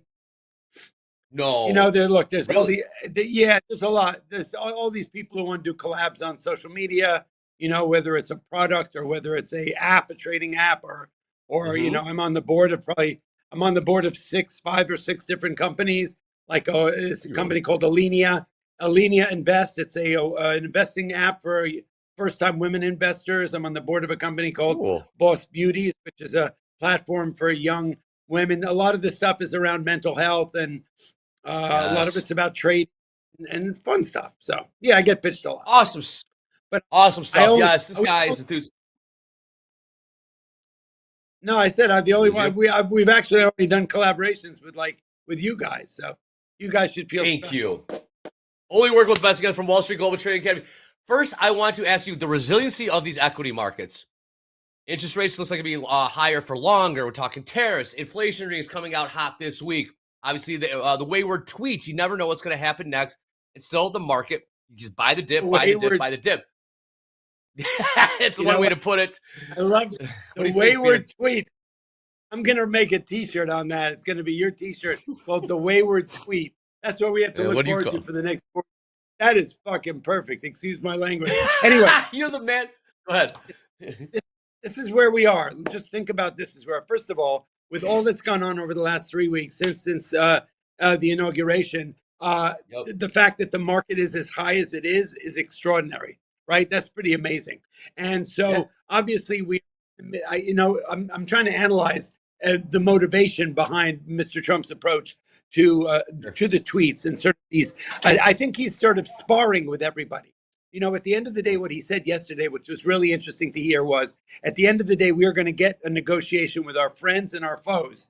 We are going to make deals across the board so that even though so that everybody should have faith that these wild moves and swings are just the market getting emotional. You have to realize that there are algorithms that read social media content and they actually can engage the market, right? You see a tweet that says tariff, it sends out this massive sell program into the marketplace. And then when the story changes, it'll buy it back. I mean, that started happening a number of years ago. So all those moves you're seeing are all algorithmic based on top of, traders following suit. So that's what should be getting used to. For an investor, that's going to cause a lot of anxiety over the next 4 years. For a trader, you just have to really, we had a meeting last night at Wall Street Global Trading Academy talking with new people who we brought on at the masterclass on Wednesday, and we just said you've got to keep your tights real stop, your stops really tight, your tights really stop. You got to keep your stops really tight. You can't walk away from your machine. If you're in a trade, you can be in a trade for the exact right reason, right? Price action, technicals, everything sets up, and then a tweet comes out, and you can be so wrong instantly. So I think people really need to sort of hunker down, super hyper focus, because you can blow up a trading account super easy. Now, luckily, if you're a Topstep, you God forbid you blow one up, you open up a new one, and you keep moving. But just be aware that we're in store for crazy volatility. Now, all that being said, I think we're going to start getting deals. I think we're going to have this. I'm going to call it the peace dividend. My gut is that that we have two major global conflicts that have been going on. Obviously, Middle East and Ukraine. My gut is in the next month or two, those are probably going to settle down. I'm not sure the people who should benefit from them are going to get what they should get, but my gut is that Mr. Trump is going to start checking off boxes and take care of all these things. I don't know what the outcome is going to be, but I think it's going to set the market feels like it's getting set up for some of the even though it's volatile on an intraday basis. I think we're heading towards a nice bullish run here. Look at the way the market reacted yesterday. Great breakout. I know it really is a great breakout. It's been incredible. The resiliency of these equities and stock market. That's why this guy's the perma bullet, folks. This market can pretty much withstand just about everything. Don't want to say everything, but most things. Hell, it withstood COVID. What can it withstand at this point? Anyways, you mentioned Wall Street Global Trading Academy. We know you had the big webinar on Wednesday with David Green. Tell us what's coming up in the future. Everyone go check out Wall Street Global Trading Academy. And Peter, please tell us more what's going on over there. Sure. So look, more time. There's never been a better time or a more important time to really hunker down and learn about technical analysis, learn about risk management, money management, order management. If you're trading futures, you've got to have stops on every trade. You have to have a plan when you get into the trade. You have to have a target amount of money you want to make in your day. Know when to stop trading when you're making money, losing money. This is all the stuff we teach at Wall Street Global. We had a masterclass on Wednesday. The recording of it is probably going to be up tonight. Go check it out. Our course is on sale, 10% off till midnight tonight. And you you guys are on the greatest platform with Topstep. You need the educational component to it to learn how to trade, to really you have such an opportunity to make money in this market right now, right? Intraday, people should be really making good money every single day. At the end of the day, it's all about probability. All you have to do is make more money, make money more times and lose, and never blow up a trading account. That's your goal. Anyway, go check out the masterclass. It's on record, wsgta.com, and I hope to see you soon. Yep, we'll have the link pinned at the top of the chat. Z Forte in the chat says, love Wall Street Global Trading Academy. So do we, Z Forte. Anyways, happy Valentine's Day. We're going to talk about going to hit the slopes sometime this winter. Just found out Peter Tuchman is a skier looking to get back on the slope. We will go do that. Peter Tuchman, Wall Street Global Trading Academy. Thanks again. Have a good weekend, Peter. Take care. Bye, guys. All right. We got Trade with Topstep coming up here. We got John London in the house. We got Dolby Time in the house. We're going to see a little bit of selling coming in here. Take it away, guys. I'm going to be back in about 10 minutes. Go ahead. See ya, Dre. What's up, John London? My one true love. Happy Valentine's Day. How are you doing, sir? You are muted. Oh, I'm sorry. I messed that up. Can you hear me? Am I here? I'm sorry, guys. Yeah, what's up, man? How you doing? Okay, good. Hey, I was talking to myself for a second. But yeah, market's been crazy this week. We had inflation data come out higher than expected, and the market reacted positively to it. We had retail sales data come out today that was much weaker than expected, and the market kind of reacted positively to that as well. So it's been kind of a weird market. I think I'm slightly green on the week. Two of my accounts, my funded accounts, are green. One of them is red. Nice. So I've just kind of been playing trade small, build up a cushion. If I have a good cushion, I'll go from micros to regular minis and take larger size and just kind of trade within that cushion range this week. But looking at a choppy day today for sure. It certainly has been a choppy day so far. We know that you follow fundamentals pretty closely. Did the kind of like the response of the market to the fundamentals kind of put you on your heels a little bit just because of what you were expecting? Yeah, it was just kind of nonsensical. Yesterday inflation data came out worse, CPI, PPI data. And yeah, the market ended up loving it for some reason, going up big. I think the market also thought that the president's tariff announcement yesterday at 1 p.m. was a little bit more optimistic than previously expected. I know I was listening to your last guest, Peter, talk about how conflicts overseas might be easing a little bit, and I think that's kind of renewing optimism. I think that's that's how to make sense of this latest kind of move towards all-time highs in like the SPY or the the E-mini, S&P E-mini. I think that makes sense, but yeah, just kind of weird price action. So yeah, you would think that peace in the world would add some stability to the markets, because the markets don't like uncertainty. So that could give kind of maybe the all clear for bulls or any cash on the sideline to step in, say, hey, water's warm. There's no international conflict. Let's all make money together and go along the Nasdaq. I think that's what everyone's thinking. Maybe. What are you seeing in the markets right? Yeah, go ahead. I was just going to say yields are down too, which kind of means that maybe the market is expecting lower interest rates a little bit earlier. I don't think it's going to be anytime soon still, but like yields are down a little bit. You can see the 10-year down to like 4.47%. So it's down a little bit today, which means, they run parallel with interest rates. So people are expecting lower interest rates earlier. I still think it's going to be a couple months before we get any rate cuts, but that could justify it as well, I think. Right now, I'm looking at what a couple different levels. Man, you're doing the best. I'm kind of short. Yeah, what else going to say? What do you got? Yeah, man. I'm kind of short biased right now. I'm looking at, if we bounce up, I'm okay with shorting with a tight risk at like 124s on the NASDAQ, 22 124s. Looking for a reward target down to 22.1. 22.1's been confirming a lot today. This is a level I had on my chart much earlier in the morning, and we've just kind of been pulling back to that level as the bottom end of the range and then kind of bouncing back up. A lot of head and shoulders looking patterns today. So I'm going to keep with the short thesis. I think that makes sense, but we're going to look for small reward targets today. I don't think it's going to be easier to predict long-term moves unless you're just betting on more sideways chop. So yeah, range trade has been pretty reliable today. And I think maybe 1 to 1, 1.5 to 1 is probably a nice target. Sure. I think we were talking with Dakota in the last segment that this is kind of a market where right now you can maybe risk 10 points to make 15 or 20 pretty reliably, but anything more than that, you might be at risk of getting pulled back up on just because of how the market's moving right now. And you're looking for pullback shorts. And what's the reason for the bear bias for today? It's not really all day. I just think that the market has been rangy enough and it has liked that 22.1 level to kind of start pulling back some. I think, if we're looking at the market making sense, I think the SPY broke, or the E-mini broke. Was it at the E-mini? Let me make sure I'm not wrong here. Yeah, the E-mini broke, or is getting really, really close to all-time highs.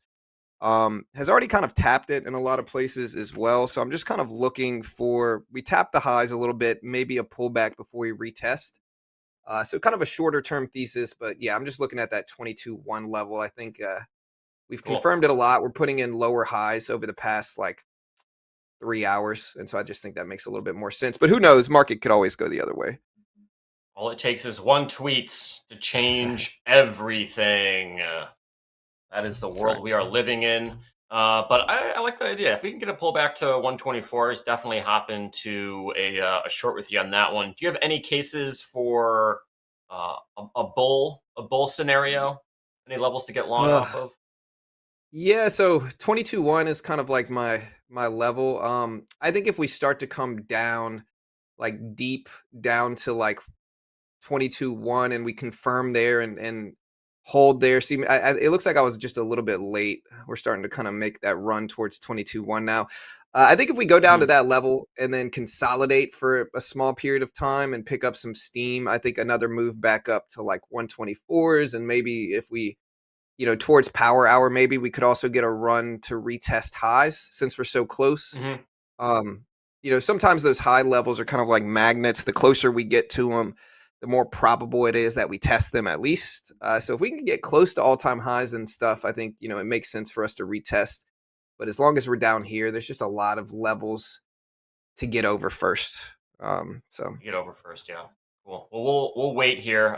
Man, Nasdaq's finally starting to move, though. John London bringing the volatility, giving us at least, 15 points of action so far. We're right at that 21,100 level in Nasdaq. We have 1, 2, 3, 4. Potentially could be the 5th bounce or test off of 22,100. We can get below this with some oomph. Maybe we get back down to 22,040s, which would be range to range trade from 4-hour range high to 4-hour range low. Maybe there's a pit stop at, what is this level? 22,093. That might I offer like that. some support as well. I like the 2240 level. I think that makes sense too. We got a big isolated low down there from early this morning, so I don't hate it. Yep. Yeah, we're starting to break under that level now. If we really weakly break under 22.1s, maybe it'll turn into resistance. So we could look at that as well. We got a lot of historical support here at this spot too, at around 2290. So maybe we'll bounce off of that as well. So just gonna let it play out. Yeah, I'm looking at it from like 8:30 Central Time. We had a lot of kind of support consolidation over that spot, and it looks like we just popped right over it now. Yeah. I don't mind a short if we get a big enough bounce. I'm going to short into this little pop here. Okay. I'm going to take 3 contracts to start it, and then add some more if we kind of move up. We'll add another 6 to it here. See if we reject. So you're looking for like a stair step short. Correct. Yeah, I'm gonna potentially add to it up to 22.15. I think up to 10 contracts. So we got 6 now. I don't mind adding a little bit more as we start to move up. There's 9, and then we'll probably keep it at 9 for now. And then my risk level in this trade is going to be about 120 up there. So about 120, I think is 120. what I'm going to use Nice. as a risk. Yeah. Perfect. It is Valentine's Day. We've been asking people who've come on air, kind of what your thoughts are on Valentine's Day. Do you get the SO flowers or chocolates? How's the London Both. household take care? You got to do both a little bit. It depends on what they like. You know, people like different things. My wife tends to like both. She definitely likes flowers. Chocolates, it's hit or miss. It's got to be her like favorite chocolates, but yeah, get a little bit of both. Get something else nice for them. You know, that's the move, I think. Yeah. What's your average order in here? 21,188? No, that can't be right. It is. Yeah, 108. So it's 22,108. Yeah, 22,108. Yeah, perfect. We're up a little bit now. We're starting to break down, which is nice. If we can break down enough, I'll take some off. But I can only add 1 more contract. I'm going to stick to the original plan, so I'm not going to add any more. Trading small, so micros, so no matter what, I'll be okay. We're green in this account already. Nice. So, yeah, so we're just Do going you to trade any differently on a Friday than you would on a Tuesday or Wednesday? Smaller size on Fridays for sure. You just get more choppiness, especially at Valentine's Day. I think there's an argument for less traders trading today. They're hanging out with the significant other, today. So I think less trading volume potentially, but I don't know. That's just in theory, Even traders can fall in love. Yeah. Kind of like the summer slump when all the traders are on vacation, volume's down a little bit. You might be able to make the same argument for Valentine's Day as well. So, well, we're gonna see if we can get short with you at 116s. Okay. Yeah, if we're you right don't around get filled. That means you made money, which is great. Yeah, it's moving against me now, but we're kind of flat. So I don't know. We got a little retracement. I think you're in a solid spot here. Yeah, and I like 22.1. Specifically trading, 22.1. Yeah, it's a big level. Yeah, we bounced many times. So if we can get below that, I think there is a lot of room to the downside for your short here. Hopefully, it becomes our short. If they can tag us in at 22,116, we will take the continuation short with you. As of right now, we are not filled yet. We are just rooting for John London's trade. How much size do you have on right now? 9? We have nine micros. So yeah, nice. Almost one Nasdaq. I guess is what it would be. Is that the right core? Is that the right ratio? It's 10 micros to 1 Nasdaq, correct? That is correct. Yes. Okay. Yeah. So 9. Yes. And what kind of P&Ls are you putting up like day to day with the micros? The goal is to make anywhere between like 1 and 300. But it varies. My main strategy every day when I wake up, and I think it's a really good like risk strategy, especially for beginners, is to build up a cushion with micros. Like micros are really useful. On TopstepX, there's no commissions, and so you can build up like a small cushion with micros of like $100 or maybe a little bit more, and then you've got a little bit more size you can take safely. That way, if you lose, it's not the end of the world. As this thing's going against me. So it looks like we're almost going to cut it here. Let's see. Oh, wait, we're trying to Right get around. You trying to cut? I'm going to cut it around 120 for sure. All right, I'll pull but we'll pull our order then if you're about to get out.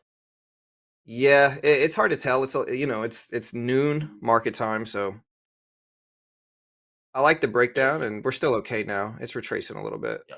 I can add one more, just kind of fix my Actually, average to get the full 10. wanted to ask Chat, do you use micros when you get into a fresh XFA to help build a cushion? I think that is an excellent strategy, especially if you're new to sort of the XFA, right, John Lennon? You're going to dip your toe in the water with that new live account, you know what I mean?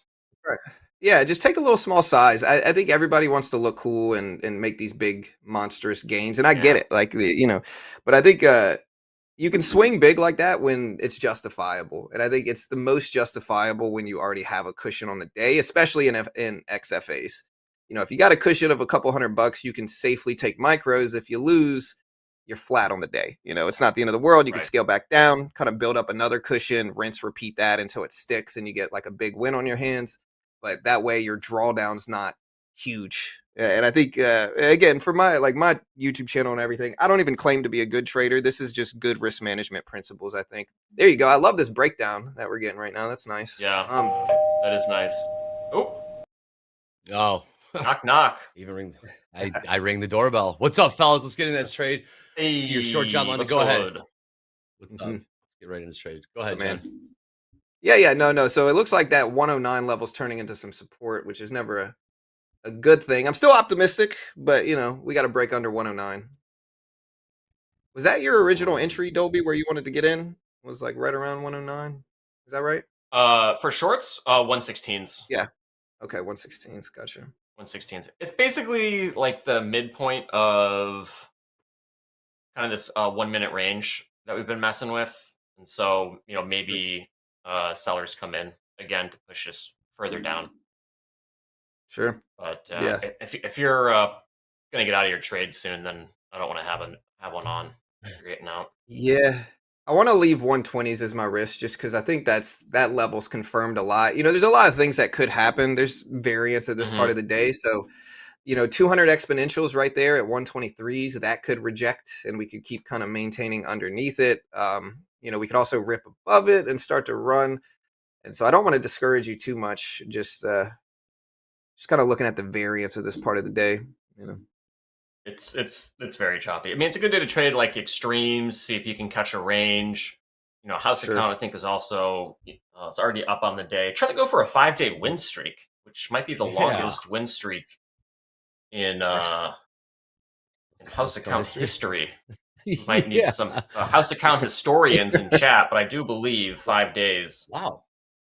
Honestly, probably 2 days is the streak too. To be honest, maybe 3 days is the old streak. Historians. Dolby's talking about historians and history.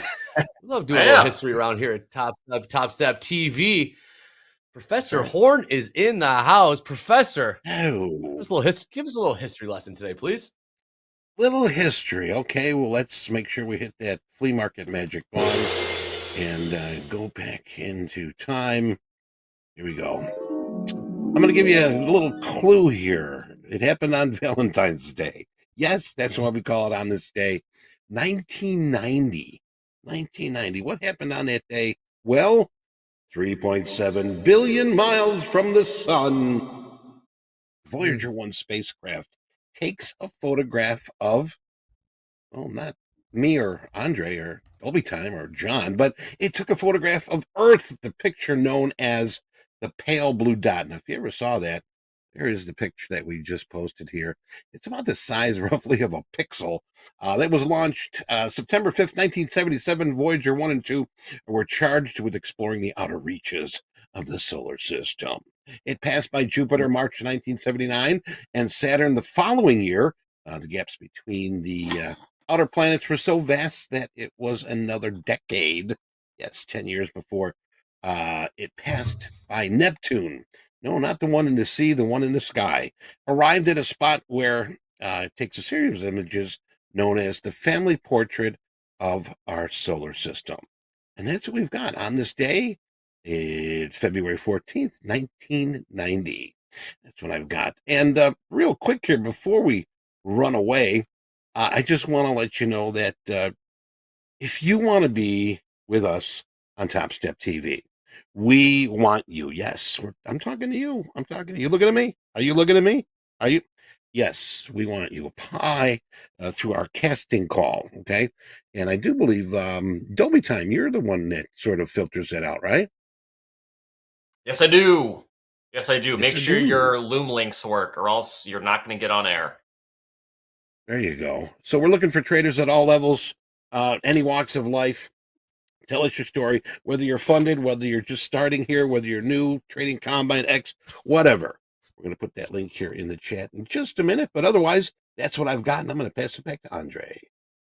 Nice. Thank you, Eddie. I'm seeing a little bit. Oh, we're going to see a move to the downside here in the S&Ps. No such luck just yet. Bounce here in the NASDAQ as well. Okay. Markets are quiet today, John London. How's the trading been going so far, John London? Oh man, we're consolidating. I think that 109 level is still acting pretty strong, and so we just got to get underneath it. You know, hopefully we can break underneath it. 109 or 110. I guess you could probably call it 110. That would be more of kind of a psychological level, but we're starting to break underneath it now. I'm optimistic, but we're gonna just take it 1 minute at a time here, I guess. Really interesting. The pale blue dot, that was Earth from very far out. That's very interesting. It's very interesting. It looked round to me. It looked round, but I'm not certain. But it did look round. The size of a pixel, if that, and it's pretty small.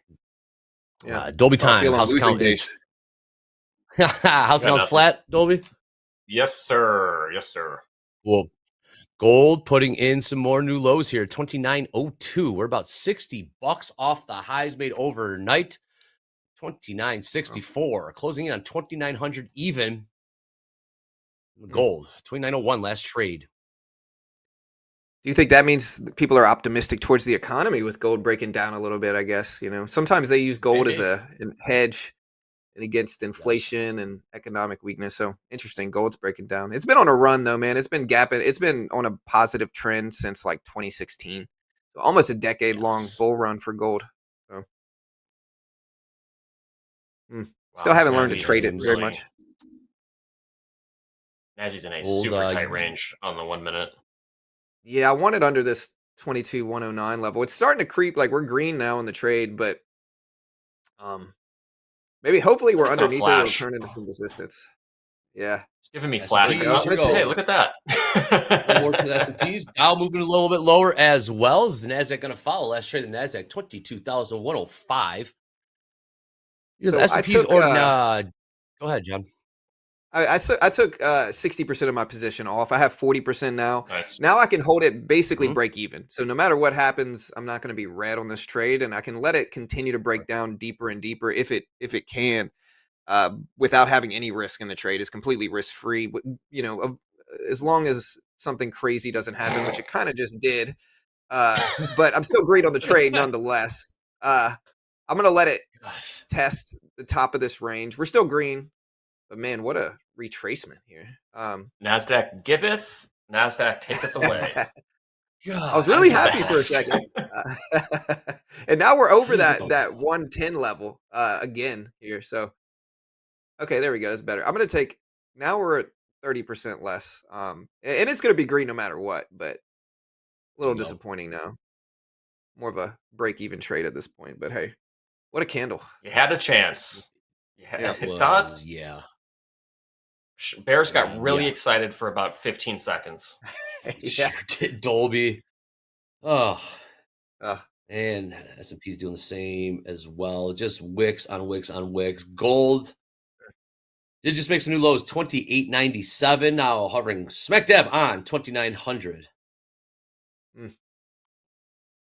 Stronger dollar. Yeah. Less. Yeah, I do wonder if all that international conflict gets resolved. Are we going to see gold just crater? Just dump down. If that's the case. D Goldie. Yeah, Adobe, you know, yeah. I mean, yeah. it's a hedge against the uncertainty. People want to own, the physical commodity, invest in, precious metals, and everyone's feeling, pretty chummy around the world. There's not a whole lot of reason to own, gold, but we'll see what happens. Not financial advice. Financial speculation. I feel the same way with gold. I think gold it's been on a 10-year uptrend, and so like it makes sense. Gold downtrends for a long time, and it uptrends for a really long time. All right, I'm gonna cut this. We made a little bit from the trade, but we're flat. It just retraced back up there a little bit too quickly. I think it might go up to the 200 exponential on the 1-minute chart, and then we'll figure out what it does from there. But if it gets up there, we'll take another short. If it can get up to 122, I kind of feel bad for I don't think I discouraged you necessarily, but that 22 116 level, that you wanted to enter that short in, it doesn't look bad in hindsight. I'm not going to get my panties in a twist over 10 points potential losses. I mean, it's like the 1-minute range is less than 20 points right now, which is worse than what we typically see in reversal challenge during power hour. Yeah. So this is like very, very unusual, very tight. I guess all the traders are in love, John London, and they're all just on dates right now, doing these pre-fee menus. Yeah, man. Look, they're out with their wives and spouses, and they're living life. They don't have time to trade. I think. Man. Look at that. 22,001. I'm starting to get a little nervous for reversal challenge, Dolby. If it's going to be like this, it's going to be tight ranges. You have to be working that reverse button, working hard, flipping, locking the profits. See what it's a long weekend too. Again. It is. Yeah, Monday's closed. That is true. Yeah. Well, half day. TopstepTV will be here in the morning. Yep. Coach Jay is right. 10 points with 50 contracts. That's a lot of money. Giddy up. A lot of money. All right. Oh, baby. Coming up next, by the way, we got Jack and Mick taking over for a little shoulder tap, Lunchbox Trading, and then a VIP drop-in from Nick for a tick. There's an update on Team Top Tick. A lot of rhyme. Nick for a tick, Team Top Tick. Stay tuned after trade with Topstep here with John London in the house. Dolby time. We got the house count up. Go ahead. Oh, sorry. Yeah, I'm looking at 123 as a short level. We tapped it. Let me see if we can get back up there. I'll enter right around the 200 exponential here. I guess I'll start the trade now and then maybe add another 10.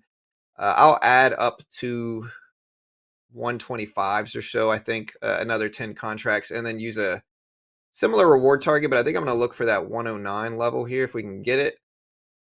But I need a little bit more upward movement to risk add. One with you. Yeah, I mean, a little scalp you do. Yeah, just looking for a small little. See if we can get 125s. Yeah, let's see if we can get 125s. Yeah, that's kind of the top range of my ads too. And then maybe we can get like 15 points on it.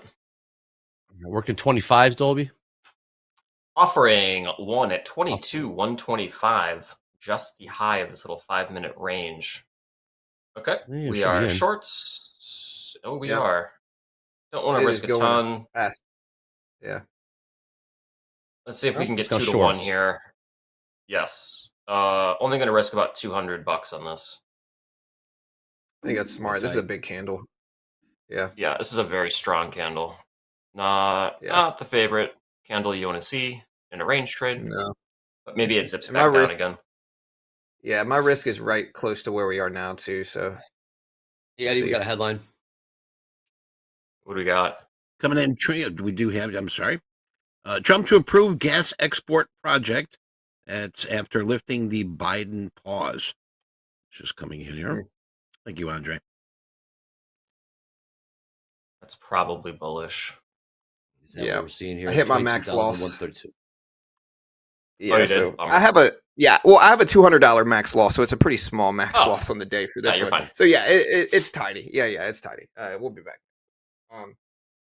But Almost got yeah, I stopped traded out. small. Oh, you're still in. Okay. Yes, we have a 10-point stop, but we're very, very close to hitting it. So I'm not expecting this to pan out. We're probably going to eat a loss on this one. Small loss, 10 points of risk, $200. We were just trying to see if we could get a 10, 15-point trade. Yeah. All right, how's it Yeah, going? just Flat? big candles. Okay, we're out. Yep, minus 208. 500 lot here in the S&Ps. Upside about 2 ticks away. 61.33 half. Not seen those 1,000 lots today. Looks like they're coming in smaller with the 500 lots. Seen a few 500 lots coming in on the offer in the S&Ps. Again, 500 at 61.33 half. That's big size for today. Yeah. Yeah, that 200 EMA. I think some people in chat are saying that the president's going to be speaking and signing some orders today. Maybe they're optimistic about that. I think he's kind of backtracking a little bit on the tariff news. So that's probably some of the optimism coming through in markets. Negotiation tactic of his. He comes out swinging and then judges their reaction and kind of walks it back a little bit. Right. Yeah, that makes sense. Yeah, I set the 200 daily loss limit just because, like, when I'm on, like, this account's green, the other accounts, I have 2 green accounts, 1 red. When I'm on a green streak, you know, y'all said the house account's on a 5-day green streak. I always try to make my max loss on the day very small. I know my weakness in trading is, like, I'll have a big green streak. I had, like, an 11-day green streak a couple weeks ago. And then one of the things that happens is that I'm desperate to keep that green streak alive. And so I'll take larger size than normal than I normally do. I'll take bigger trades than I normally do. And, you know, some of the time I would just end up giving back all the gains I made during the green streak. And so I think it makes sense to tighten up the risk. You know, I guess it could go the other way too. It's just preference, subjective. No, I mean, it makes sense. You don't want to have big losing days because then your winning days the day after don't feel great. Right. No, it doesn't. Sometimes comments like this might not make you feel so great either. My man, No Mo Worries Lawn Care chiming in here. You guys are dumb. Price accumulated, manipulated, and now distributing. You guys all got manipulated. Laugh my ass off. Hey, happy Valentine's Day. Did you take a trade though? Yeah. Do you have risk on? Because I do not care about traders who have an opinion but don't have risk on for their own opinion. Be nice today. Well, it's worthless. The crazy thing is that, like, Day. Yeah, for sure. The variance is so high in trading that, like, variance happens. Nobody knows what direction the market's going to go. And so it's easy after the fact to be like, oh, y'all took the wrong direction. But it's kind of like variance is so high. Nobody knows, you know, nobody knows. Experienced traders don't act like that either, you know. So it's all good. Happy Valentine's Day, my guy. Happy Valentine's Day. Cammy Capital in the chat. Gotta love armchair markets like this. Happy Valentine's Day, Cammy Capital. All love here. All love. Yeah. Still pushing higher. This headline's really going to do the trick, huh? House account's green on the day, so I'm not sure what the problem is. We're 5-day win streak. Yeah. Come on. Seeing these markets move higher. S&P saw about a 8-point little pop there. NASDAQ. Yeah, up about 40 points since that little headline. I guess that headline really did the trick. Again, the headline. Trump to approve the gas export 90s. project after lifting Biden. Yeah, we got a little level at like 146. I'm looking at little confirmations.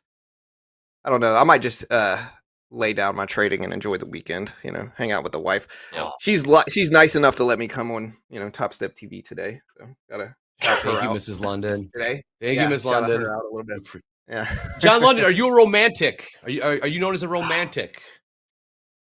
In some ways, I'm sentimental, but like my wife and I also don't put too much pressure on like holidays or birthdays or anything like that, because like we got 2 kids, you know, we have a teenage daughter, so life gets busy, but yeah, we're sentimental, you know. 14 years married, so yeah. Congratulations. Oh, thanks so much, amazing. man. Yeah, appreciate it. Yeah, absolutely. Well, we're coming to the conclusion of Trade with Topstep. As always, people love when the John London comes in the house, trades it up. Never afraid to take a trade here live on TV. We are still pushing higher. This headline is really going to do it. 22,150 in the NASDAQ. Did not see that.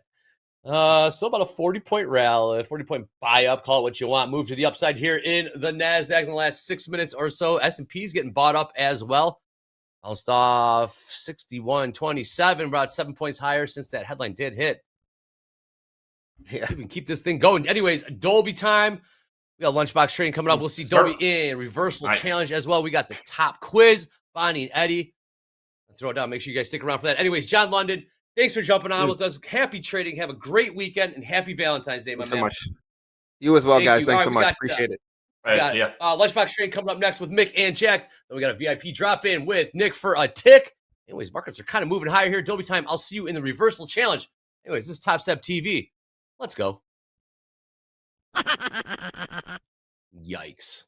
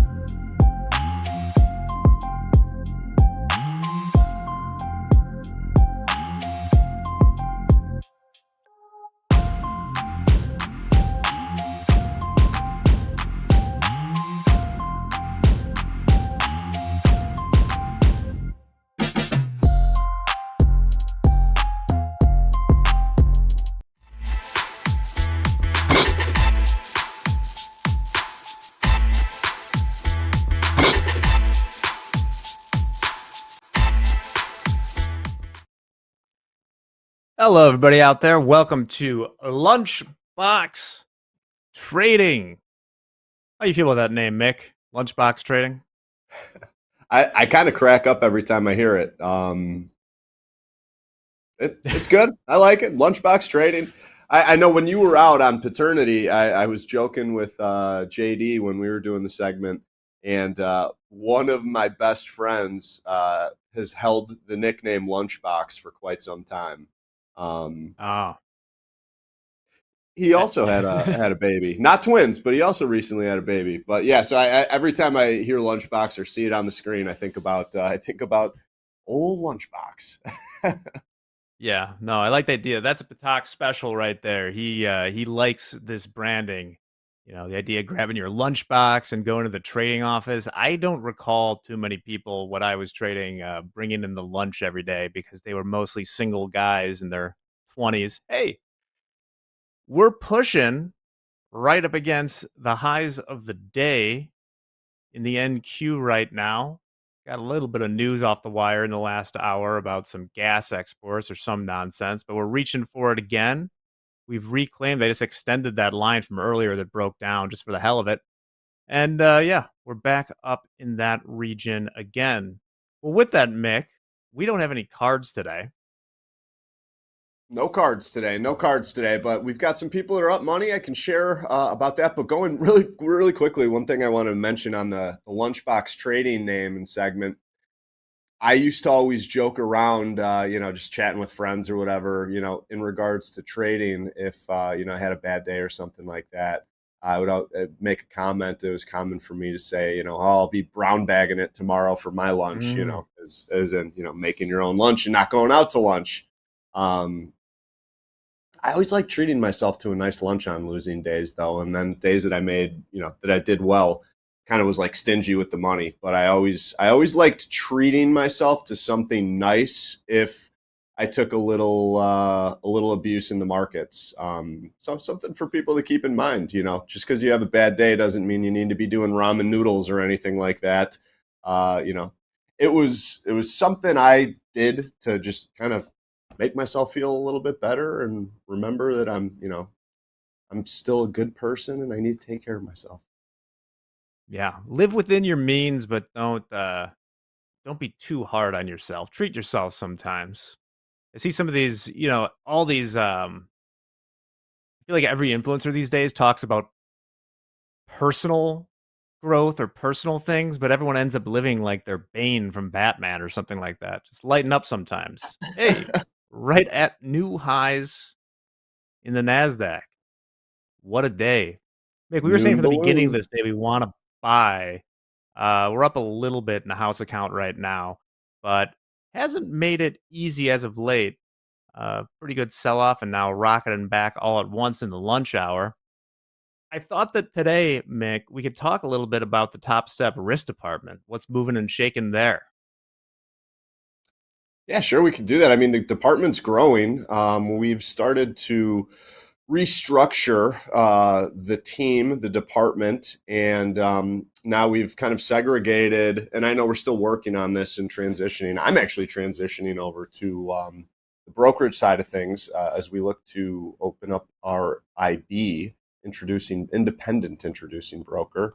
So I'll be stepping away from the day-to-day risk stuff, as a matter of fact. But we've kind of separated the team where we have simulated risk, we have live risk. And, people are probably curious hearing me say simulated risk. Well, we have people taking payouts in these XFAs, and we've got to, determine who we want to be calling up to live accounts and stuff. So that all kind of falls under the sim risk category. And then live risk is live risk. So, with the live accounts, it's, the risk is to the downside with the real money. With the express funded accounts, risk is to the upside, with, people doing well. So we want to make sure people that are doing well get moved over to a live account and start taking money out of the markets. So in a nutshell, I mean, I don't know how much more granular I'd go than that for the show, but yeah, well, we'll dive into it. I just wanted to point out first in the bottom right corner, we're pumping in some Reuters. That's not a riot somewhere abroad. That is Philadelphia. Philadelphia, it looks like. the Eagles Super Bowl parade, the Eagles beat the ever-loving stuffing out of the Kansas City Chiefs, and now they will climb light poles and throw batteries and drink water ice. Congrats to them. I was rooting for the Eagles, but probably the third or fourth team I would least like to see win the Super Bowl. Maybe one of these days, Mick, we'll get one. I'm not going to get my hopes up. I've always been a very optimistic person around that. Next year, squad's going to be a little different. Leadership on the team's going to be a little different. We're talking about the Bears for everybody's info there. And just a few years ago, I was like, all right, there's no more next year, this, that, the other. I'm a pessimist now when it comes to it. Still a fan, but it's like, I don't need to, put myself in voluntary depression, watching our team, sadly. Reality. Yeah, you can't form a bias there. I think on the list of teams I'd least like to see win the Super Bowl next year, it would probably be, number 1, the Packers, number 2, Chiefs, 3, Cowboys, 4, Eagles. Those are the ones that really get my Gus up. What do you have Anyway. against? I'm curious. We don't need to talk about it now, but I'm curious what you've got against some of those teams. I know I understand the Packers, but Cowboys, Eagles. Curious. It's proportionate to the annoyingness of their fan base, right? Like the Cowboys, super annoying fan base. I don't want to see Jerry Jones get anything nice. Them not going to the NFC Championship as long as the Bears is nice. Eagles, now they've won 2 Super Bowls. They're in the Chiefs category. I actually like the city of Philadelphia quite a bit, but yeah, their fans are kind of not the best. So there's where it is. A little rough around the edges. I've never been to Philly. Never been to Philly. Oh, it's great. So you guys have been working the long side. Yeah, we've been working the long side early. No, let's do it. We'll bring it back to the markets. We're getting the closest thing approximating a sell-off on this rally right now. Coming down to the extended trend line. I don't think it means anything anymore since we had that big pull through it. Let me check my juice real quick. I like the higher time frame structure of these equities. Yeah, I love Pivette saying it's not going to go down. I kind of agree. Mickey, I know we're not supposed to trade our P&L, but today would be 5 green days in a row for the house account. So if I'm going to pull the trigger on something with you or Nick for a tick, I'm going to make sure that it is a 5-alarm fire. Yeah, I would say, it's time of day. It's lunchtime on Friday. A lot of the business has been done. It's always tricky. I found it tricky, late in the session. The later you get in the session, the odds of continuation, can decrease. Doesn't mean that you can't keep grinding in a certain direction, but it's hard being a buyer in a market that's just kind of, cruising up, especially end of the week, end of the day. Only a few more hours left in the session. If we are green 5 days, and when I say we, house account, I'm on Team Topstep here. If we are in the green over 5 days, we should certainly want to protect and preserve profits from the days. And Fridays are for keeping that money and not giving anything back. So unless there's a screaming setup that you really like and a few stars aligning, sitting on those hands isn't a bad thing. So Mick, in the risk department, talking about Fridays, do you see any changes, or have you in the past, as far as what our traders as a whole are doing on Friday afternoons? Do we see the herd thin out a little bit? Oh yeah, big time, definitely. Fridays are always quieter, and Fridays are quieter. People that do a lot of round turns tend to be a little bit lower on the round turns. From a day trading standpoint. you know, for anybody who kind of works a directional bias, you know, and when I say that, I mean, you know, someone's got an upside directional bias. They might work the long side all day on Monday, Tuesday, Wednesday, Thursday. You know, if they're getting paid, they tend to be a little bit lighter too, and, you know, not add you know, as much conviction to their directional bias, especially if they've been getting proven right, you know, 4 out of the 5 days, if it's, you know, a weekly trend up. So yeah, quiet. It's definitely more quiet. And then Friday afternoons, I mean, I think anybody out there who sits at a desk or does work elsewhere, you know, you're kind of thinking about the weekend a little bit on a Friday. So, you know, I remember, shoot, Fridays, I'd usually go out to, you know, when I was trading for myself, I'd go out to lunch and I wouldn't come back to the desk. Maybe I'd go check the close. I wouldn't always do that, but I was much more inclined to sign off early on a Friday. I don't, you know, I never really thought that I was going to, you know, pick up any extra scraps on a Friday afternoon. Granted, at this time that I'm talking about, grains closed at 1:15, so it wasn't so much of a remainder of the session. If I'd go out for grab a bite at 12 o'clock and then come back, you know, by 1, I've got 15 minutes before the close. But I always liked watching the close, especially, you know, what the spreads were doing on the close. Exactly. Somebody asked here, can you explain why there is a scaling rule in the funded level, but not at the evaluation level? I have some thoughts on this, but I figure as long as we got you here, Mick, what do you think about that? Well, I mean, look, the trading combine it's a simulated account where you can work on your strategy with, you know, the ability to earn, you know, funding and get called up to our prop firm. They're for people to learn things, test things, and I mean, you're in full control of, you know, what you do with it. And you know, I think it's just common sense as far as the live side of things. You know, if you only have X amount of money in your account, you shouldn't be trading 15 lots. You know, I think even if you have 50 grand in your account, you shouldn't be trading 15 lots. So we certainly want to protect the real money when it comes to the live account at the prop level, which is why the scaling plan's there. But for the sim accounts, you know, trading combine, have at it, see what you can do. And, you know, chances are if you're trading your full contract size in a trading combine, you learn pretty quickly, you know, what it's like to have, you know, that kind of risk on, simulated risk. But you see, you'll learn what you don't want to be doing as far as size, because there's so much leverage there with, you know, what we allow traders to trade. I mean, I'd probably be in favor of adding it to the combine before we took it away from the other, but we're in a competitive landscape, and that's, you know, not how it works. If you're not following the scale plan on any of the accounts, you're over leveraged. I mean, if you have $1,000 limit or whatever it is in the 50K account, I am instantly nervous or question your motives if you're throwing on a 5 lot of NQ.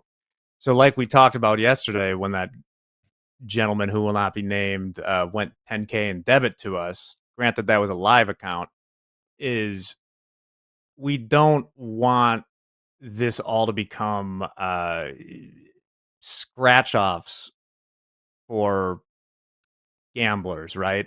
So anytime it's, you know, people talk about the scaling plan or something, I'm always like, well, how much size are you trying to trade with those loss limits?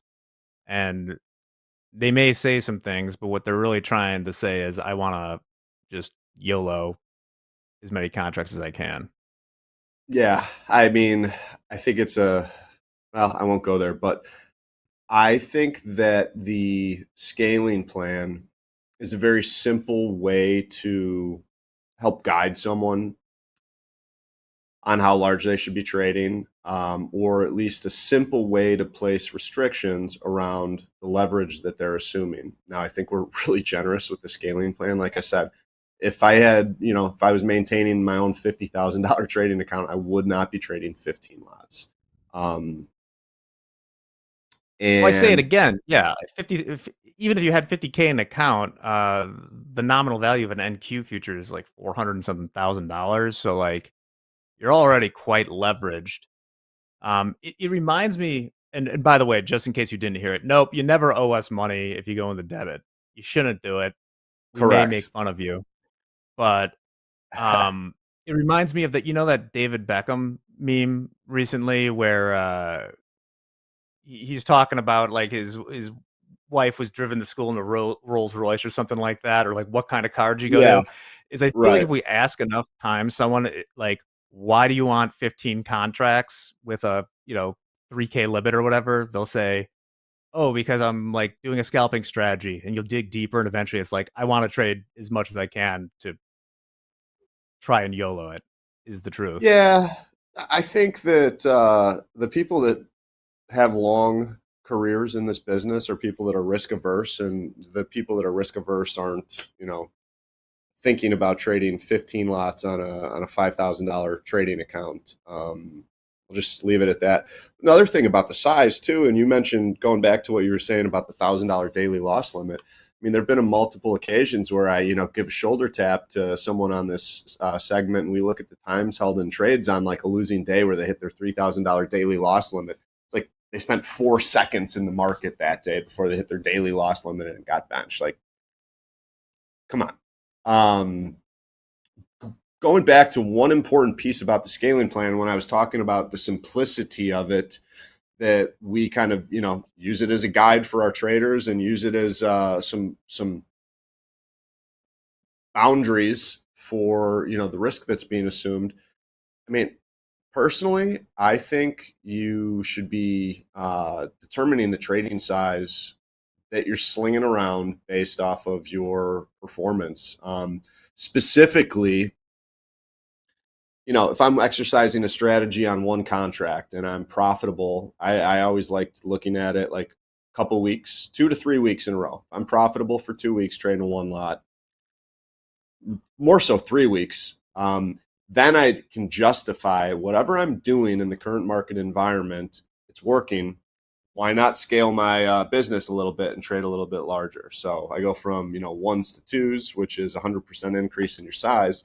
And then if you're, continuing to perform well consistently, profitable week over week, because we know we're not going to have every day is not going to be a winning day. But what I always liked looking at is I am working towards having more in my account this week, at the end of this week, than I did at the end of last week, and preserving whatever was in there, at the end of last week at the same time. So if you're consistently profitable, then you have every justification to increase your size. At certain points in time in that journey, you're going to, make some leaps going forward. You don't want to say, well, it's going to take me 30 weeks to get to, from one contract to 10 contracts. But, small scaling, I think that's really the best way to do it. Like, justify it on your performance, not how much you have in your account. Because if you go forever with the account and don't have a scaling plan, you don't want to be one of those guys who's trading, 50 lots on a $100,000 trading account. All right. If you were in a position where you could even do that wherever you're trading. Exactly. Got about a 25-point pullback here for the dip buyers out there. Somebody asked how much it used to cost. I mean, to get involved with prop shops, at least, Topstep, I've been here for close to 6 years now. It used to be significantly more expensive. And 2 steps. I think everyone's just gotten better at managing risk, etc. But like it's It depended on the situation. There were a Depends. lot of different ways that they'd bring people on. If you were a principal, just for example, you go to a prop firm and say, "This is my strategy." I come with $100,000. It's just an example. I come with $100,000. Put that in the account. They match it for $100,000. We talk about what we're going to do on profit splits, and then if my $100,000 goes, I lose it. They push me out the door, never to be seen or spoken to again. But then there's other ways too, where it's like you might not have, if there's already a group established and you come on as a trader for that group, they'll probably be teaching you the strategy. You don't have to bring any of your own capital. And they say, do this, do that. Just another person doing exactly what we do in the markets. And we share in profits, that kind of thing. Well, There's a I've lot said of this before on different. the show. But at the places that have more like tech infrastructure, and I'm not sure, I've been out of that game for a while, but we're talking 10 years ago when I think the move's been made more from this is back in the days where like speed was king versus now I think it's aggregating information incredibly quickly, or at least that's what I glean from what Renaissance is doing, is that it was you didn't bring it, you weren't allowed to bring your own money in. You were hired, and then, when you were a trader there on your book, our desk fees were like over 10 grand a month. And then you kept somewhere between 30 to 45 or 50% of what you made on top of that. And you had to keep, if you were going to trade size, you had to keep a substantial amount of capital that you had earned in the firm. You couldn't just withdraw it all. Right. People had a lot of money there, and you didn't get interest on it, which was troubling. But so yeah, it's an expensive field. Yeah, so many different ways that prop firms did that. Desk fees were definitely a huge chunk. Leasing the membership, platform fees. Some overnight guys to watch your positions and stuff like that. You're paying employees for what we were doing. I've got orders working all the time. Someone's got to watch those overnight. Yeah, costly, but it's very different everywhere. And then, in many cases, well, in all cases, I would say profit split is dictated based off of either, how new you are to the firm, but more so performance. If you're making below X amount a year, you're at, this profit split. You're making above this amount a year, you're at this profit split. With us doing the profit split that we do, I know I had a friend who had a prop firm, and his guys had to be making over 800 grand a year to get an 80-20 split. Oh yeah, we wouldn't even get that. They would try to weed out by it was escalating where you'd get a certain percent that was low, like 30% of your first I don't know if it was like 500,000 you made or something like that, and then it would escalate above that to like 50% or something to keep the best traders around. But yeah, definitely expensive stuff. And we're dancing around here. Oh, sorry. I don't want to distract from the markets. Yeah. Go ahead. It's lunch hour. It's Lunchbox Trading, folks. Lunchbox Trading. I was just going to say another thing too. Lost my train of thought there. What were we talking about? Profit splits. I don't know. It escaped me.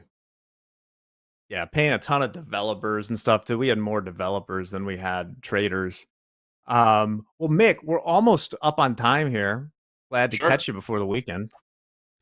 Yeah. I hope you have a nice weekend. Traders, I hope you all have a great weekend. Preserve those profits for the week, and don't take too much risk here this afternoon on a Friday. Hopefully we all have good weeks, and if not, we'll get them next week. Absolutely. Mick, thanks for stopping by. Stick around, though, because we are not even, I don't think, taking a break. We'll do some trading, some VIP updates. We got Nick for a tick waiting in the green room right now. He's going to join me. Maybe we'll see some more of the Eagles parade. I'm going to learn what team he hates. And JD is going to be joining us, too. We'll see if we can't grab something right here. So, Mick, thanks. Have a nice weekend, man. I'll see you later. You too. Take care, Jack. Later, my man. Now I get to go to the one-up. Okay, so bounce a little bit off of that pullback. We're right at that line. Still holding up. Looks like we're going to push the highs of the day again here. Let me know in the chat if you guys are getting long or short. Don't tell me after. I know a few of those. Seeing some scattered news across here. Let me know who your most hated team is in the NFL, too. If you haven't guessed, mine is the Packers by a large margin. Checking around here. See short, long Dow, long RTY. Interest rates falling a little bit. RTY could be interesting. Lyle, I'll show that. Says short this shit. Okay. Chiefs, Cowboys. Do you get a holiday rally for President's Day, though? It's a pretty minor holiday, I would think. We're still open for half the day Monday. We'll be here until noon on Monday. Then me and a few of the guys are going to get lunch somewhere special that we'll film for you guys. And here we go.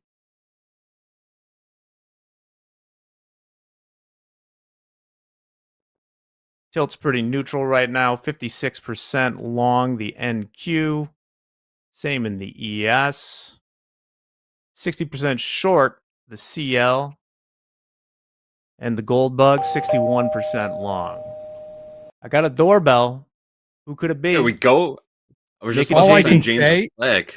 Send us in. All I Send can us in. say is, if you guys are going to lunch on Monday and it's not going down to Cicero and getting clams, then why are we even doing this? We're going to be real close to Cicero. We're not going to get clams. I feel like there needs to be like a quick 30-second short of you guys getting some clams. I mean, maybe that's just me. Maybe that's what the people want. We'll have to ask the chat. If we go get actual clams we go to in Cicero for Cicero, we're clams? going to need to take the next. We'll have to do it before a Yes. 3-day weekend because we will be infirmed.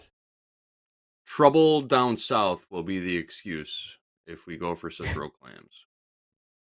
I mean, eventually the meme's right. got to become a reality. Let's do it. Speaking of memes becoming a reality, stocks only go up.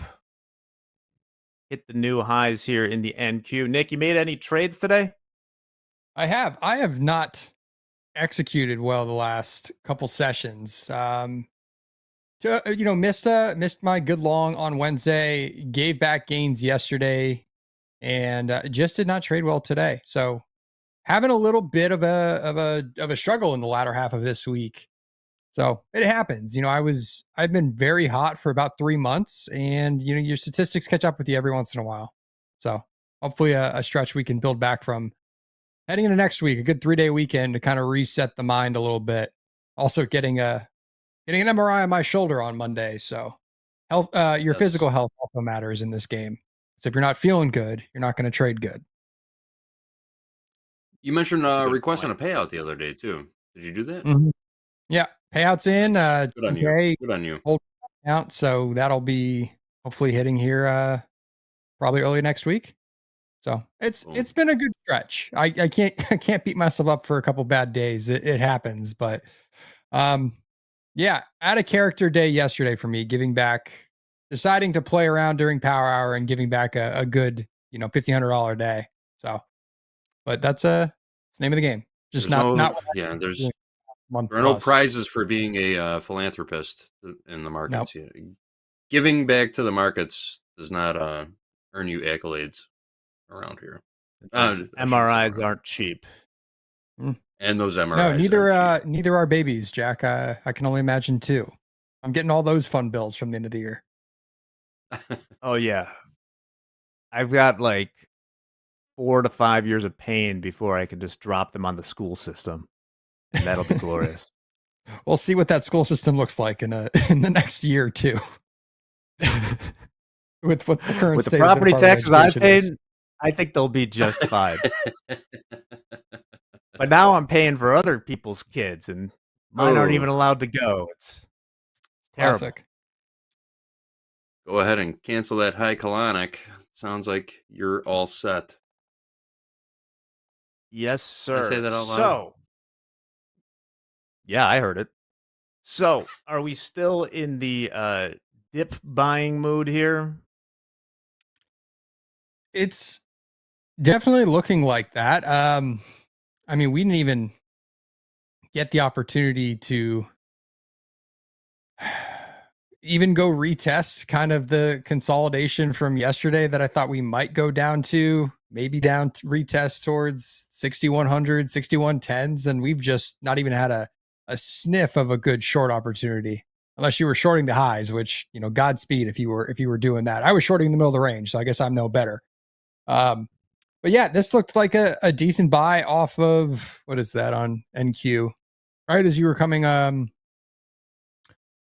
was coming on air. The 30-minute opening range high, kind of right around those 140s. Looked like I saw buyers kind of come in there. And the 5-minute opening range low on ES, about the same move. So But for the most part, I mean, it's a weird Friday.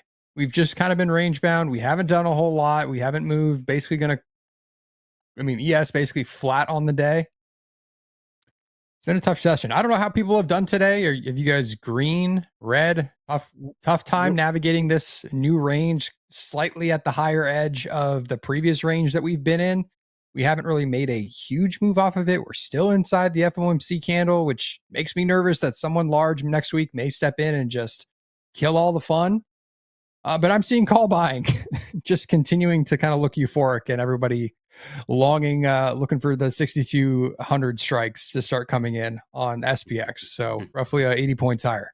Not necessarily for today, but I'm seeing those hit the tape. People are gunning for it. I'm looking at the NDX right now. We're up by the hair of our chinny chins, about 100 and something bucks. I have that covered up right now. The all-time high in the NDX. Count, yeah. 22,133, high close 22,096, which is about, we're about 20 points away from the all-time high in the NDX. So 20 more points will get us to the spot market closing high, and a little bit above that would be the all-time high. So I expect the call buying volume not to abate. Yeah, I'm definitely in to look for a pullback because it came this far. We got to shoot for the all-time highs, right, JD? Yep. Absolutely. When you're close to all-time highs, there's no reason not to shoot for new all-time highs. You need a violent pullback to drag me away from all-time highs.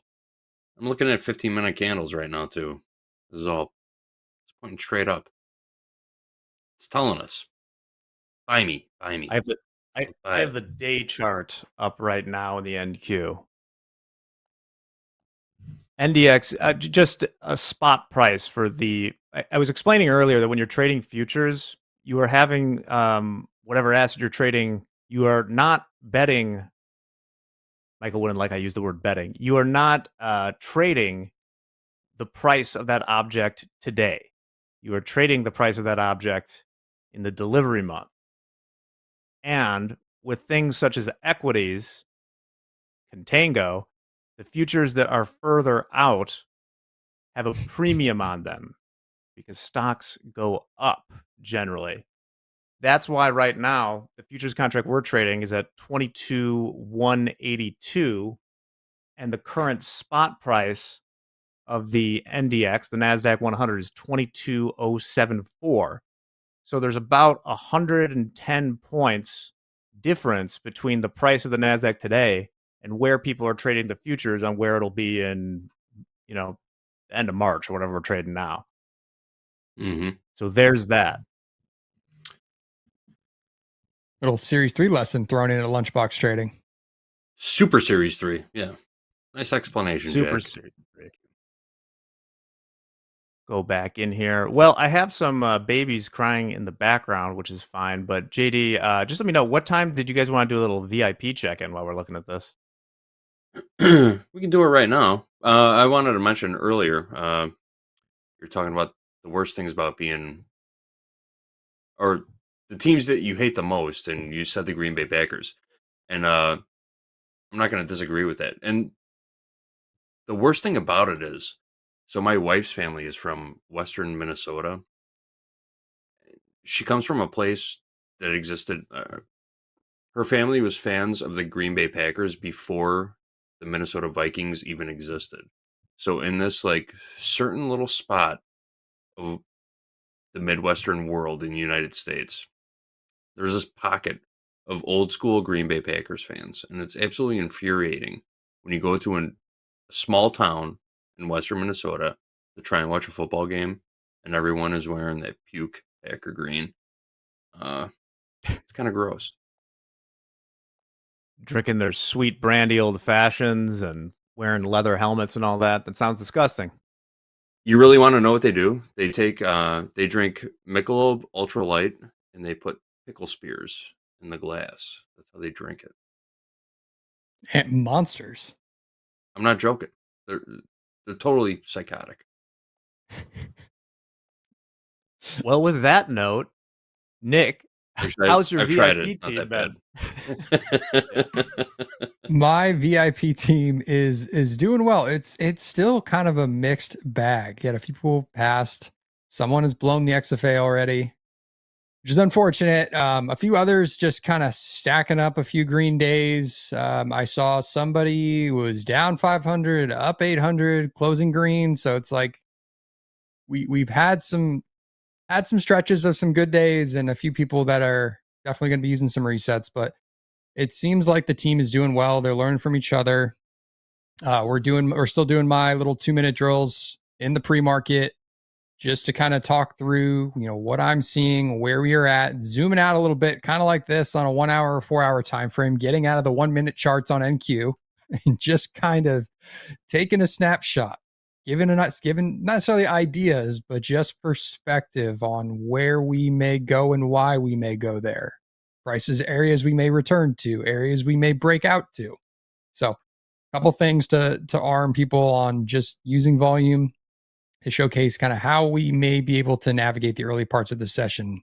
If we can't get above this, I would see, sellers returning and trying to bring price down to this area where we'd probably find buyers. So just super basic concepts, trying to, get people a little glimmer into the way I kind of articulate and look at the markets in the AM session as I'm kind of preparing for my morning. So I'm not sure. Do we have like the hard stats? Because I'm taking everything with a grain of salt on what people are sharing with screenshots, but yeah, we're waiting on the data boards for that. We'll have it early next week. What time are you doing these lessons in the morning?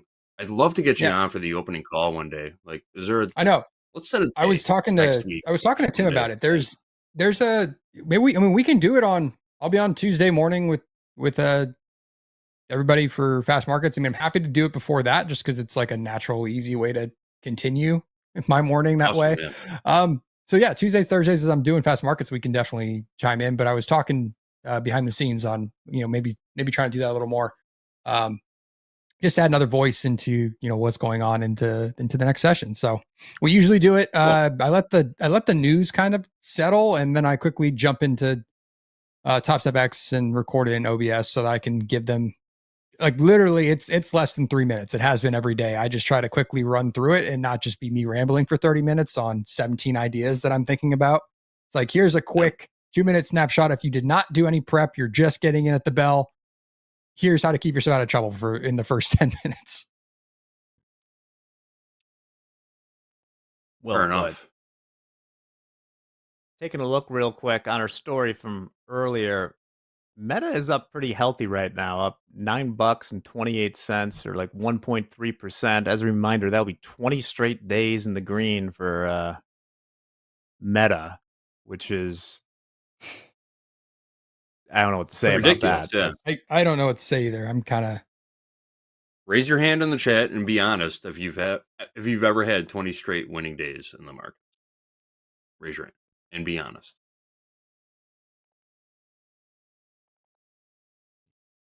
I think the difference at this point is, I think some of this just has to be, there's got to be some people piling into the old gambler's fallacy that, like, it has to be red today, and options market makers being like, no, it does not. You know what I mean? That's what I would do. I haven't looked. Nothing happens. Keep this rolling to 30 days or something. I know Tesla never did it, but like, even looking at the delta squeezes that can happen with single stocks, I'd be curious I haven't looked at the data for Meta, but I'd be curious if that has happened at all too, or it's just the self-fulfilling prophecy. Even a few days ago, this was the longest streak of winning days by any Mag 7 company. It's pretty crazy because obviously the market has been up and down in that time. And yes, I think options, I mean, we showed those Robinhood earnings the other day. Options kind of control everything at this point, right? More than half the volume of the S&Ps every day. Exactly. So that's why come Friday afternoon, much like you do, I'll start looking at the SPX. Look at that chain. Look at that chain and see where I would want it to go. Yep. You can find some, picking up pennies in front of the steamroller with minimal risk to your capital and absurd upside potential gains, which is just, we're just a casino at this point. So Peyton knows that's the Zuckerberg market we're in. winning meeting with Trump was a good sign. Yeah, that's true. It's been all up from then. But also Tesla has been, even though it's been up the last couple of days, been beaten down quite a bit since then. So Yeah, anybody that bought the I dip in don't know. Nvidia has been having a good 10 days. So it's just, it kind of makes sense. But we're still just teetering below the all-time highs and below kind of that consolidation from December FOMC. So I would love to see us just break out and throw all that out. But until we do, I'm just kind of worried someone large steps in eventually and pushes us back into that range. You guys Not remember today. DeepSeek? Never heard of her. Ew, Valentine's Day. I saw a quote somewhere, someone mentioning that, something about, it was either trading's the place where the impossible happens twice per year. And that made me think in the past year, the two biggest crazy openings I can remember were the Japan carry trade explosion that lasted for 4 hours, and then the DeepSeek headline. Stuff like that'll happen, but it's going to take something like that. Obviously, not DeepSeek. That couldn't stop it to kind of burst this momentum at this point, because this, given the info this week, I don't think the info can do it unless we get some outrageous CPI print. We're just in Just keep buying. a situation where bad news is good news is good news, worse news doesn't matter, just keep buying it. We've shaken off everything. I don't know what catalyst even matters at this point. That's good info though, because if you think about it, it's like Wednesday CPI, they're like, oh, it's hot. Okay, rates down.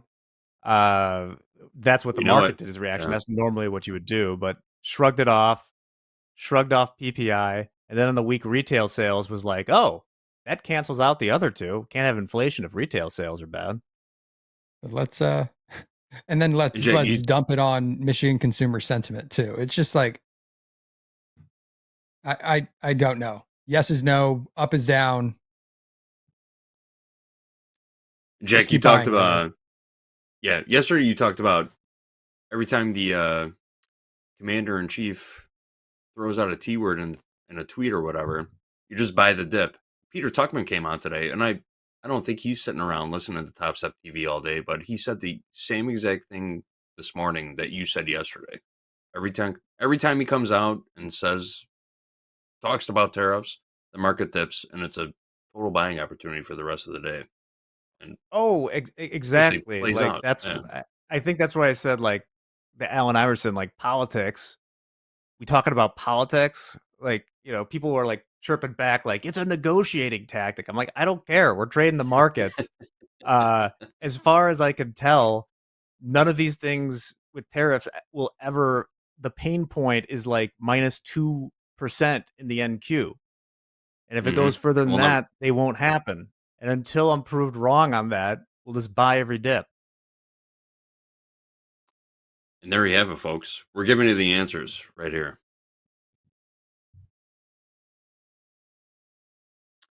All right, Nick, we got 10 minutes left. Oh, yeah, we're still ripping a bit. Wait, Jack, are we NDX all-time highs? Let me take a look-see. We're at almost 22,200. Got to be close. Yeah, I have like 2298. I think that. Oh, sorry, I'm on a zoomed in chart. That's the thing that's hard getting back here, JD, is it's so tough to manage all these screens. Okay, we are through the all-time closing high in the NDX. The all-time high I have at 22,133. So we're about 30 points in the NASDAQ away from the horn, which I hope you have ready, Nick. Oh, it's ready. It is filled and ready. It's been a while since we got to play that. Back in December, we were doing it. It was Monday, December 16th, when we hit the all-time high in the NDX. And then we got destroyed on Wednesday, the 18th. That had to be CPI day or something? I don't remember what that was. December 18th? FOMC. Yeah, it looks like FOMC. Yeah, that was definitely FOMC day. Oh, that was when Powell came out and said, F your calls. I remember now. Yep. Yeah, that was a fun afternoon. We shook that right off too. Within a session and a half, we were already back into kind of the lower edge of that range. Just crazy. Yeah, literally the following session, we dipped down the pre-market and we were almost already back to it by the end of the week. That's just nuts.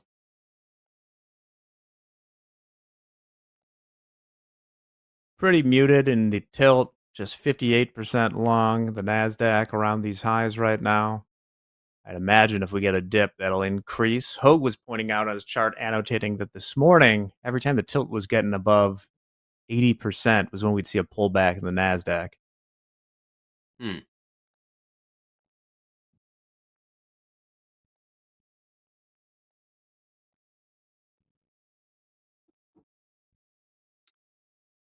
But I'm just going to watch for now. Yeah, I'm looking at a 15-minute chart. I'm still not seeing really a case for doing anything at the moment.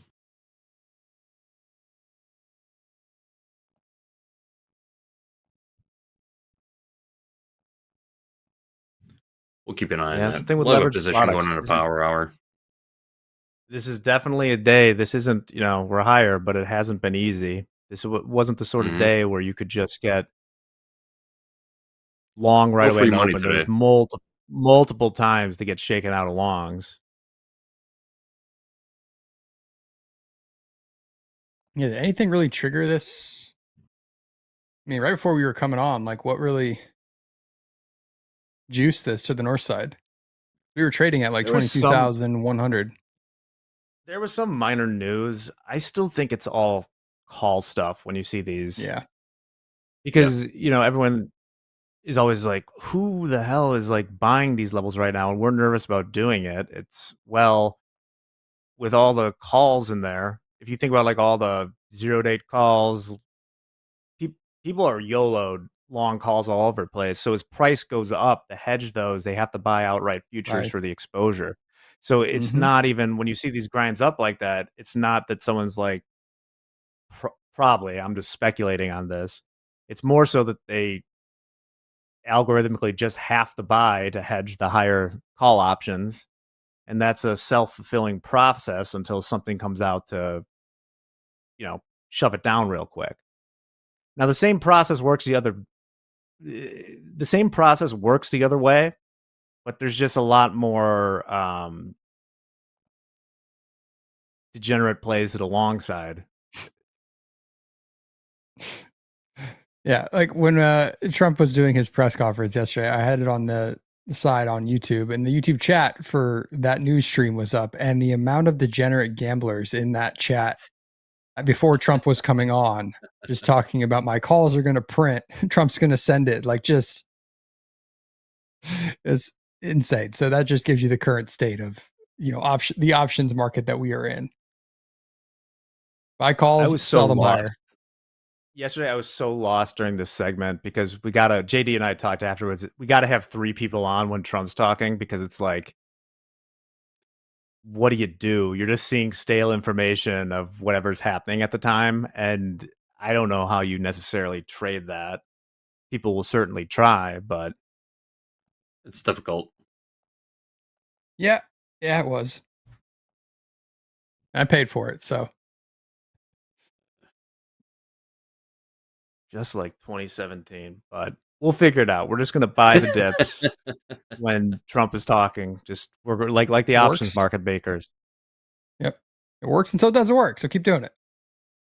Don't overthink it, folks. And even then, you might just need to let it dip for a couple days, then you can buy it again. But nothing is shaking longs out of this market.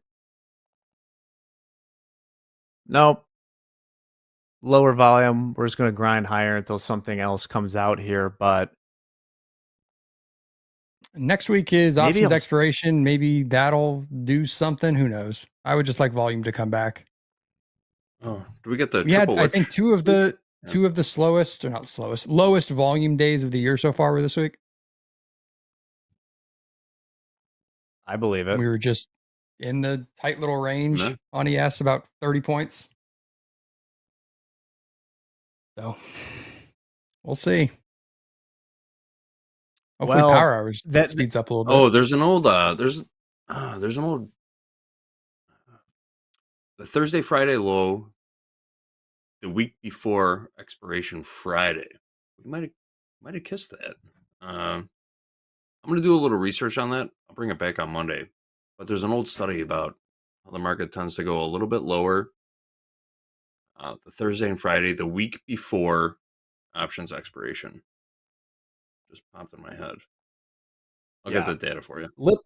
Little pullback here. This is where the option stuff makes me nervous, though, because as I said, it works the other way, where it's like if people are forced to algorithmically buying on the way up, we'll see if it starts to drop. Anyway, I think we've gone a little bit past time because I think we have Topquiz next with Bonnie. Am I reading this correctly? We sure do. Great news. Oh yeah, Topquiz. We'll see what we're gonna see what kind of mood Eddie is in or was in when he wrote these questions. How bad he wants to, I don't know, confuse, irritate, and totally boggle. There's love in the air today, JD. There's all love right. in the air. Well, let's take a little break here. We're gonna do Topquiz. It's gonna be lit. We'll have some fun. Then Anne Marie and Real Deal Zach are in the house for the next segment. You won't want to miss that. This is Topstep TV. We're with the Nick Tick man himself. Great stuff. We'll see you next week, perhaps on some opening call as well. We'll be right back after this.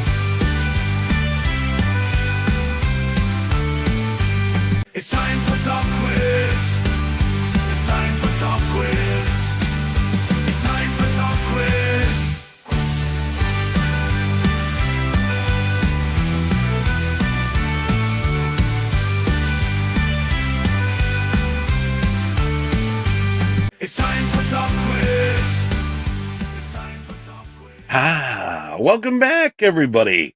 Yes, it is a little after 1 o'clock, and we've got Bonnie with us. And of course, I hope you all know what time it is. It is. Yes, it is. And I think Bonnie froze. I'll dance by myself. Bonnie, your picture froze, but I feel that you were dancing with me. Are you with us, Bonnie? Let me try to reload. Log in again. While we're getting people here, remember the Topquiz link is at the top of the chat. Click on that link and get in here for an opportunity to win a VIP entry into the next round, up and coming. So everyone else, top 5 answers will get an automatic entry into the next round of VIP. Everyone else who gets 3 or more questions correct will be entered into a raffle where Gabe will be drawing the remaining 20 winners, and he'll come back on here in Power Hour, and we will list them. And Bonnie is back. Bonnie, how are you? Good. How are you? Happy Valentine's Day. Happy Valentine's Day, Bonnie. All right. All right, Gabe, how we looking, partner? We're looking good. We're looking good. I'd say give people another 30 seconds or so, and then we'll go ahead and get cracking. Okay. All right. So the question is, how was Eddie feeling when he made these questions? Well, I figured we'd have some fun stuff here. Nothing really off the wall here. Mathematical, scientifical, historical, maybe some history. Yes, history questions here, but I'm ready to go. Bonnie, are you ready to go? I'm ready. Let's do it. Any plans for the weekend here for Valentine's Day? I'm actually celebrating Lunar New Year a little late, so gonna be wrapping a lot of dumplings. All right. Yeah. Not really the Valentine's Day activity, but it'll be fun. Okay. What, real quick here while we're still getting names here, what do you celebrate? Like, how do you celebrate? How do I celebrate? What the Lunar New Year? Oh, Lunar New Year. We just wrap dumplings with my family, eat a lot of food, play some games. There you go. Can I come over? Yes, of course. I'll make you some dumplings. Oh, that would be nice. I love them dumplings. Dumplings and mustard. Okay, I think we're good here, Gabe. Yes, we are in. We are good to go, Eddie. Real quick, there's some confusion in chat. There will be no VIP form drop-ins. We are currently not scouting the traditional way. The top 25, or I'm sorry, the top 5, and then 20 random winners will receive a entry into next season. So for the confusion in chat, this is the winners of Topquiz will get a submission for the next season. But yeah, man, whenever you're ready, let's. Yeah, you said that. Sometimes people just don't listen, Eddie. You gotta say it again a few times. So it's all good. Read my lips. I'm ready when you are, though. Let's hit it, man. All right, Friday, Topquiz. Here we go. All right. Happy Valentine's Day, everybody. 3, 2, first question. What was the score of the first official basketball game? Was it 200 to 199? Was it 44 to 44? Was it 1-0? Or they didn't keep score? What do you think? I think it's 1-0. 1-0? You think so? I don't know, we're getting a lot of votes here. 44 to 44 didn't score. Maybe 200 to 199. That would have been a big game. And yes, oh goodness, I got a lot of people here. It was 1-0. Believe it or not, the inaugural game was played with 9 players on each team. They played 30 minutes, 2 15-minute halves, and yes, the score was 1-0. Yeah, a bunch of white guys playing basketball. There you go. That's what happens. That's what happens. All right, top 5 here. We got Bonnie Hartz. Look at that. Creative Rabbit, Cleotis, Chet, and Z Gomez. Top 5 right now. Okay, question number 2. Marcus Tullius Cicero is known as a gladiator, a Roman general, a youth furniture salesman, or a Roman statesman or lawyer. A lawyer, or a Roman statesman or lawyer, right. Okay. What do you think, A Bonnie? lawyer? You think so? You think he was a lawyer, Cicero? Maybe. Maybe. Well, there you go. It was, yes, he was a Roman lawyer. The used furniture salesman was actually on Al Capone, who lived in Cicero, on his business card. There you go. Okay, we've got a new one. Marie, Hoag's Mustache, Creative Rabbit, Vegas Nick, and Sneaky Neeks. Top 5 here right now. What happened to the Bonnie one? Oh my goodness. Get back in the game. Get back in the game. Yes, he was a Roman statesman, lawyer, scholar, bunch of stuff. In Star Wars movie, who is the most well-known character to use a purple saber? Was it Master Yoda, Frank Oz's Hand, Kylo Ren, Adam Driver, Mace Windu, Samuel Jackson, or Obi-Hoag Kenobi, John Hoagland? Is it yellow? Mace Windu, Sam Jackson. Yes. Oh, look at all the Star Wars fans who got that one right. And yes, Obi-Hoag Kenobi, John Hoagland. He doesn't need a lightsaber. He has powers beyond that. The Master Jedi. Let's see who we got here. Hoag's Mustache. Speaking of Obi-Hoag Kenobi, is on the top here. Creative Rabbit, Vegas Nick, Zoopy, and Widge Wimnan. There we go. Okay. Next question. Zim, zam, zoom. All right. What was the final budget for the 1975 movie Jaws? Was it $1.380, 22 million, 56 million, or $7 million? I think $7 million. You think? Really? I You think? think. Not $1.380? Maybe it's Oh, we right. got a lot of movie players out there. Yes, Bonnie, you are correct. $7 million, but actually it started out at $3.5 million. They were shooting for 55 days. It turned into 157 days, and they made $260 million on a $7 million budget. So there you have it.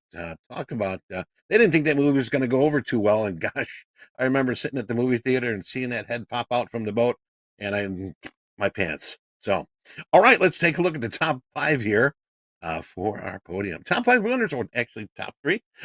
Mikey Hawkinger. Way to go, man. Number 2, Sneaky Neeks, moving up to number 2 spot. Number 1 here, we do have, who could it be? Creative Rabbit. And Gabe, I can't see the run. Can I see the runners up here? I can't see that too well. No, I'm missing the runners up.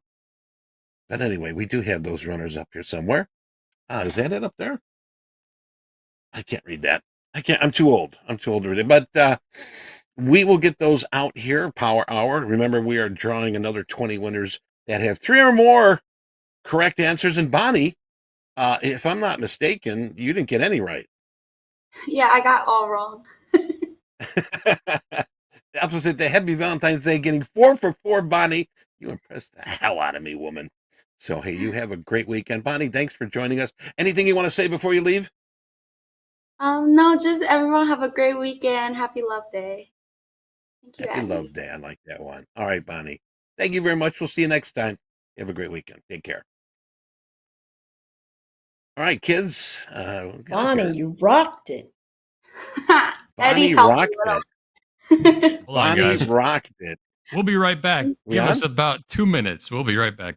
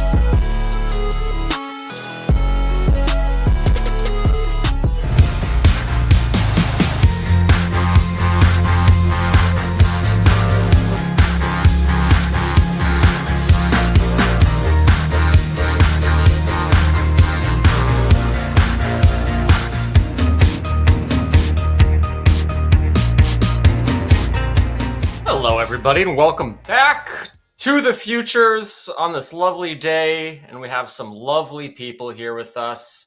Anne-Marie Band, trader, author, and educator, and Zach B. You can follow him at The Real Deal Zach. We also have JD as well, InQ Trader, TopstepTV producer, and for today, house account driver. So we're looking to get hopefully a couple bucks out of this segment. This house account's down 200, but JD, how's your house account looking today? I'm up $100. Took a gold trade on the opening range gold trade. We actually ended up covering it before those 730 numbers came out, which was a good move.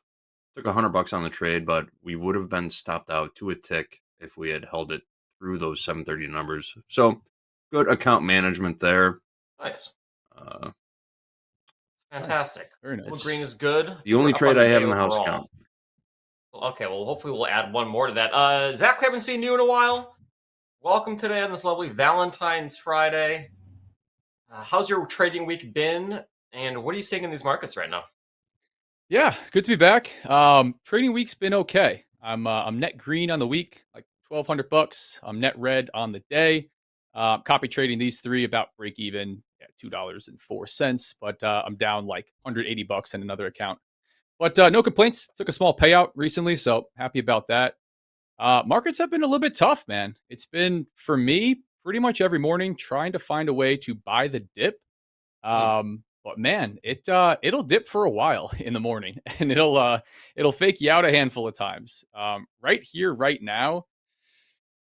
Today I was trying it short a couple times, stopped for break even on some stuff that would have played nicely, and then I tried it long a couple times on the way back up. This was the move that caught me and brought me back to red. But yeah, I don't know that I want to be a seller in this market. Even right here, right now, I'm looking for a way to buy. Maybe a pullback down towards VWAP. I got some Valentine's Day colors rolling here on ES, but maybe a pullback down to VWAP or this session VWAP. I'd look for something long down the 36, 35 level. That'd be pretty sweet. Give me a way to structure risk. And that's an ES. So JD, from mark those down. Anne-Marie, I'm going to go on to, you're my friend in this segment, but soon to be mortal enemy in the next one. Just sticking around for the reversal challenge. So I'll play nice for the next, 40 minutes. Anne-Marie, how's your week been? And what are you seeing in these markets? Any levels that look good? So the week's been good overall. Today I've been a bit tired, so not great. So the P&L in these accounts I'm down $22, but managing risk really well. So I'm super happy with that. The biggest thing about having a Topstep account for me was learning to really trade in a completely different style after trading a certain way for 20 years. And so learning to really manage that risk has finally come together. And so looks good. So I could go over a couple of different things. We're seeing in the ES and the NQ, just like Nick was talking about, a lot of option buying. If you remember Fast Markets yesterday, Nick and I were on together, and Nick said, hey, listen, I'm just seeing a lot of option buying, and we broke through some levels and turned right around and moved all the way back up. Today, I think, has the same kind of flavor. And so any shorts have been sort of very quick and just looking for a test of some gamma line. So what we're looking at now in the ES first is a 6150 gamma line that's above. Now the traders have been coming in just shy of that lately over the last just this trading day. They've come shy of that level and rotated down, but we've gotten higher lows. So dip buying looks like something we could get. And we could have Yeah. Just for the newbies in chat, can you define gamma line in like 1 to 2 sentences? Not everyone. So I am trade going to options. steal Coach Jay's Ooh, perfect. definition because I want to give him props. So flattery, what is the imitation is the best form of flattery. So yes, he described it as a region on the chart that shows a lot of volume. And I think Got it. that's a beautiful, simple explanation of what gamma lines are. And they come from the volume in the option chains. And so for the ES, we've got 6150, but listen, for next week, 6200, 6225, 6250. I mean, some big numbers into next week. They're already positioning. And so this, I think, is going to be very interesting to see what happens there. But today, we've got the 6150. We also have one at 6122, but that hasn't been tested and recaptured since the pre-market. The next level up is 6127, and then there's one at 6130. So they're all bunched together right now, but it clearly suggests dip buying. So what would be a super present for us is if we got a flush down into those levels, and then we could really buy it hand over fist. Nice. And JD, I want to swing NQ. Pardon? Oh, sorry. Doing both markets. Go ahead and finish up the NQ. So for the NQ, the gamma lines are 22,000 and then 22,250, and then just below 22,150. So we've got about 50 points between the two gamma lines, and so far in the last hour and a half, we've moved from one gamma line to the next, rejected that gamma line. So I am looking potentially to buy at around the 22,150. I've drawn the line here. I love using the chart tools. They're super easy. I've got my favorites up here. And so I just have my line and draw it there. And that's where I'm looking for a nice reflexive bounce. And can you just answer some questions in chat from Steve R? How do you find gamma lines? You're looking at the option chain, right? Correct, but I don't do that. It's too time intensive. There are algorithmic groups that do that, and my favorite, of course, is Menther Q Pro. Menther Q. They're fantastic. Perfect. JD, I want to swing it back over to you here.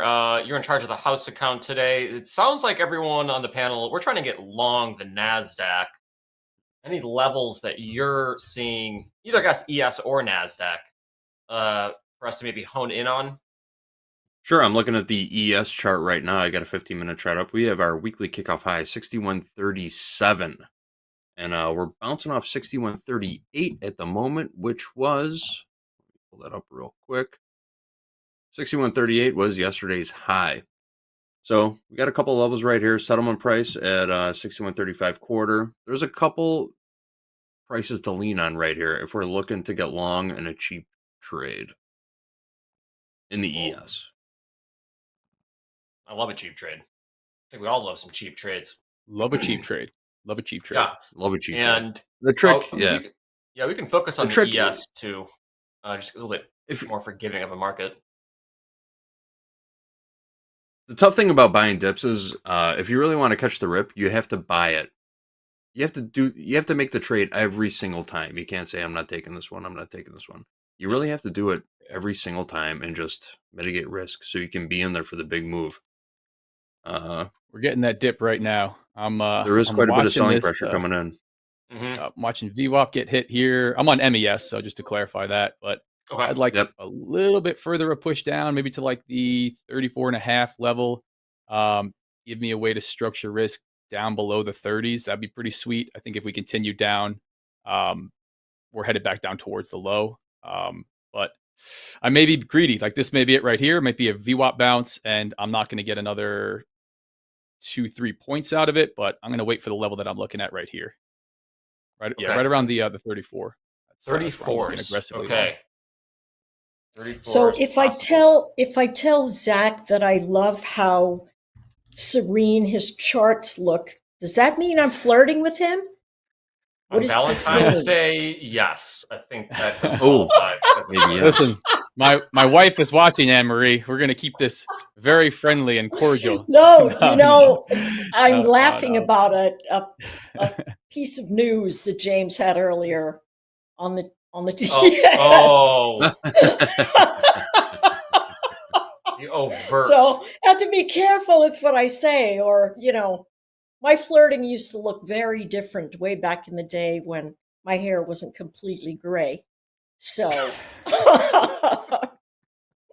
And you were but chasing. I love how serene your charts look. They're very. Oh, thank you. There's nothing that is scary. A lot of times when you put a lot of colors on your charts, you're like, oh.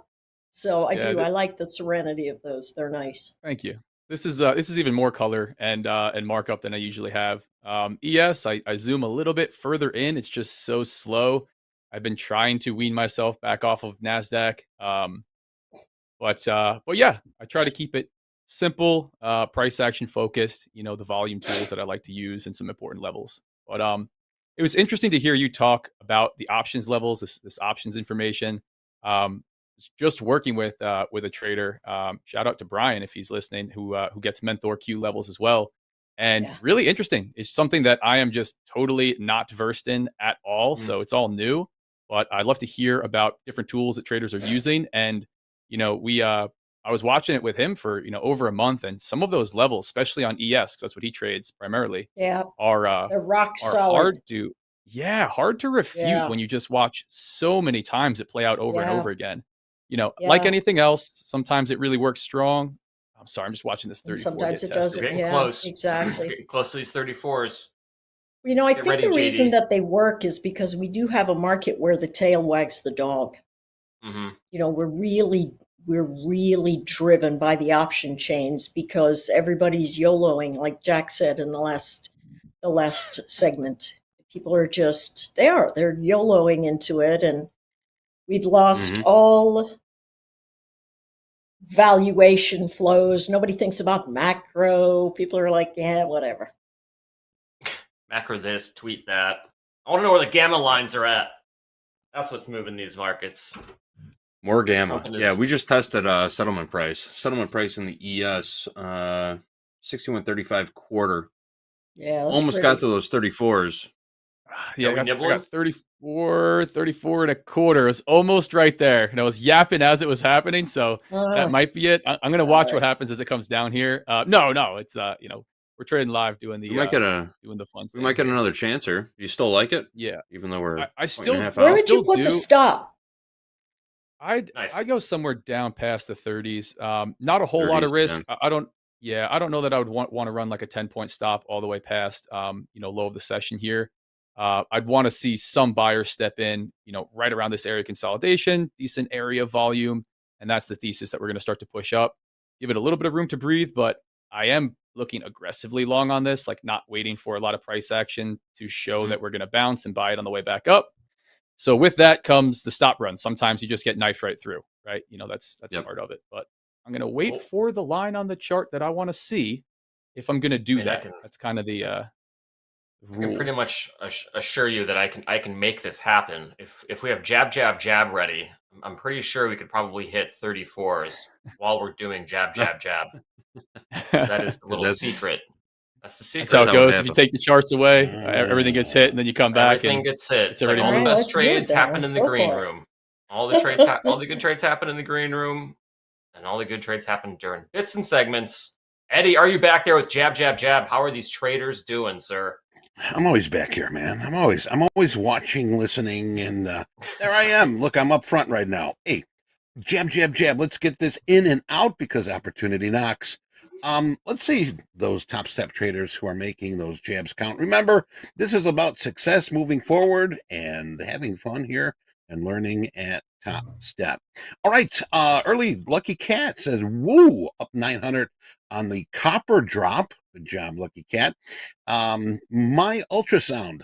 All right, I'm done for the day, guys. Met my goal. Peace, good luck. Way to go. Colin Livings. just passed combine off the gold bounce. Way to take advantage, way to watch the market. Mr. Nonick, man, what an up and down day. I'm going out of my long too early, but he's up 110 bucks green. Guess call it a weekend. Good decision. Jibo up 200 on the second combine, and both locked up. Yes, if you feel it's a good day here, lock it up. If you're down on the day here and you can't find anything right, lock it up. Don't dig that hole any deeper. Mad Lucky. I think I just passed my first 50K. Sort of. I don't have 5 days of $200 profit each, but a good beginning learning to sit on my hands. There you go. David Woodson, flat, up 1357. Man, that is a good day, especially on a Friday. Addison, just passed my 50K combine. Congratulations, Addison. Whiskey Throttle passed my first combine. Well, welcome to the party. Time to enjoy the rest of the day. Yes, you do that. Lockout done. Smart trader right there. Floppy, praise the lockout button. Thank you, Floppy. And just a few more here. Fort Tane, third day in my first XFA, second $200 profit, locked in. I am done for the day. Notice how people are, they got small profits. Remember, those small profits add up. You got to build that foundation first before you really start swinging for the fence. Galaxy, just passed my Topstep Trading Combine. Way to go, Galaxy. And Dougie's channel, a big green for the completion of the 150K Combine. I'm up 12% on my personal portfolio for the week. Congratulations. And that is it. And I'm going to pass it back to JD, Dolby Time, Anne Marie, and Zach. Buddy, thank you so much. Congratulations to those. I thought my little parlor trick was going to work and we were going to hit those 134s while that was happening, but it didn't happen. But we got closer. Gennady Golovkin, can you guys give a shout out to my brother? Don't say it, Dolby. Don't say it, Dolby. Don't say it, Dolby. I caught that one early. Oh my goodness. Saved my life, JD. Saved my life. Funny one. Gennady, very funny. I already gave a follow-up message. Did you? Gennady Golovkin's cruising for a mutant in the chat.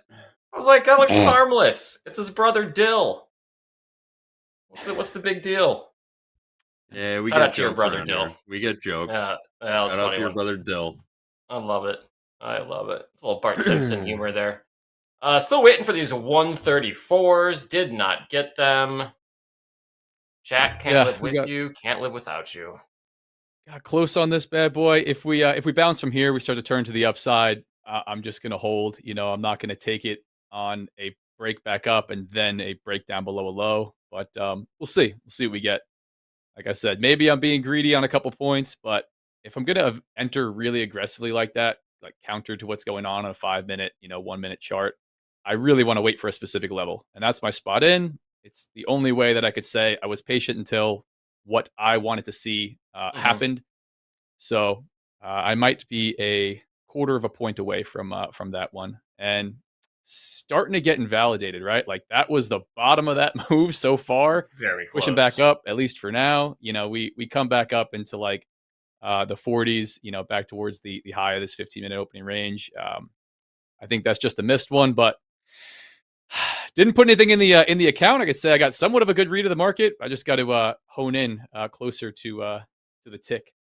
It feels good though. It feels good to like call a level, miss it by like a tick or two, and then have it go in your favor. At least you're like in the ballpark of understanding what's going on in the market. For sure. Yeah. For sure. I got to give a shout out to the traders that have been on TopstepTV lately. They've been so controlled, so decisive about their motions, thinking over their trades, watching their risk. They've been just such a great example to the viewers. I just really have been just so impressed seeing how everyone another thing, does Anne Marie, I think it takes an exceptional amount of guts to come out on TV too and trade live in front of everybody and do it well. It's not an easy thing to do.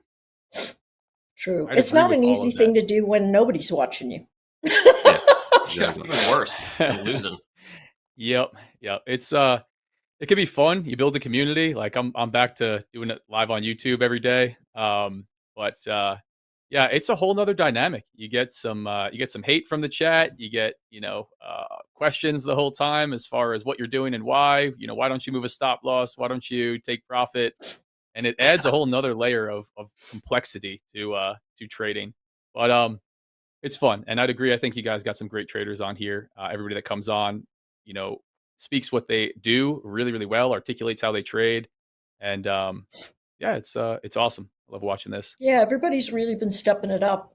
Really, I mean, they've really been stepping it up. It's been really great. I think it's Topstep TV is even more of a learning and education event than it was when we started. Even though it's tradertainment and we have fun, I'm just loving seeing the control from the traders. It's what real trading does. When Nick comes in and he goes, "Yeah, I see that. I see what's happening, but I'm not pulling the trigger right now. It's just not what I'm going to do." Mm-hmm. And so that's just how it really is, and I absolutely love it.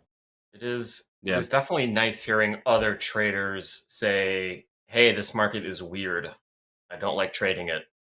And then if you're a new trader, you're like, "Huh, why is it weird?" And then we all explain it's weird because of XYZ. This is how things have changed. It's not the same. And that can help new traders kind of perk up their ears and be like, "Hey, this market state is different. We can't just see what NVIDIA is doing and then just go long." Oh, Eddie, what do we got? Hey, we got some hot biscuits here. One hot biscuit for everybody. Trump.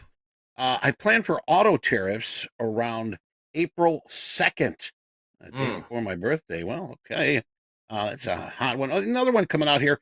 I would not mind Japan taking minority stake in U.S. steel.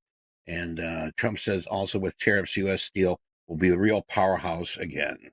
And that's what I've gotten. Back to you guys when all I can say is, I love you. Yes, I do. Aw. You're the best, Eddie. Tariff word got dropped and market has done nothing. Or maybe the market is burnt out from the word tariff. Well, I think the market's actually... Say again, Anne-Marie. I think the market is finally getting accustomed to why and how he's using those words. Mm-hmm. They're like, yeah. Tell us what else. The shock and if I didn't know what a tariff was, I would think it would be like on the appetizer menu in a expensive restaurant. I'll take an order of tariffs, please. Yeah. I get some champagne with my tariffs. Tariffs. There you go. Tariffs. French restaurant? Yeah, he's at a French restaurant. So I Apparently, did Andre add... knows French. Didn't know that. Yes, Anne-Marie. Does he?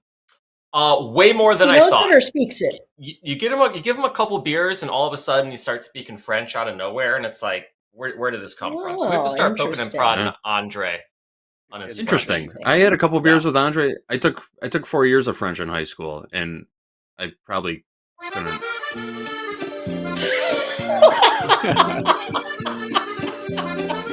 Go ahead. Keep talking. Just put a little background music to it. Yes. Killed that one real fast. I'm done talking about it. Andre and I will not be talking French together. Andre and I will not be talking French together. All right. There you go. Fine. We'll have to harass Andre when he comes back in 20 minutes. Oh, it's a good time. Well, market has moved all of 3 points in the ES. NASDAQ hasn't done much else. Is Bitcoin doing anything fun? What's going on with crypto these days? Bitcoin shot up. Yesterday, it started climbing off of like 94,000, and then, now it's trying to kiss 100,000. The problem is it's been sitting in this range for weeks. Low of 91, high of 101, not doing anything else in between. So if it breaks out, it's going to be pretty interesting. But so far, every time it comes into about 101,000, people have just been pretty nasty megaphone pattern too on that daily. I mean, really consistent lower lows, and then some, they may be slightly inconsistent higher highs, but it's pretty close to being an absolute nightmare. Yeah, of a trade. it's very messy. Very, very messy. So what I wanted to mention was that, yeah, now I'm changing my mind. I had another buy up just a little bit higher at 162, but I think I'm going to move it back down. So I have one at 22,157 in case it leaves that gamma line and continues up. And then I have some just below it at the VWAP and the prior low at, I don't know why my voice sounds like I'm smoking cigars, at 22,146. So I'm still waiting for that sort of congested test of those prior bounces, simply because that's really what we've been doing. We've been bouncing from one gamma line to the next. And so maybe we do it again. Cool. I mean, those are coming up. We actually might be able to get filled on those, JD, if we can get a push down like 20 points in NASDAQ. Currently Is that working on no your- orders at the moment, but okay. I mean, it's a tight Yeah, range. anything.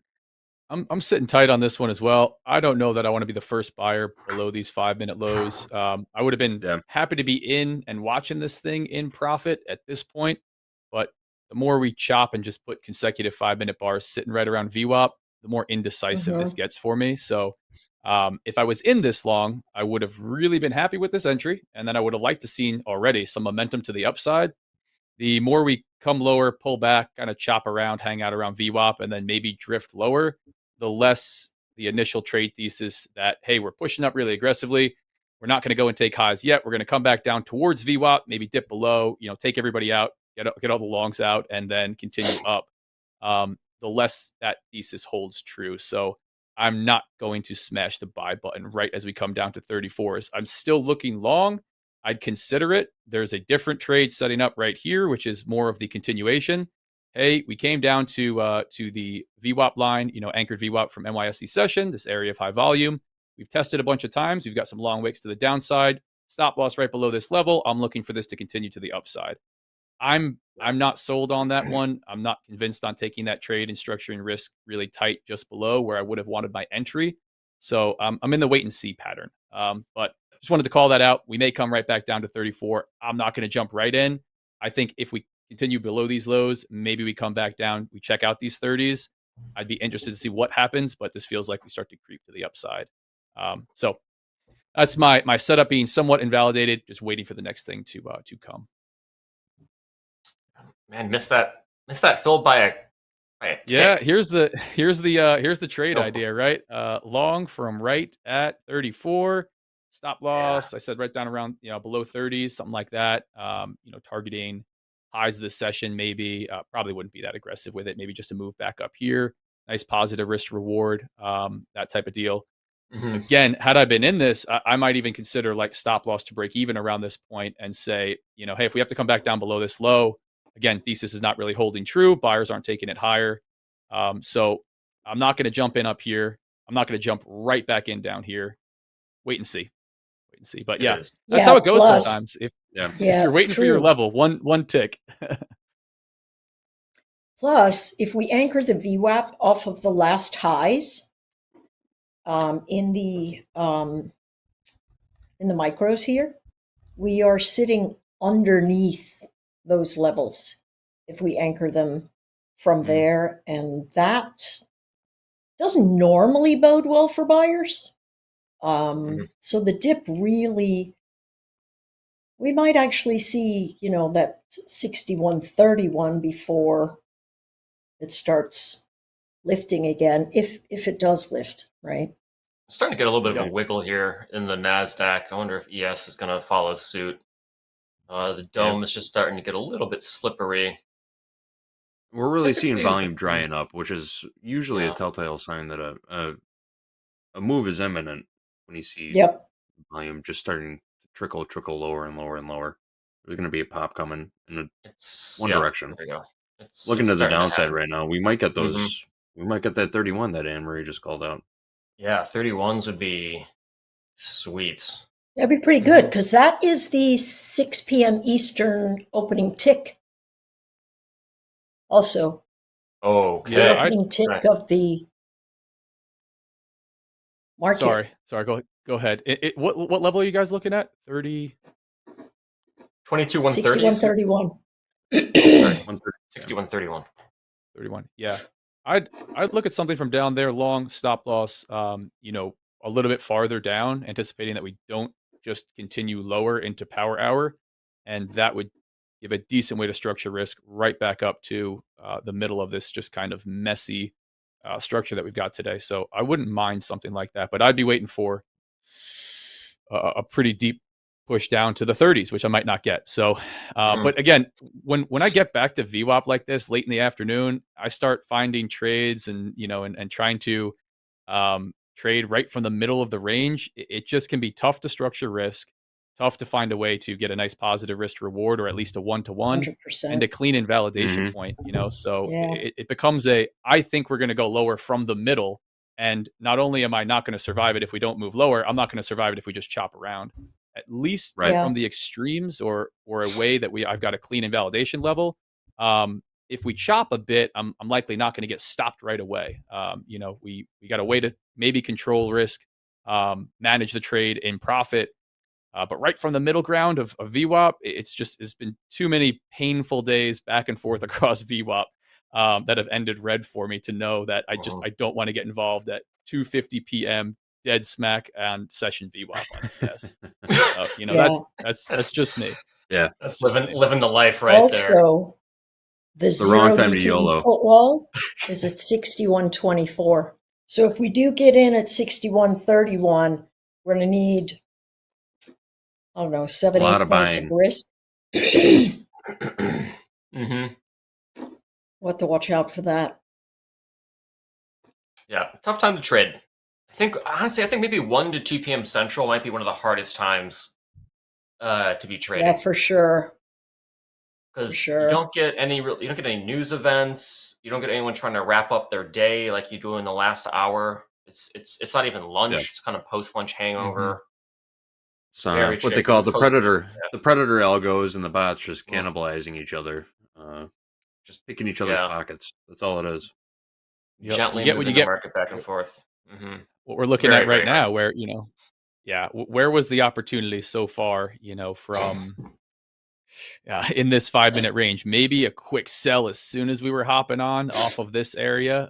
But after that, it's chopping right around VWAP. It's a little bit tricky. So no good. I'd agree no with good that. Intraday trend. Yeah, I mean, time frame is important. The last half hour, we've just been bouncing around settlement price, and yesterday's 61.38 was yesterday's high. Settlement price and yesterday's high. That's been the range since we started this session, pretty much. Yeah, what is it? 20 points for this session in NQ? Not a whole lot. But I mean, it's something to at least learn. In ES, it's 3 points. We've been in a 3-point range the last half hour. Yep. Those tight ranges.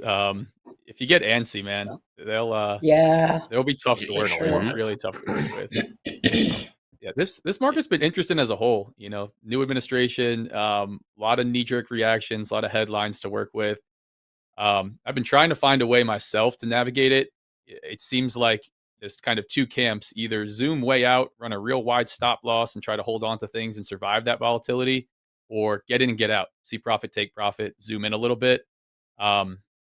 I'm not finding either works spectacularly well outside of just staying consistent to what you know. And hopefully, you know, you're on the right side of a few of those moves, at least half the time. But it's been interesting for sure on the U.S. indices over the last few weeks. Yeah, there was a pretty wild pattern in NASDAQ on the daily from, is it the 4 hour? Oh, yeah. I mean, we're looking at the Monday that 1 hour. Yeah. Or like gaps down, V's up, gaps down, V's up. How many times did it do that? We had twice. 2 weeks that were like the same. Yeah, man. Same type of deal where it was just gnarly sell off on Monday, gap down, and then really aggressive recovery, but notwithstanding some like pretty serious NYSE pullbacks. Like some pretty wild. You're not just going to hop in, open up your charts, you know, buy the breakout. So yeah, it's and that played out like 2 weeks in a row, back to back. It felt like it was going to happen the second week, but you're like, is this hindsight bias? Am I just trying to trade what happened last week. But I think it always comes back to stick to what you know, stick to your guns, apply some consistency. The market's always going to be irrational, always going to be somewhat random on the short term and consistent in the long term. And, you know, maybe actually that's exactly what you need to trade. And you made a killing. You did really well. And other, you know, I would say guys, but men and women, since it's Valentine's Day, we got everybody on here, you know, struggle with it, but you just got to find the time where the market agrees with you and doesn't agree with you. And probably best not to go changing too much and adapting. You know, that's kind of my idea after trying to change a little bit and adapt a little bit. It's tricky to deal with for sure. So I feel for anybody that had a tough couple weeks after some big movements. If they were watching TopstepTV, they would have known this market is weird right now. That's way to describe it. You should have known. Weird. By the way, folks, we do happen to own the domain Hindsight Capital. If you're ever around on the interwebs and you come across Hindsight Capital, that is ours. Our good friend and colleague Jack Pelzer wrote the content for that website. Hindsight Capital, we'll let you know. We also own a cockroach named Hindsight Capital. Don't forget about him. Or it. I think they're on the board. We also own CoinFlip Capital, another keeper, and I think Roll the Dice Capital too. There's a few that awesome. Hey, real quick here before we go, we got Logan speaking. Fed Logan. My name is Wolverine. Logan, I'm talking about. Got a hot biscuit here from Logan. If the labor market stays long, better inflation data doesn't necessarily mean the Fed can cut. Even if it's better than data and inflation, we should be cautious on rates. It's just hitting the wire here right now. So Logan is speaking. Back to you guys. Logan is speaking. Well, if Logan's speaking, I don't want to speak. And I don't want to speak because this segment is over. It was a quick segment. Not a whole lot going on. But that's okay. We had a great conversation, and sometimes not doing anything is the right decision. In chat, hopefully you learn that everyone here is kind of struggling with these market conditions. They are definitely unusual. I think we're all kind of waiting for normal to return, whatever the hell that means. But coming up, I don't know. No idea. I went to a bowling alley last night on Thursday. Hot biscuits, yeah, right. Hot biscuits. A lot of hot biscuits. So coming up, reversal. Yeah, right. I want a rosemary biscuit next time. Reversal challenge. Ladies are taking over next. We got Anne-Marie sticking around. Deanna is coming up. And last week's champ, Nick for a Tick, will be joining us for the reversal challenge. So get those practice accounts ready. Real deal, Zach. Pleasure to see you and your glorious hair as always. I know. I was going to say something about that. I didn't want to flirt. Just no haircuts. I saw that. No shaving, no haircuts. Just glorious. Just glorious. Anne-Marie, stick around. You're not going anywhere because you're going to be my mortal enemy in 10 minutes. And, bring it. Oh, I can't wait to put you 6 feet under in this reversal challenge. Valentine's Day is over. It's a wrap on Valentine's Day. This is a wrap. Oh, the love. Valentine's Day ends at 2 p.m. Central. Don't know if you know that. But it was a fun segment. I think that's all I got. So, James, Gabe, whoever's back there, go ahead and release me. Release us from this segment. There we go.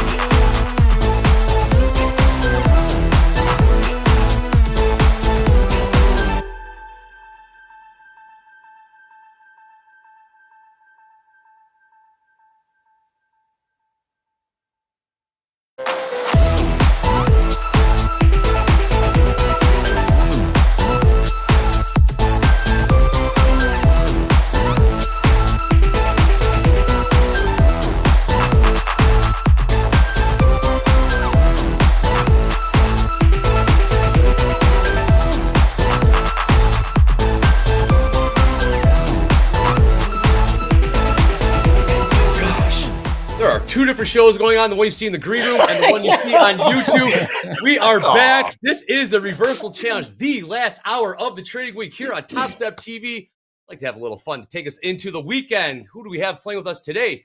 We got the defending champ, Nick for a tick.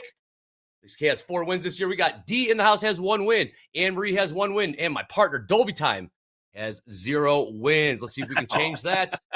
Anyways, Dolby Time, let's tell the people at home how the game is played. Yes, welcome to the Reversal Challenge. There will be 2 25-minute periods. It must be flat after the first period. All traders enter into a trade at the open, or whenever Andre decides to say, well, I'll agree at the same time to hop into the market. And then we're going to double the lot size approximately every 15 minutes. If you do play at home, and I do encourage it because it's pretty fun, make sure you are in a practice account. Yes. You are not in a trading combine or a live account. So requirements, NQ, practice account and then turn off your brackets so you don't get tripped up. And kind of the concept of this is that no one is allowed to exit the markets. The only time they'll be able to is during the halftime period. So we're going to have to stay in the market in a trade for the entire duration for the most part, other than that one halftime thing. And other than that, that's about it. If you do happen to hit negative $4,500 on the day, then you will be removed from the game or disqualified. You can still hang out, but you're disqualified. So try to avoid the negative 4,500. No. Yeah, good luck with that, Renee. Lots. Good luck. We're going to start in 20 seconds. 20 seconds. 12 after we're going to start. Any questions? Nick for a tick. Anything to say? I was the cause of the pre-Power Hour drama, so I apologize, everybody, for being a few minutes late. 5 seconds. Poll is up in the chat. Who do you think will win? Everyone's going to enter with a one lot. Market order. 2, 1, enter. Let the games begin. I'm short. Short. All right, poll is up. Who do you think is going to win? I'm voting for Dolby. Thank you. Yes. All right. And we have Nick for tick is the defending champ right now. Okay, who's long, who's short? Already cheating.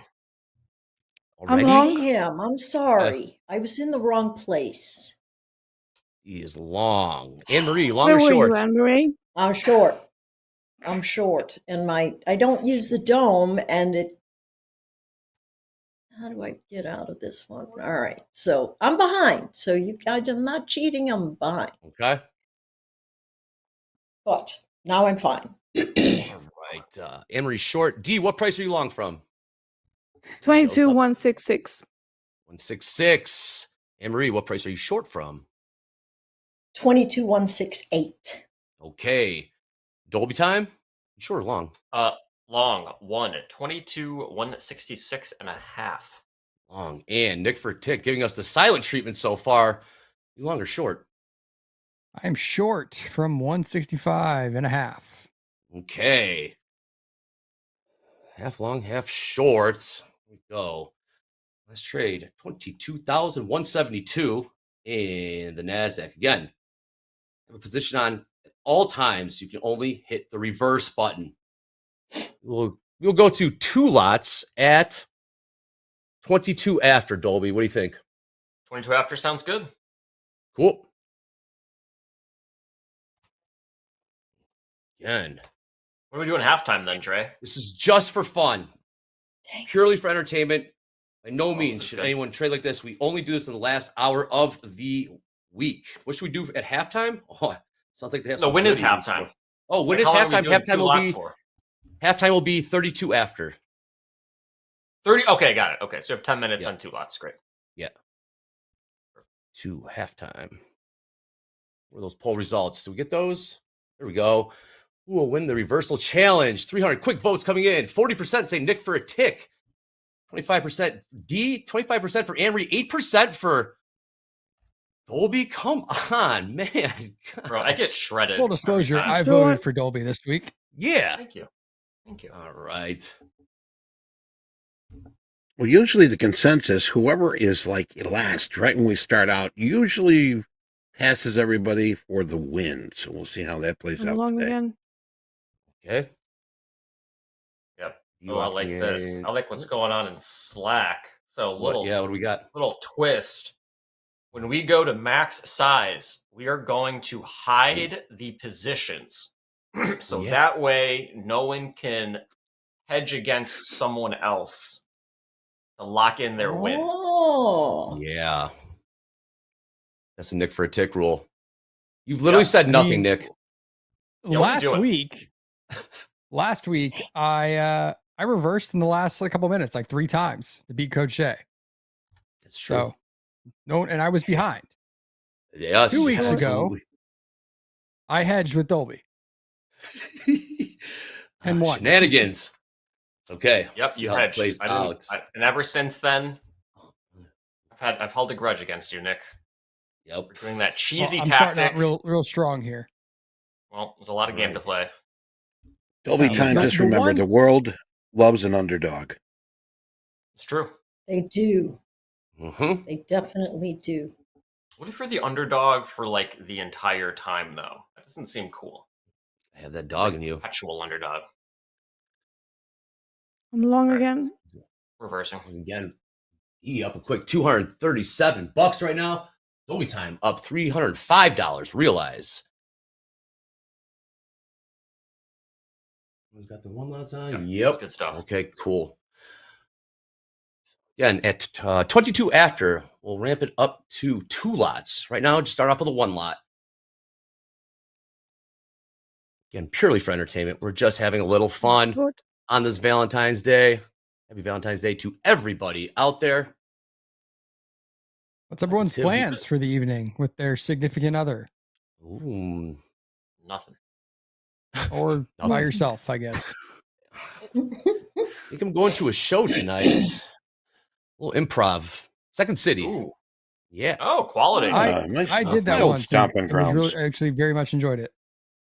They're pretty funny. In Chicago. 22,182 last trade in the NASDAQ.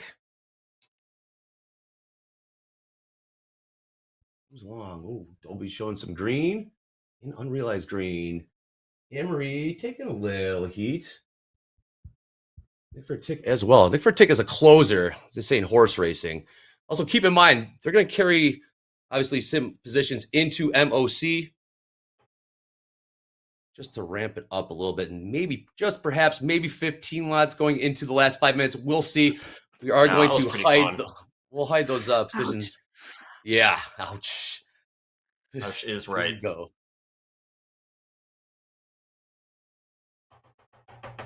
Do Emery or D, do you have any memorable Valentine's Day stories? Not really. I don't really do Valentine's Day. Me I don't neither. Yeah, Oh. I don't really like people telling me when you should be romantic. That should be all year, surely, not just on Agree. one day. Yeah. Just a The hallmark. best was yesterday, Yeah, I Mrs. don't Jack do it. saying, define romantic when asked the question, is Jack romantic? Yes. So good. So good. That was pretty funny. Until, hey, Eddie. His wife looks fantastic for birthing 2 babies just a little bit ago. Yes, sir. She looks really great. Let's see if we can get some P&Ls in the chat. If you are playing at home. Again, purely for entertainment. Practice accounts only. Let's see some P&Ls in the chat. Remember, a practice account, folks. Use Yes. that practice account. Yes. Please. Unless you're Nick Check, for a tick double and you're check. putting up $31,000 on the reversal challenge cumulatively in 2025. Yeah, maybe I should have switched to my live account. I think the risk team would be very happy, but We got some Your account. headline. Yep. Got some Can't tell headlines me coming what out. to do. That's right. Well, sometimes. They Oh, can. all right. D went red. I went red. Yeah. Okay, right around scratch. Dolby time. Early lead right now. Oh, that story. Yeah. stubbornly holding my short. Okay. Are you stubborn in real life, Nick, for a tick? Yes, absolutely. I was just about to say, I'm going to guess that answer because Mhm. it's all over his face. He's a guy that sticks to his guns. Oh. He sticks to his guns, I can tell. I am Mm-hmm. stubborn. There's no question. I think as a Here. trader, you have to as I well. think If you- so too. Yeah. Yeah, I think it's almost like a job description, isn't it? It kind of is. When you're staring down the barrel of NASDAQ, sometimes you just got to stick your feet in there. Got to call the bluff. Yeah, head through the wall. Mm-hmm. Absolutely. It's what we do around here. Yep. All right, they're going to ramp it up in 90 seconds to 2 lots. Currently, they have 1 lot on. Ramp this up to 2 lots. Dolby Time's got some green, realized. Nick for See tick the being green. stubborn. Green. Yeah. Nick for tick. Mhm. Red. Well, like I said. What are we doing, Nazi? Do something. You Quiet ever trading talk to the day, markets just by Oh, yourself? God, yeah. Oh, yeah. Talking to the chart. Talk to yourself. Nasdaq, how are you doing today? Let's go. Nasdaq, please be nice. Destroying All right, shorts. Have we 60 doubled yet? 60 No, not seconds, yet. Anne-Marie. 60 seconds? 60 Okay. seconds. And that's up to 2 lots, and that'll be for another 10 minutes. Halftime is at 32 after. And hashtag Power Hour at TopstepTV. I'm told we have some good submissions. We'll check those out at halftime. Is love in the air on Twitter? Oh, man. Not in the prop firm space. No. Damn sure. No. Twitter is a nice place. What are you guys talking about? Man. Yeah, for just the town Man, square oh, where people man. get together and hang out. Yep. Share ideas. 20 seconds till 2 lots. Buckle up. It's going to get a lot more fun. Here we go. Nasdaq pushing a little higher. And 5 seconds till 2 lots. 3, 2, 1. 2 lots. Let's go. Lots, okay. All right. What we got? Dolby time, short or long? I switched to short, but it feels kind of mediocre. I'm kind of trying to figure out what we're going to do here at this midpoint of 22,190. It's kind of what I'm on. Emery, short or long? 2 I contracts. am long. Long 2. D, long or short 2 contracts? Short 2 at 22, 185.75. And Nick for a tick, making his triumphant return, Nick is defending the title. Short. Did he do that again? Short, Did he do it again, Emery? 175 and a half. He's talking in third person again. I love it. I love this new persona. Hey, you're the champ. You can do that. I'm underwater. We're going to see how this goes. Martingaling underrated strategy.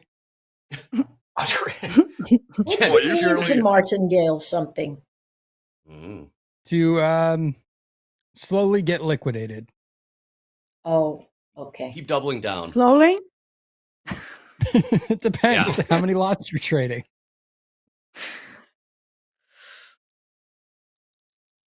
All right. Come on, market. You know what to do. We're playing the do a reversal thing. challenge, Nasdaq. Come Yeah, on. Market with do a stick. something. Do something indeed. Third person Nick for a tick shouldn't be trusted. Hey, I like this new Nick for a tick. I'm obsessed. All right, a little bit of selling coming in here. 22,184. That what do you got? 90 quarter, and halftime in 8 minutes. Oh man, we're getting excited over 2-point moves in Nasdaq. What is going on? It's one of those days, Dolby. It's one of those Just days. one of those days. I think Fred Durst had an opinion on that. He did. Wow. Yep. Woodstock legend. Yes. Here we are. Emery. Let's get references. Yes. I'm Emery, just are getting you warmed up. stubborn? Was people call you Oh stubborn? my gosh. Horribly. Okay, here's what my Horribly husband is doing for Valentine's. He Yes. just started mixing. So I have like house music going blasting out from speakers downstairs. Party time. He DJs in his free time. Cool. Nice. It's party time. Fun. Oh Yeah. yeah. Thank you and Everybody house. should have an unwind hobby. And Q and House. I love that. It's better than Netflix and chill. Ooh, And what's Q and going on? It House. is, yeah. What's Dang it. the deal here? With? Yes, trying to not break this bad. range Nasdaq. low. NQ is trying to break the range high. It's getting wiggly. It's getting wiggly. I don't trust it. Dolby. I don't trust it one bit. Do that again. Dolby's got some green in the realize. Everyone's got a little red. Anything can happen. But still a pretty tight race going on right now. Again, last week, Nick for a tick closed at the finish line. Whoa. Hey, Nick for a tick has the record for most made in a reverse challenge also. Yeah, what it was that does. number? What was that number, Nick for a tick? 18, 19? ATH. 18,500 something. 18,000 reversal challenge. Bananas. Yep. You're not supposed to make that much money during the segments. Could you imagine? I think he's what combined total at up 30K with all the reverse channels. Amazing. Truly. Can't wait for your book to come out, Nick, for a tick on the reversal challenge, theories and methods, and how to pass. I'll probably just start a Congratulations. probably just start a trading course, charge people for it or something. Like every other influencer out there. There he is. I like where this is going. There he is. Feisty on this Friday. Like it, Nick, for a tick. All right. We got about just under 6 minutes till halftime. At halftime, we're going to click flatten all. Hit the flatten all at 32 after. You getting over? 190s? What are we doing? Not feeling good about this short. Well, someone in the chat says, you know who's talking tariffs right now? I'm not seeing that anywhere. Logan's talking. All What was right. that? Are Is that some an animal? green? One of your cats? Oh, my cat's big right here, cat. being an angel. Tiger. Liger. Gus is an angel. Liger. Right, Napoleon. It's Friday, Eddie. It's Friday. It's Friday. Yeah. Doing great. the liger. Together. Here we go. Are we hitting flatten or adding Flatten. this next one? Flatten at Flatten's the 32 next after. Do a quick halftime Mm-hmm. and then start it back up again. There we go. Here we go. It's right. Is that a thing? Ooh. Yeah. The famous Dakota. Here we go. D, do you love the reversal challenge? Do you look forward to this as much as we do? It's pretty fun. Do I look Okay. forward to it? That would be Yeah. a bit of an overstatement. on full length views. Fair enough. You're not the only one, D. It is fun. Yeah. Yeah. You get to I click love it. buttons man. to high heavens. Yep. Man. 22,185. What a trading week we had. What a week we had. Expect more of it, folks. Only getting started. Oh, come on. I know. I know. Doing it like, Jesus Christ. It's like moving in about 5-point range. Oh, here's a poll up in the chat. Do you like the reversal challenge? Simply yes or no. Like this. Okay. Let this one run for a little bit. If it stays 70%, let it run. If it goes back to, it's closer to 50-50, cut it. So it stays in the pot. Yes. End the show early. All right, that's all. Thank you. Good night. Kind of boring, to be honest. Freddie, the markets, we're trying here, man. Get the markets moving. 22,187. Let's take a look at some of the P&Ls here. All right, Anne-Marie's got a little unrealized green there. Dolby time. Green in the realized, green in the unrealized. D down 600 realized, down 40 in the unrealized. Nick for a tick, being very stoic today. Down 400 in the unrealized. We're going flatten all in 3 minutes. Thank goodness. Nick doesn't suffer fools. That's I know. him. I'm a He's fool. not I'm no a fool. I'm a place fool for too. Yeah. I just don't worry about reversing too much until we start either really breaking the range or we start really slinging size. Just kind of letting the market in the range work itself out. Okay. This is like the first quarter of a basketball game to Nick for a tick. Doesn't matter until the fourth. Yep.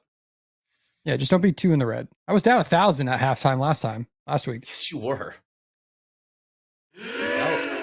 Dow is selling off right now.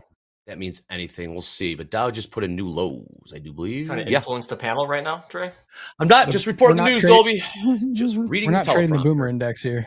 No, we are That's not. right. But I figured I'd look for a market that is moving. So that market happens to be moving. Again, we got 90 seconds till flatten all. Watch me Dolby, get out of how's this like the count? break even. How's the count in the green today? I don't know. I'm working right now, Trey. Okay. Oh, yeah. Don't bother me, man. I'm working right now. Let him cook. Don't talk. Yes, let him cook is right. S&P, I believe it was. If it is, that's a 5-day winning streak. If we did end up in the green. All right. Here we go. I'm working right now. Gosh. Can I change my vote? Change my wants vote to win, man. Yeah. No, He's got the cast. determination going. Gosh, man. Green, green. Oh, I just went red. Oh, yeah. Green Do on it the for all the board here. haters in chat. 50 seconds. My house account's down 200. I'm not sure where everyone else is at. I think we're net green on the day though, thanks to the trades in the morning. Cool. Let's confirm that. That'd be awesome. That'd be a All right, 40 5-day seconds win till streak. flatten all. Here we go. Poll is back. Flatten all. Sounds like a drug for a big gut. Do you like I the need some reversal Flatin' All. challenge? How about this? 66% say yes. That's right. Okay, Yes, good. I can confirm. House account is up. $136 today. 5-day winning it. streak. All green days this week. Let's go. Good job, everybody. 15 seconds till flatten all. Yeah, let's see some of these P&Ls. I'll take two of those. Tight one. Yep. Green week indeed, Zona. Still Zona sweater. All right. 3, 2, 1. Flatten. Ooh, got a little spooky. All right. Let's do a recap. Who do we go to? Our defending champ. What's your P&L? Minus 750. All right. Not too bad. D. P&L, please. Minus 418.20. Okay. Anne Marie, P&L. Minus 954.30. All right. Still in. And Dolby time. What's that green? Plus 664. All right. All right. Let's get right into it. Nice. This is halftime. Markets are starting to move a little bit. So who we got back there? Let's do. We got series. What's up, three? Dre? We Yep, can do we're knocking out a series series 3, but first I have the top quiz winners. We're gonna go ahead and show those briefly from earlier Well, it's this about time. afternoon. I know, Eddie, it is about time. All right, let's see what we have today for our winners. Once again, if you see your name on the screen, you have won a additional entry into next season's draft of the Topstep VIP. Thank you for all that Shout work out to too, all Gabriel. those. Gabe. Heck yeah, man. Also, shout out to Appreciate Tim it. in the background helping out putting together these results. M.A. Mr. Boston. All right. A couple more seconds. If you're in chat and somebody asks if Top Quiz winners were shown, please let them know it was shown at 2:33 p.m. Central. All right, let's go ahead Never and forget. take this down and we'll knock out a Series 3. Aw. All right, your quiz on a question Friday of the afternoon? day.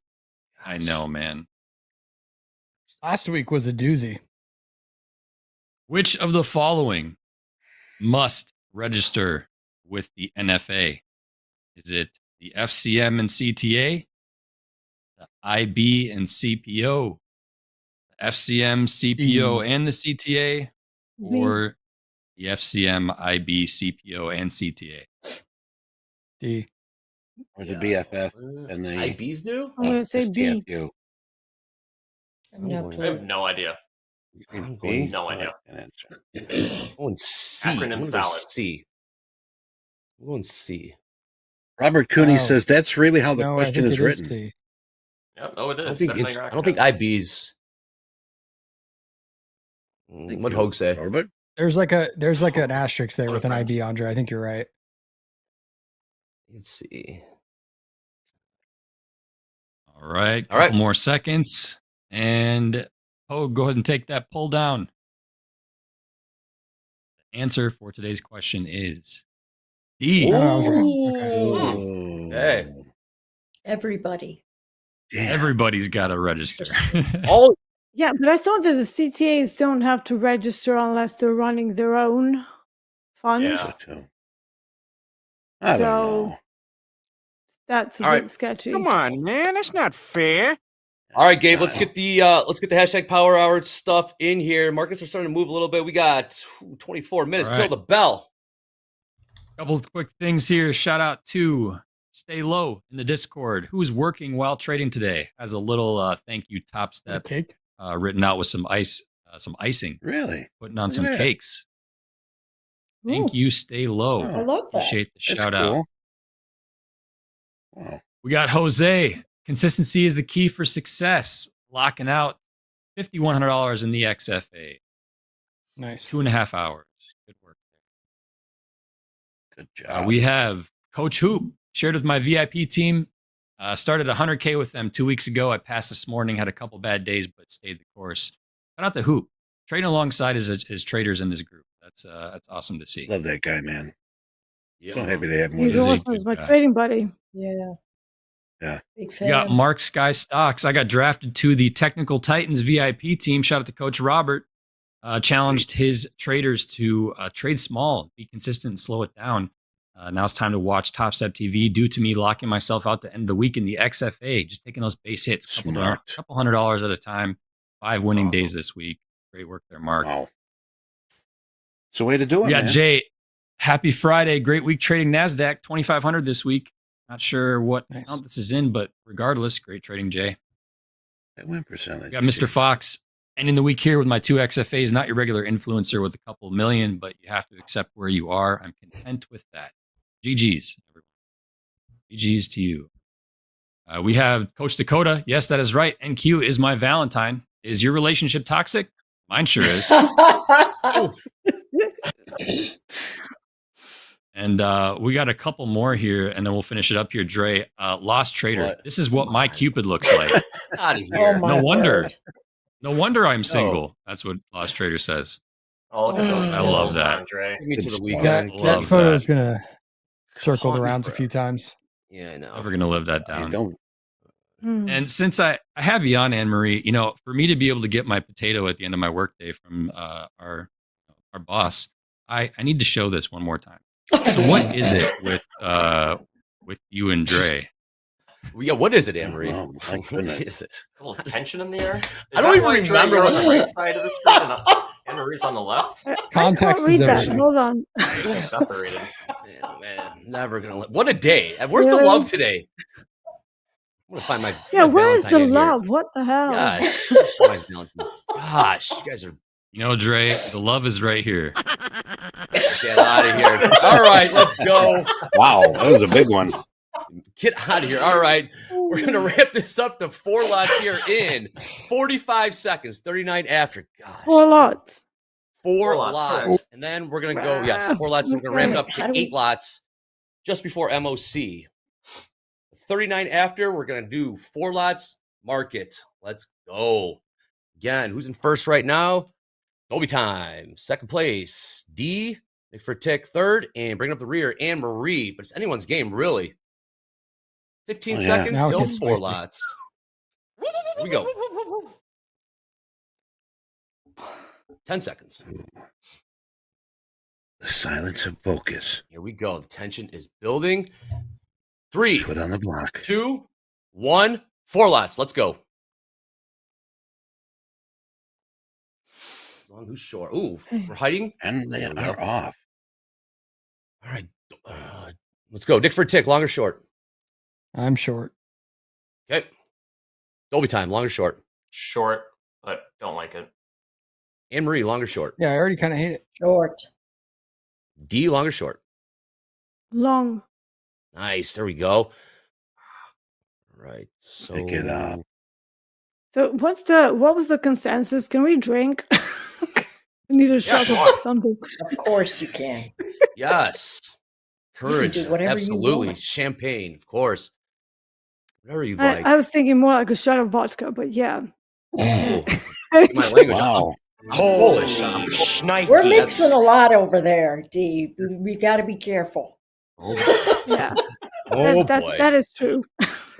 It's true. I hate it when you're drunk. Oh, the green room. The good old green room. What happens in the green room stays in the green room. Oh, wow. NASDAQ is putting some highs there. Focus here. Yeah.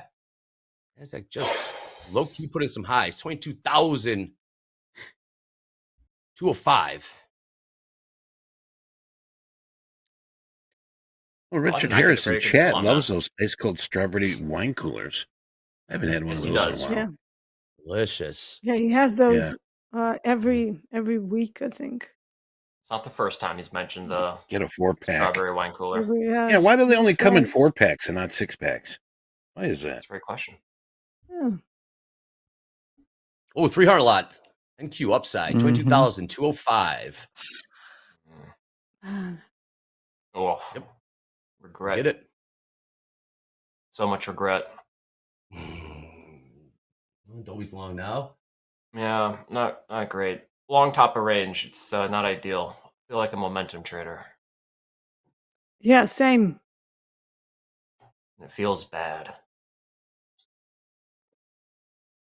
Ugh. 300 lot's still there. Yes, it is. 22,205. I was thinking about traders. The fact that we are doing this on a Friday afternoon just to see how we can game through something. It's so the trader just doing anything to get involved in that market. It's yeah. hilarious. I mean, Nick for a Tick's passion for the markets is just oozing through the screen right now. You cannot contain that enthusiasm coming from Nick for a Tick I think right now. that 300 lot pulled I saw that. right as I was reversing. It made me go get it. Let's see if it pops back in here. 22,192. All business around here. The reversal challenge. Again, this is purely for entertainment. Practice accounts only. Just like to have a little fun going into the weekend. Let's see some P&Ls in the chat. Anyone beating Dolby time? Ooh, don't look now. Yeah, Nick for a Tick going green. Nick for a Tick. Mm-hmm. It's doing pretty well. Mm-hmm. Pretty well. I wish I had held that short up top, but I was thinking we're going to break out. But we'll see what happens. Again, 48 after going 8 lots. 48 after going 8 lots. Friendly neighborhood stoner, man. Damn, Dolby. When I last looked, you were winning. What'd you do? Started trading 4 lots in a volatile NASDAQ market, and it wiped away $600 in 2 minutes. Welcome to the reversal challenge. Moving. Hey, hoop up 572. Nice. Nice. There you go.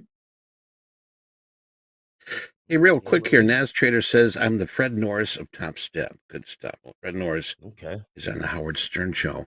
Just to let you know, Squawk Radio was doing this about 10 years ago. And, Fred Norris is the Eddie Horn of the Howard Stern show. So get that right.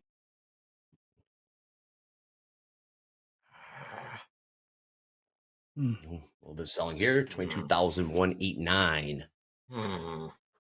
Did take a peek above the 200s. Put in a new high, 209 on the day. This feels weird. Something's gonna happen. I don't like this. Yeah, I don't like it. I don't like it at all. They're getting skirted around here. Anne Marie, are you scared as these 2 boys are? Nothing scares me. Hell yes, Anne Marie. There you go. Yeah, guys, come on. I got 9 kids, dude. Sheesh, Nothing scares me. That's a baseball lineup right there.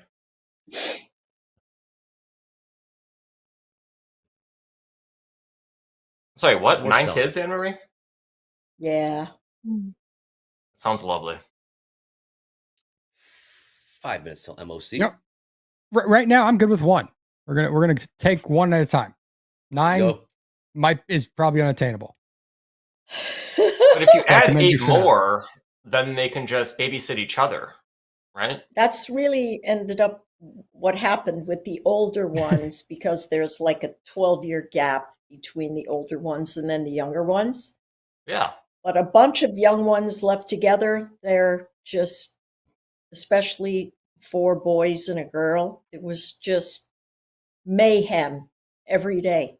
How do you All I could childproof do a was house like try that? to stop them from killing each other. It was Do you have like just padded insane. rooms that they can just go crazy in and just break stuff? The padded room is for me. Oh, it's for you.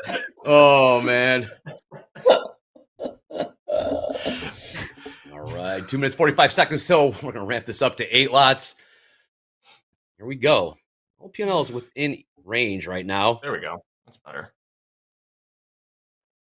Come on, D. Don't look now. Here we go, D. Come on. You got this. I'm gonna be pissed if 1 trade is what's separating me from a win. NASDAQ and house. I think 1 reverse, 1 ill-timed reverse, put me $200 under Nick for a Tick. Yeah, Come that's down to the wire. was a challenge. It happened. D, It happens. he's loving it. All right, he's got 2 minutes still. 8 lots. Wrap this up. All right, Doug, quick. Who we got? We got, hang in there, D. We need 8 I'm lots. right there with you. We got Dolby Time long. We got Anne-Marie. Anne-Marie's long, yes? Long. Everyone's long right now. Oh, and we're going to remove, we're going to hide the positions or P&Ls in the last, Hide what, positions. 5 minutes, Dolby? Like last 10. Last 10? Okay, cool. We go. Dolby wants to win. Go for it. I'm trying, Mike man. says, I had 11 cats. I know what she means. Okay. Chat's the best. Absolutely love you, chat. Absolutely love you. Absolute best. Well, if we're gonna go there, I have 8 dogs. Oh, man. 8 dogs, 11 cats, Yeah. 9 children. Man, Dolby, we're bringing And enough a partridge tree. and a pear tree. I'm bringing, Oh, That's how nice. boys smell when they've been out in the yard for a long time. let's see if They I can come bring in something. smelling like wet dogs. 1 minute till 8 lots. Here we go. That's where it gets fun.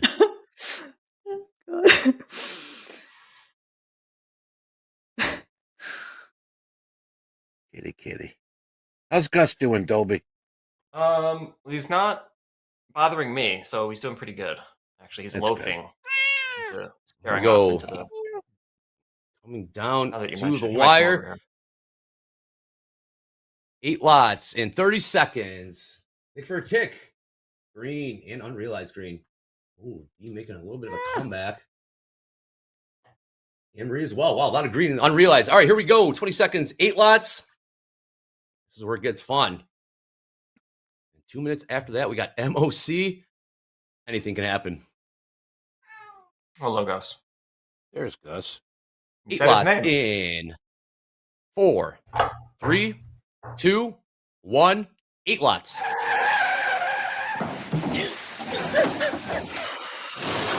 Okay. Fun. Now it gets fun.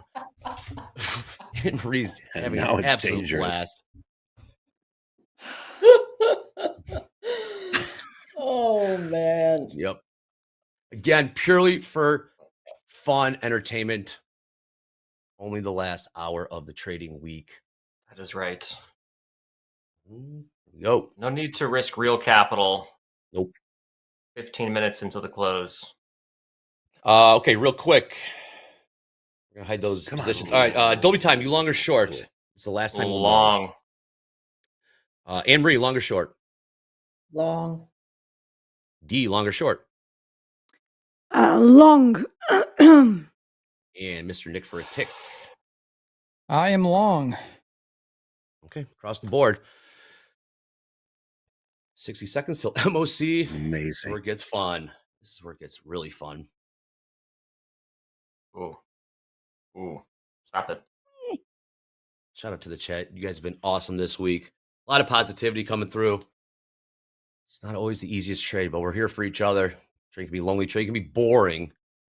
That's why you come to Topstep TV. One last time, click like, click follow, click subscribe. Got that ingrained in my head. Please, we're very, very grateful for it. Getting on the march to 150,000 subscribers. The sooner we get there, the better for everybody. And they'll feed us after the show. So let's do it. All right, Eddie, you got MOC in 20 seconds. Coming up. I'm waiting for it. Oh, man. Here we go. Anuj say, this is the worst segment. MP, remove this for sure from... This is the worst segment. We kind of like it. Or they can just go do something else with their time. Can stay here. Yeah, All right, here we go. MOC. Oh, Here we go. We go. My goodness, here we go, big time, guys. Girls, 1,139,000,000 buy side S&P. Whoa. Nasdaq 905 million buy side. Dow 397 million buy side. Mag 7 684 million buy side. Buy side screaming. Back to you, Andre. Yup. All right, we're talking about over 2 billion buy side today. Sweet, but those numbers That's can the biggest change. all week. Last 10 minutes of the reversal challenge here on Topstep TV. Come down the wire. Oh, look at that. Unrealized. I'm not going to say anything. Yeah, good job, D. All right. Let's do it, right. D. See? Look at that. Positions are hidden. We do not know. We do not know. Oh, this is spicy. I like is this. Fun. Yeah. Yeah, look, I Nick like for a tick's a little uncomfortable right now. He cannot see what the I'm competitors not feeling have. good. Oh Poor boy! little Oh, Nick look at for the a red. tick. Look at the red. You did have a Oh, where? for the NDX. Oh, nice. Okay. Dolby time up $1,300. Yeah, Dolby time up $1,300. D's knocking on your door, D time. Hey, come on in, D. Wow. Just don't bring Nick for a tick with you. That's This the is only going to rule. be sweet. Again, they all got 8 lots on right now. Markets are. Look like it was going to push the upside. Come on, D. You got this. Anne-Marie. Stalking right now. Use some horse racing analogy. Let's see if Nick for a tick can be a closer. Nick for a tick is talking to someone. He is doing the tomahawk man, chop. about a No, horse. he He's is trading 0 doing DTEs right now. He's doing the first off to the down side. sign. No, He is doing the filled sign. Dolby, if you've seen the S&P's chart today, this is the day that premium just goes to die. Oh. I see what he's doing. Mm. Come on, D. Here we go. He's trying to look at his mentor Q levels for the reversal challenge, you cheater. Are we doing 15 lots last 5 minutes? No. Why not? Sure. Oh, I can just go to the emergency center. Henry's laser locked in. Yes, she is. Right now, it looks like it's between D and Dolby time. Coming Anything from can happen behind. here. My goodness. Yeah. Got my finger on the reverse button. Tell you. Oh, yeah. You never know. There's new highs in the NASDAQ. Can't even read chat right now. I'm so in the zone. You stay locked in. Eddie and I will do it for you guys. Coming down the wire here, we have less than 8 minutes in the reversal challenge. All right, are we doing the 15 lots or no? You guys decide. Let's do it. Hands. Yeah. Raise hands. Hands up. Really? Yep. Yes. Yep. Oh, D, you got this. 2. Anne-Marie's abstaining. She's not voting. That's all. You could do that. You abstain? Oh, my. Okay. She's thumbs up. She says yes. All right. Okay. We're going 15 lots, D. Buckle up. 15 lots in 2 minutes. 2 minutes. Just to let you know, we lost $1 billion here in the S&Ps, only around 796 million. NASDAQ 702. These are all buy sides still holding. Here we go. Still pushing higher.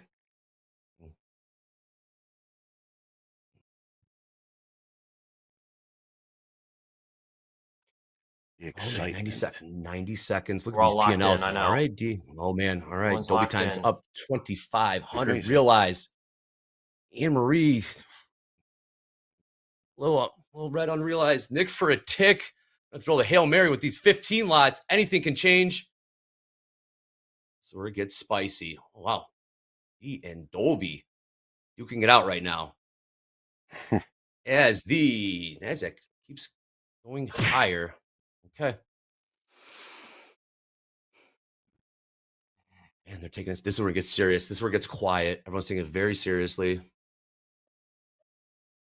Yep. Ooh. NASDAQ's getting real wiggly. It's getting weird. Dang it. All right, here we go. 45 seconds till 15 lots. NASDAQ making new highs. Oh, hold on. What? Well, Are we supposed to be? Are we still supposed to be on the not 15? I thought we already went to 15 yet. 15. No, 30 seconds. 15 yet. 30 seconds, 15 lots. Oh, what All happened right. there? Hold Hold on. All right, here we go. Might be. Still pushing higher here.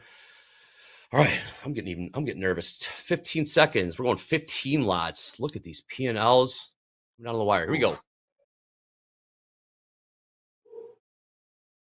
Nick for a tick. I see what he's going to do here. All right. 4 seconds. 3, 2, 1. Oh, God. What was 15 this? lots. Wow. Oh my gosh, I Here got we go. liquidated. Wow. Nick for a tick making a big comeback here. Whoa. Anne-Marie's dropped out. Wow. Look at this. Nick for a tick, you dog. You got to be kidding me. 15 lots. Look at this. Oh, come on. Coming down too. Emery's gone. We got Nick for a tick. We got D. We got Dolby time. It's going to come down on the wire here. Oh, Nick for a tick saw the green for a split second. Man, oh, man. I didn't even get a chance to hit reverse. Again, you cannot see the positions. Oh, please come back. Please come back. Oh, Emery is out. Cheering you on, D. That was Okay. a wild move. Oh, wow. Dolby just went red. Dolby just went red. Yep. It's going to come Yep. down to We had to switch D sides. and Nick for a tick. 15 lots. Versatile challenge. Topstep TV. 4 minutes. 4 minutes remaining till the closing bell. And D, hang on right now. This is going to go down to the wire. Oh man, not knowing the trades is a game changer. I know. It's fantastic. I keep on looking. I'm like, how do I cheat? And I can't cheat. It's like, what would Nick for a tick do? Would he cheat right now? Like, probably. And I can't do it. Okay. What would Jesus do right now? I'm about to get He's liquidated. throwing it looks shade like. your way all afternoon, Nick. What's happening? know. So All I'm right. never going to let down the collapse I had last week. All right, yeah, come here real quick. Come here. All right, real quick. You guys have been giving me crap all day. I'm not getting any love, so here's my Valentine. Want to say hi? Say hi. Here's my Valentine. All right, thank you. Thank you. I get love from somewhere. I get a little love around here. I get a little love around. God, thank you. Appreciate it. I feel better now. Thank you. All right, here we go. Henry, you jealous? Yeah, I was jealous. I was getting hated on all day today. All right, here we go. There Come it's on in. 15 lots coming down to the wire. I think I have to D be might short. do this. D might do this. I have to be short. I think D's got this. I think so too. Oh, how much Well, time if is it Providing a smacks me on the miracle. face right in the last minute, then I don't have anything. Exactly, Coop. So it's 15 lots, man. Anything can happen. I'm liquidated. Oh. Oh, and then By there were fault, two. then. Then there were two. Get flat, dude. Get flat. Here we go. Wire. Oh man, Nick for a tick. Oh, Nick for a tick is I done. I had a chance. Yes, you did. Oh man. This has Oh, to sell gosh. off. Uh-huh. This has to sell off. Come on. Yes, Nobody off. wants to Okay, be long not into know the positions. weekend. Famous last words. Yep. Love is in the runner air. up again. Just playing the second fiddle to the star 2 weeks in a row. Have it not be so. How about those rhymes from this morning? Anyways, I think we capture them. We'll show those later. Anyways. What was that? All right. Inside of two. Right, D. Inside of two here. Boy. Come down the wire here. Do they have the same position on? Same? Are they? So stay right there, D. Ooh. 90 seconds. 15 lots. Dolby is sweating this out. Oh, sweating bullets. Who's going to get it? Who's going to get his right? Nick for a tick is got a going to plan. relinquish the crown today. And is Dolby going to get his first win, or is D going to get her second in the reversal challenge? Always second place. Just remember, second place is the first loser. Yeah, oh, well aware of that, Eddie. D is locked in. D does not like this game, but yet here she is. She's going to win. Is she going to win the game that she despises so much on Valentine's Day? NASDAQ in house. Despise it. I'm just. Uh-oh. Let's be honest. Look at this. D, come on. Oh gosh. Oh, here we go. Uh-oh. 30 seconds. What? Oh wow. Dolby gonna get his first my win. goodness. Can D hang on? It's gonna come to the wire. Reverse challenge. Oh, can't even keep up right now. Can't do the math. We got 25 seconds in the reversal Oh, challenge. that sell off, bro. Oh, there you go. Wow. No, D. come on. Unrealized. Here we go. Lock it in, D. Lock it in. Lock it in. We got 15 seconds. Come on. Shout out to all the bellers. We're gonna ask for a. Oh, if you win, you have to come back next week. Don't forget about that. Anyways, into the close. Here we go. Are we done? Oh, that's gonna be it. 5 You got seconds. 5 seconds. Flatten Hang all. on. 3, 2, 1. Flatten all. Ah, Yeah, D. I had it, dude. You had the short. Let's go. Oh, excellent. Amazing. my God. Amazing. ladies and gentlemen? Oh, We have a love it. winner. All right. What did Oh I my say? gosh, that was Awesome. really That- a neck and neck that is- for a while. I had that short. Yeah. I reversed it. Wow. I flipped. I flipped last minute. I could see it coming down, and I was like, "Well, it's now or never."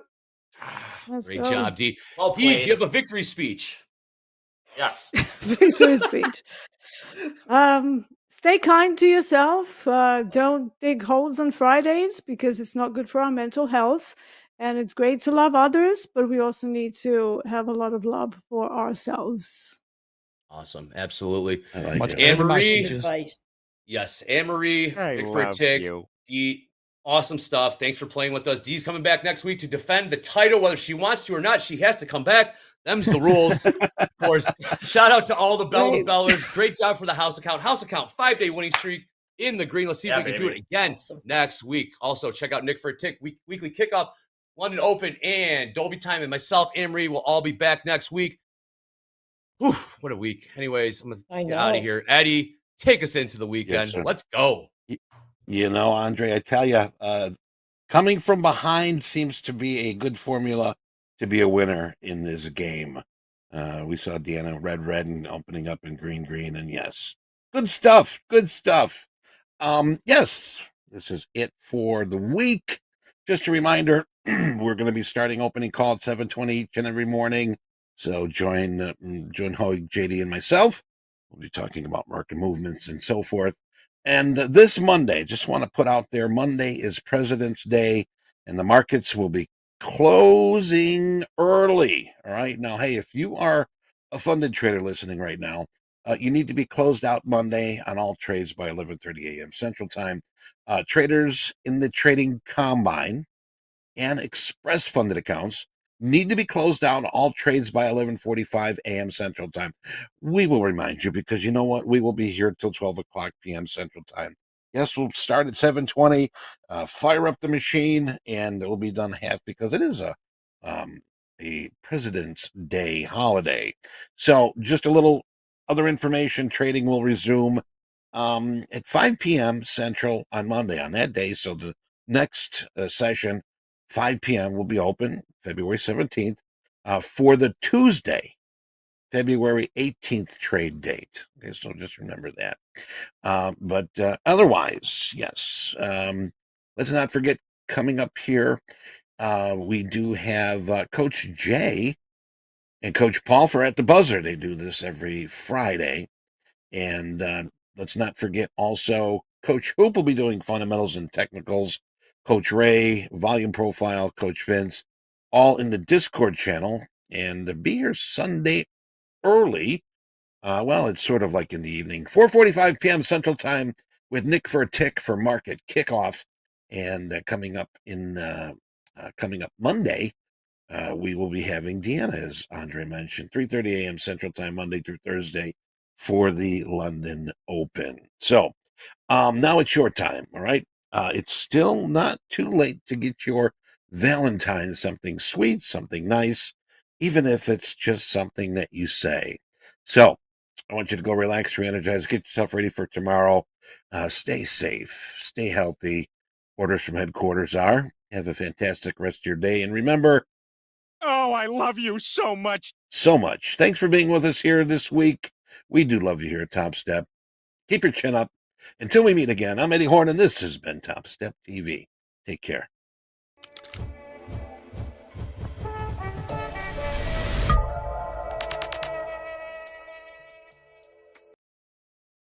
We on? We on?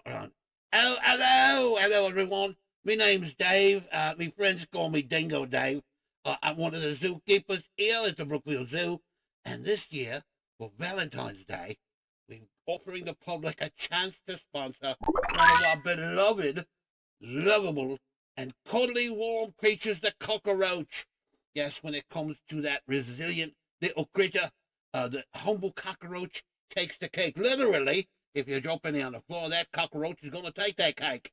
But these little buggers have been around for 300 million years, surviving everything from dinosaurs to doomsday predictions.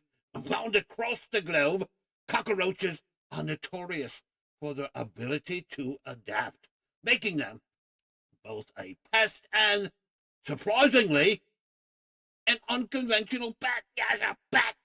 Cockies, as we call them in Australia affectionately, or maybe not so affectionately, we call them a part of the Blattodia order, which there's over 4,500 species worldwide. Well, most of these unwelcome squatters are in kitchens and bathrooms.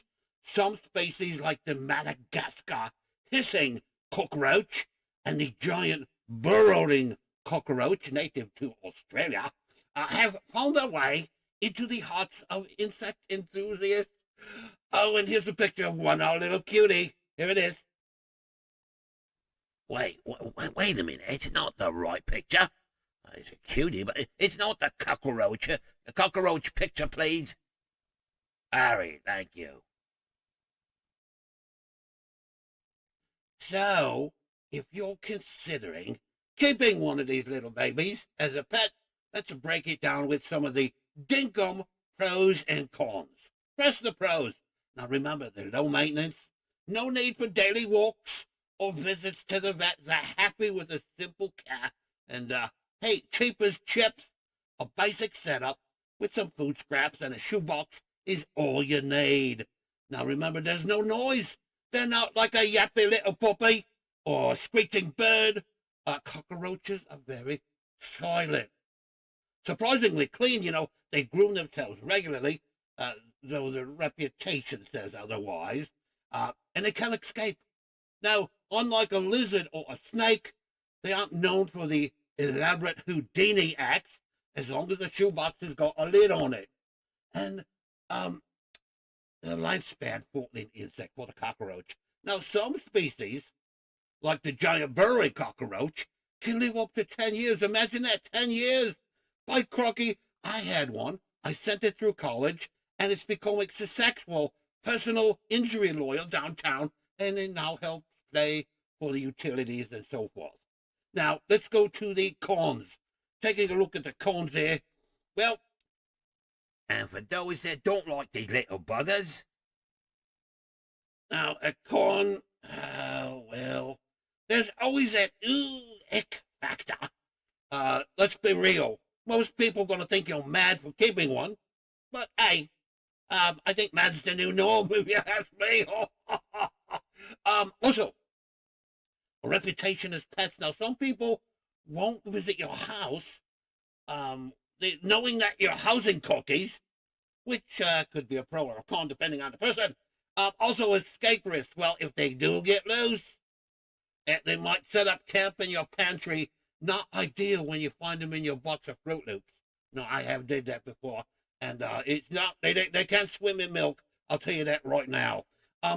Breeding nightmares. Yes, the breeding nightmares.